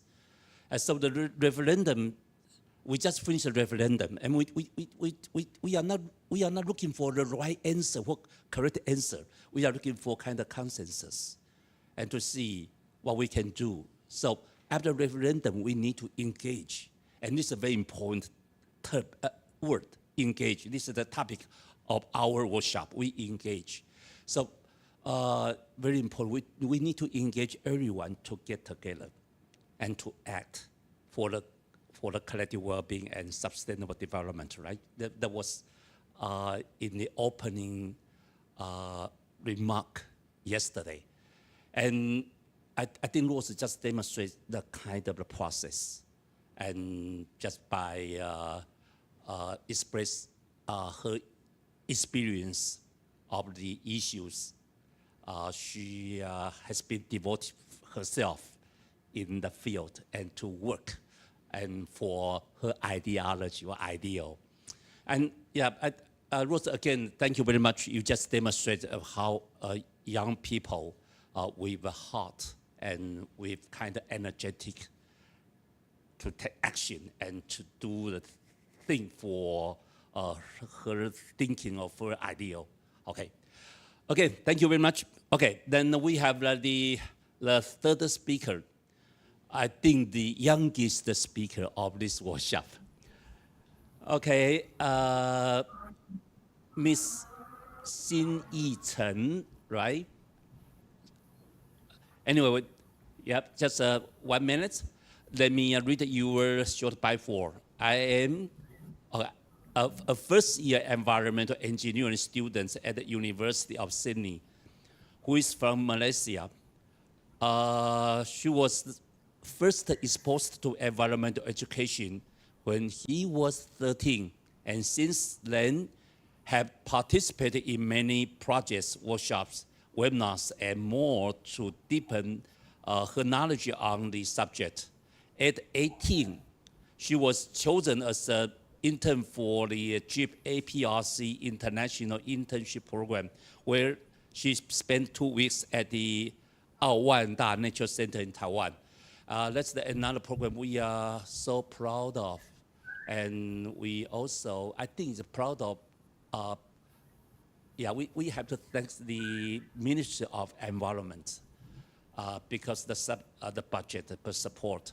So every year, the program will support 4 Taiwanese students go abroad, and also 2 international students to come to Taiwan for intern and to visit the Nature Center, environment education in Taiwan or in the Asia Pacific region. Okay, so we are so proud of the program, and we are so proud of the program can have so good students, and then we invited her to come to share her experiences. Okay, so that's okay. Thank you very much. That's welcome.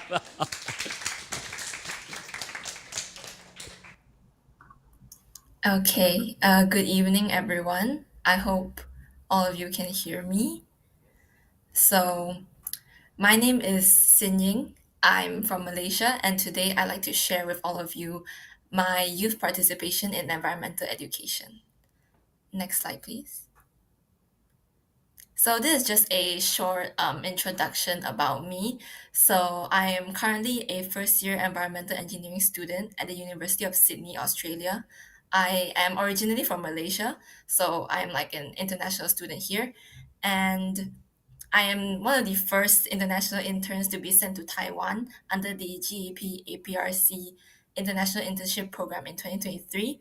And I've been involved in environmental efforts since I was 13. So I'll be sharing more about my experiences with you all today. Next slide, please. So let's go back to the very beginning on how I first got exposed to environmental education. So when I first entered secondary school at 13, I decided to join the Eco team, which is an organization under the Eco Schools program. So basically, our job is to maintain the sustainability of our school and the community around us. And although we were just a small group of students, as you can see in the pictures, the impact that we made was undeniable. So I spent all of my Fridays after school with the team, and it deeply increased my understanding and appreciation for the world around us. So at first, it just started as an extracurricular to keep me busy. But after being in the team for 5 years, like throughout my whole secondary school, it shaped my commitment and work ethic, and it even paved my future career path. So I eventually became the team leader when I was 17. So in the next few slides, I'll be sharing a few initiatives that we've taken as a team. Next slide, please. So, as a team, we facilitated many visits from other schools and organizations. I remember in, I think 2019, we even had a visit from GEP as well to our school. And we'll start by bringing them around the school, and then we'll share our sustainable practices, such as a used cooking oil collection center for students to bring their cooking oil from home or for the cafeteria, and our eco brick making, and also our DIYs, and also the integration of environmental education in our classrooms, like in the curriculum. So this served as like a great opportunity for knowledge exchange between us and also the visiting party, as well as for future collaborations. And it also encourages others to bring the ideas back and also implement it where they're from. Next slide, please. So I think this is one of the most unique experiences that I've had, which was to go on the radio. So in this case, it is Hits FM, which is Malaysia's most famous English radio station. So my friend and I, we actually applied like to a program which allows students to meet a radio host of their choosing and have a short segment with them on air. So we took this opportunity to talk about like sustainability and what we do as a team and also our upcoming projects. And this was broadcasted on the radio all over Malaysia. So since it was live, it was definitely very nerve-wracking at first, but ultimately when I look back at it, I feel like it was definitely an amazing experience that not many people will get. Next slide, please.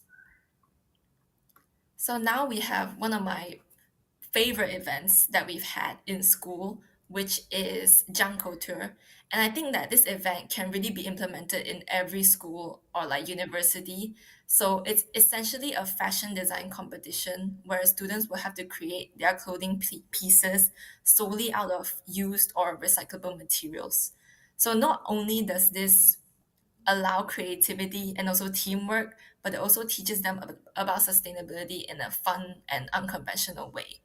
So you can see all the amazing designs created by my peers and I, including like a dress made out of old curtains, skirt made from used plastic bags, and also matching sets made fully out of newspaper. And there was a catwalk fashion show as well as a presentation session from every group on their design, and the top three designs were eventually awarded. Next slide, please.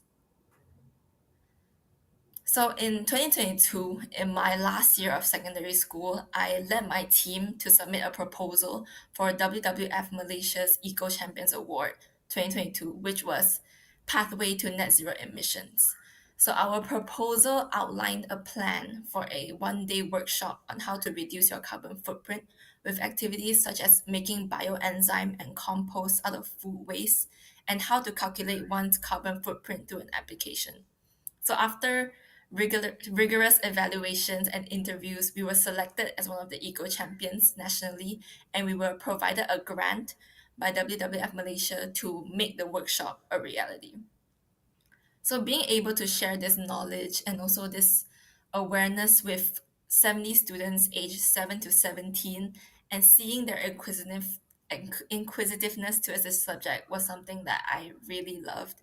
So you can see from the pictures in the middle here, that was us during the award ceremony at WWF Malaysia's headquarters. And those two pictures at the side are just a few pictures of the workshop itself. Next slide, please. So now I'll get on to my internship experience. So after I graduated secondary school, I decided that I wanted to challenge myself. And so I stumbled upon GEP APRC's International Internship Program. And at that time, it was still very new. I think it was the first year that it was being organized. And so I decided to apply, and in the end, I ended up getting it. And so I embarked on a 2 week internship as an environmental educator at the Awanda Nature Center in Nantou County, Taiwan. So in those 2 weeks, I facilitated a summer camp for kids, which was held at the nature center. And I was inspired by the innovative ways that they teach the future generations on environmental education. Like, as you can see from this picture over here, like there were fun activities like tree climbing to harness their love for the environment, as well as they were given practical knowledge such as the leave no trace, which is a set of ethics promoting conservation of the outdoors. And as you can see from the middle picture, I was also introduced to a strategy game in which the children will have to role play as governments of different countries with different economic strengths. So let's say one country is like very rich in resources and another country is like very technological. So they are then presented with world problems that are very realistic. For example, like rising sea levels or pollution. And then all these kids would have to devise a plan and work together with other countries to avert the crisis. And this encourages critical thinking and cooperation amongst our future leaders will eventually lead our countries. And I just think that this game was very interesting and also a very good way to teach them because at first you would hear all the kids say like, oh, like I want to go to war with you, I want to go to war with that country. But then in the end you can start to see like in the end like war was never the answer, even though they might say at the beginning like, oh, I'm gonna go to war, but in the end they still try to like find another way to um solve these problems, which I think is something that our current leaders should also do. Next slide, please. So I learned a lot about the management of nature centers and forest recreational areas, and even got hands-on experience as an intern during my time there. I got to explore the amazing place, which was Awanda National Forest Recreational Area, as you can see in the picture here, and including walking on the famous suspension bridge and stargazing on the fields in the cold night. Like it was an amazing experience which taught me independence and also broadened my horizons. I also made some really great friends, as you can see on the picture on the left, with the other interns who are university students from Taiwan. And they were just as passionate as I am. And they taught me a lot as well about Taiwan and its culture. And I really hope that I'll have the chance to go back one day. Next slide, please. So in Malaysia, after graduating secondary school, students will have to do a pre-university program at a college before they can go to university. So when I entered college, I continued my involvement in environmental education by being a part of the Student Council's Community Service Department, which focuses on the UN Sustainable Development Goals. So we will organize activities such as planting workshops in collaboration with local nurseries, or like online upcycling events and also weekly infographics. And I think this just shows that you don't need like a big budget or a very big team to like make a difference, because nowadays with like technological advancements, we can do anything online. Like information is mostly shared online, and we as youth should take advantage of that and utilize it to the fullest. Next slide, please. So all these experiences really forged my path, and it inspired me to pursue environmental engineering in university. I'm a first year, so I just entered, but so far I really feel like it's something that I want to do and I want to really pursue. And I hope that my presentation inspires you and proves that anyone can do it, including you and I. And as youth, we play an even bigger role as this is our future. And all these little things, they don't have to be big, but they can make a big impact. So thank you for listening. Okay, Xingyi, thank you very much for your beautiful and wonderful talk, and yeah, also demonstrate your experience in environmental protection and do your live action. And thanks again, okay, and welcome to Taipei, Taiwan again, anytime, okay? You just call Ministry of Environment, and just that you were in the internship program and you would like to come back again to visit the MOE, okay? Okay, no problem. Do you hear that? Okay, we just finished 3 talks. Then we are going to have a discussion or QA. So, do we have any question online? Yep.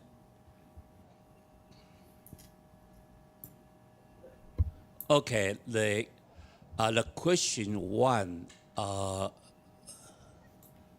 okay, for CJ, the question is regarding the youth participation on the international stage. What advantages do you think Taiwanese youth can best showcase in environmental and agricultural issues? Okay, CJ, please. Hello again. In this question, I will reply is because I have 2 times to internship in Denmark before. So I would like to say Taiwan agricultural technique is not, we don't need to think we are losers between the other countries, because in Taiwan, we are like in the agriculture area. So actually, a lot of rain, and the animal need to face the heat stress problem. So actually, in Taiwan, we have very high technique in animal industry. So in our showcase in this issue, I want to say in our advantage, I would say, because we are in the mutual place in Taiwan is such as mutual islands. Actually, we already face a lot of problem in recent years. So nowadays, Japan, Korea, maybe in Europe, they need to face the high temperature problem. So maybe our recently we already need face this problem and find some solution. Maybe we can go here to teach them how to face the high temperature, how to check the biodiversity, and also how to let the high temperature in this season, but we can continue to produce a lot. So this is, I think, we don't lose from the other country. So thank you. Okay, thank you. Thank you. Next question. This is for Ruoci. When promoting energy transition, many people are concerned not only about technology, but also about how their daily lives will be affected. How do you think the public can be helped to better understand and participate in these discussions? Rosa, please. Okay, thanks for the questions. And I think it is very hard to answer it because, like, what I'm doing, like, when in 2018 I organized their new story, we try to write some story of the every person's like their life story and how they do the anti-nuclear movement and why are they against for and what are they worrying about, like the safety, the risk, or the nuclear waste from everything. And someone would say, yeah, so it is really quite hard to let others to really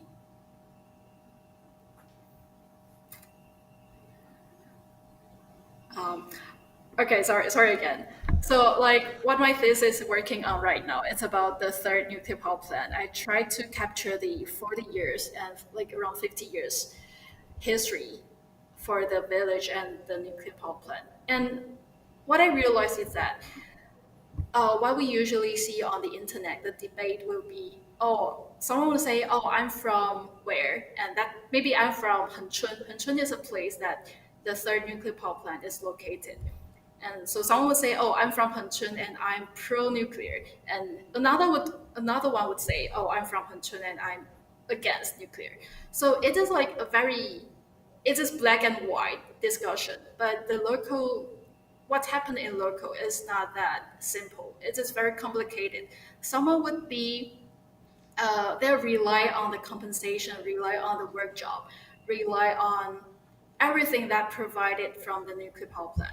But at the same time, they're worrying about it, and they would complain about it at the same time. So it is a very complicated mood to them. So it is not that simple to know, oh, is it just pro or just to fight against. So in my article, I just wrote an op-ed on a story, on a media code story. So I try to capture the very complicated context between, in this 40 years, how the nuclear power plant located here and how they started and the relationship, how it changes. When we saw that they're very silenced and very like nuclear power plant. But at the past time, it's it's not happened like that. Someone would be fighting against it. But after 40 years, why those people just disappear and why those voice are disappear? How would they start like gradually accepting the nuclear power plant? So I try to use a history way to write down to capture their yeah, this very this kind of mood and everything they relation about with nuclear power plant. So I try to write people's story because when we talk about environment, I think I'm not doing a very good response to this question because I think it's very hard to respond in a short way. So yeah, maybe you can try to read my article on media, some op-ed that I wrote. So it's a very long story, like 6,000 words, or even 7,000. So yeah, but another short response would be, an infrastructure or nuclear power plant have an impact to environment, but that is not everyone would be have the same empathy to environment. Like the mountain is being destroyed, but I'm not care about mountain. But when I write down the story of a human, everyone, all of us are human being. We will care about other humans. So that's why I'm writing down the humans, the people story. Yeah, that would be my response. Okay, thank you very much. Very, very good response. Okay, good question, and of course, good response. And also, good reference. You may read her article. Okay, and another question. This is for Xinyi. From your international internship experience in Taiwan, what inspiration have you gained for planning your future career in environmental education or sustainable development? Xinyi, please. Okay, so I think when I first graduated secondary, I still wasn't like set on what I really wanted to do. I think that's like a very big decision that I had to make. And so one of the reasons why I also wanted to go on this internship was to like kind of solidify whether I really wanted to do this and to like go down this path. So I think from my experience in Taiwan, I think what inspirations have I gained? I think when I was in Taiwan, it inspired me to like really pursue this and to pursue it outside of Malaysia, because I feel like from what I've experienced, like even between Australia, Taiwan, and Malaysia, I feel like Malaysia is still a bit behind on like environmental education and like sustainability. Like I think when I went to Taiwan, it's like there's so many recreational areas, there's so many nature centers, and there's like these camps for kids that are so well planned. But I think back in Malaysia, I never really saw much of that. And even like in Australia here, like the recycling, the like all the buses are like low carbon, like they really pay a lot of attention to it, which I think is something that Malaysia lacks so far. Like they were still lagging behind other countries. And so my experience in Taiwan inspired me to like gain my experience overseas and then bring it back to Malaysia and help my country also get on par with the others. So I was one of them. And after like working in after my internship in Taiwan, like I worked with a lot of children because of the summer camp, and I worked with like all the other interns. So it also inspired me to like have a job where I can work with people. Like I think as an engineer, it's a team job. Like there's no way like there's only one engineer who does everything. It's like as an engineer you will work with like other engineers, maybe like civil, chemical. So that experience also made me realize that I wanted to work with others. And putting those two together, I think like I wanted to work in environmental and I wanted to work in others, and hence it made me want to plan my career in environmental engineering. Yeah.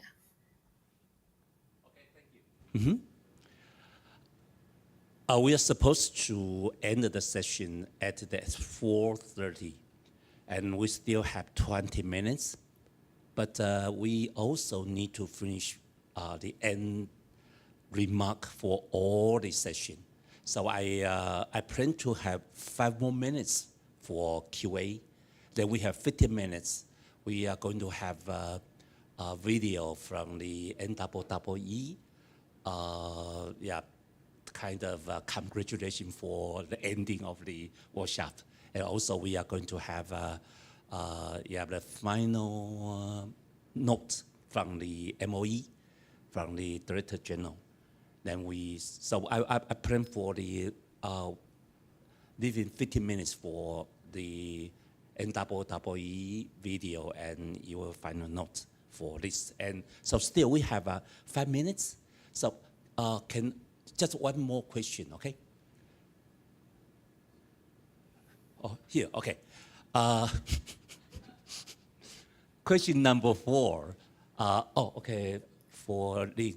You will share the practical experiences. How can professional skills in animal husband, how to pronounce this one? Husband,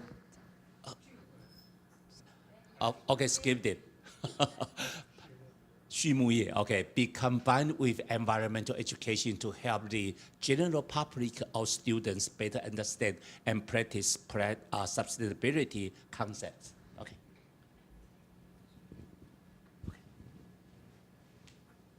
To let a customer go to the farmer place, especially not only the environmental education is very important, agricultural education is also very important.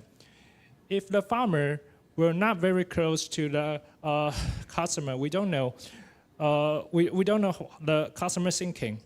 If the customer don't need to go, if the customer will not go to the rural place, they don't need to how to produce the healthy product. So in this question, I would say the education is a very important thing to not only the environmental education, also agricultural education. Maybe they can come back together. We can use a very good sustainable way to produce the livestock industry, and also to use the simple way. Like me today, I use a very simple English to introduce my personal experience. The reason is my English is not really good. But the same, we can use the simple sentence to go to the customer. We don't need to say, like my research, I will say our hardness and joiness is what the pH value. I will calculate. I will test what is like the academic paper. But we don't need to say a lot to the customer. we just put a simple sentence like, you try. If you try this food, you were feeding a lot of water in your mouth, something like that. So to let a customer to go on the land, to go to the nature, to care about the farmer to know the customer what they want. So in the middle, I want in the future still become a matchmaker between the farmer and the customer. So this is my response. Thank you. Okay. Okay, children, thank you very much. And I think it's time to end the discussion. And Rose, thank you very much and enjoy your stay. And yeah, come back Taiwan soon and be happy and everything's good for you be over there, right? Okay. And Xingyi, thank you very much. You are so young and yeah, and just freshman, right? So just study hard. But and again, just welcome to Taiwan again. Okay. Yeah. And I remember that the general director in general just promised, just call her. Okay. Come back Taiwan to visit again and welcome, okay? And I'm so proud of, and also appreciate to at the same session with all of the young people. It made me feel kind of young, okay? And I'm hoping there is no generational gaps among us. I just try to be young and try to think like you, okay? And yeah, again, finally, thank you very much for the session and very, very productive and very wonderful, inspiring speech. Thank you, all of three, okay? Okay, now we end the session. Now we enter into the closing of the workshop. So, your job, right? Okay. Let's give a round of applause for all of our speakers and Professor Zhang for moderating the session. The experience from all of you is really valuable and of utmost importance. Thank you. Next, Ms. Judy Browse. She's the executive director of the North American Association for Environmental Education. She has prepared a pre-recorded message for the audience in Taiwan to deliver her closing remarks. Please play the video.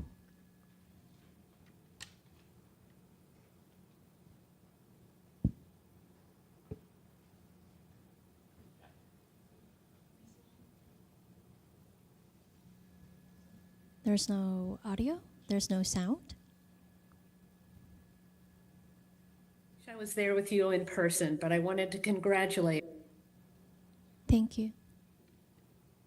Hello to all my friends in Taiwan. My name is Judy Browse. I'm the executive director of NAAEE, and we are the Secretariat of the Global Environmental Education Partnership. And I wish I was there with you in person, but I wanted to congratulate all of you for attending, for those of you who put the conference together. It sounds like a wonderful event, and I really wish I was there. And I love the opening remarks from Minister Peng and TC Chang. Thank you so much for all that you are doing to strengthen environmental education. And congratulations to the Ministry of Environment, the Asia Pacific Regional Center, the Chinese Society for Environmental Education, and everyone else that is involved. And I love the topic, civic engagement towards sustainable development. Civic engagement is so important, especially now. And I'm so happy that you've had this workshop focused on the connection between environmental education, civic engagement, and what we can do to create a more just and sustainable future. As we all know, education is a powerful tool to transform lives and society. It's helping people learn and understand and care and develop the skills and inspire and influence attitudes and motivate action. And environmental education is more than knowledge. Knowledge is critical but also skills and the dispositions and motivations to help people individually and collectively become more engaged in civic life. And I'm so happy you are talking about that, because we need to better link environmental education with civic engagement so that we can actually address the issues that are taking place around the world in communities everywhere. And I am so honored that NAAEE is the Secretariat of the Global Environmental Education Partnership. This is a vibrant and inclusive learning network. It's all about building capacity in countries around the world to strengthen environmental education and create a more just and sustainable future. And it's the strengthening environmental education and sharing effective practice that makes the GEEP so special. And again, we are honored to be the Secretariat, and if anyone has questions, happy to answer them. But we've been going strong for 11 years with so much help from around the world. We have regional hubs like the Asia Pacific Regional Center led by TC. We just added the South Asia Hub. We have the GEEP Africa Hub, and hopefully we'll have additional hubs in the near future. So excited. And this is a partnership program with the Ministry of Environment in Taiwan, US EPA, NAAEE, and GEEP advisors from around the world, and really hope to include representation from all regions. We have an amazing advisory group representing so many parts of the world and so many countries, and the GEEP is a network of networks because everybody that's involved in the GEEP is involved in other networks. We're a backbone and champion for environmental education. And as TC mentioned earlier, EE is a tool to helping achieve all the sustainable development goals in addition to number 4. The GEEP convenes thought leaders to help think about the future, think creatively, be a think tank, and really help share effective practice across borders. We sponsor workshops and virtual events. We had something about what's the buzz about net zero and so many others taking place over the years. If you want to find out more about the GEEP, you can go to thegeep.org. We've had tens of thousands of visitors from more than 150 countries. And we're also all about building leadership around the world. We have so many resources that can help people that are working in environmental education. So the GEEP is all about convening, collaborating, innovating, and learning across borders. And I personally strongly believe in the power of education. I also believe in the power and potential of people and networks working toward a better world. And thank you all for all that you are doing. The work you are doing is so important, and by being there, it's so important. You are the bright spot. So thank you all. I really appreciate all that you do. I wish I was there in person and hope to see you all soon. And you can contact me at jbrowse@naaee.org. And I love this quote because no matter what issues we are facing, we all can do something together. Thank you all and take care. Bye-bye.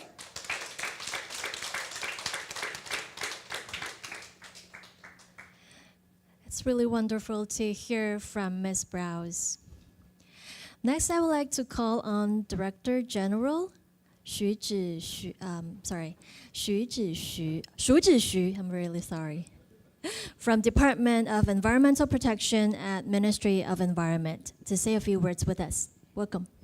Good afternoon, everyone. It's an honor and pleasure for me to be here with you and the young people. I want to thank you all for your enthusiasm for the workshop, and I appreciate your active participation, which made our workshop a success. I hope we can expand our vision and get new insights from all the presenters and speakers, and be able to find various possibilities and opportunity for change and action to spread the benefit of environmental education even further. This is not the end, but another beginning. Taiwan Ministry of Environment cherish the increasing interaction between countries. We will keep putting efforts into environmental education and cultivating youth talents. Look forward to seeing you again next time.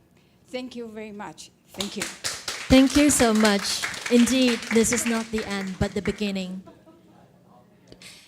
Now I would like to have Professor Zichao Zhang to deliver the closing remarks. Okay, finally. I think a lot of steps here kind of released almost for 2 days. It really worked hard. So thank you very much for MOE, and thank you, GEEP, okay? Okay, finally, I just want to emphasize one thing, education.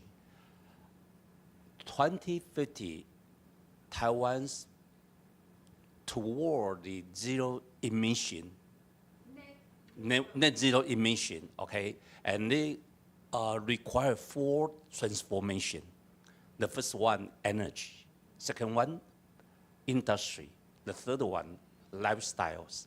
The fourth one, social transformation. In my point of view, the key is lifestyles.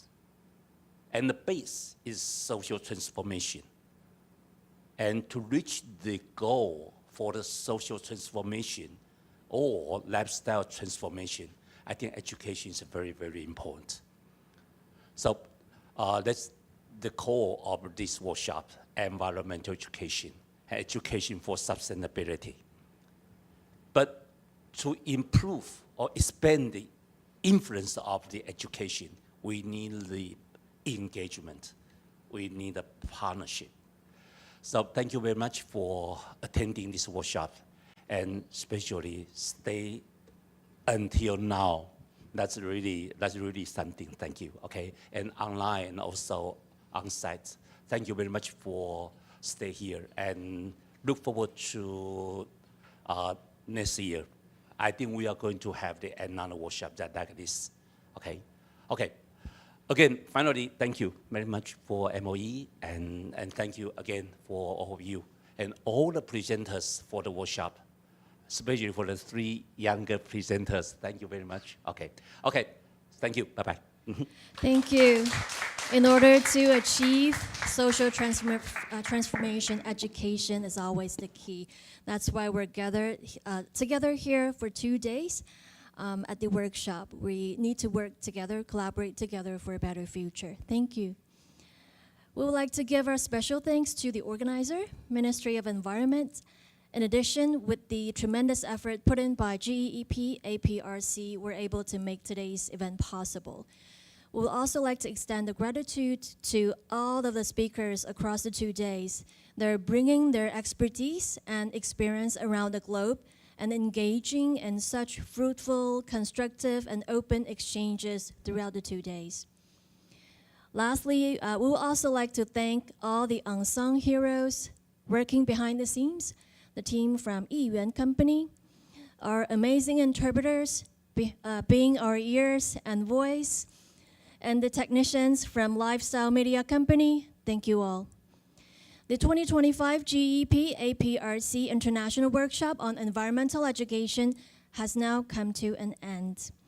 If you have any questions, please feel free to reach out to the organizer. We would also love to hear your feedback so we can be better next time. We will see each other next year, I believe.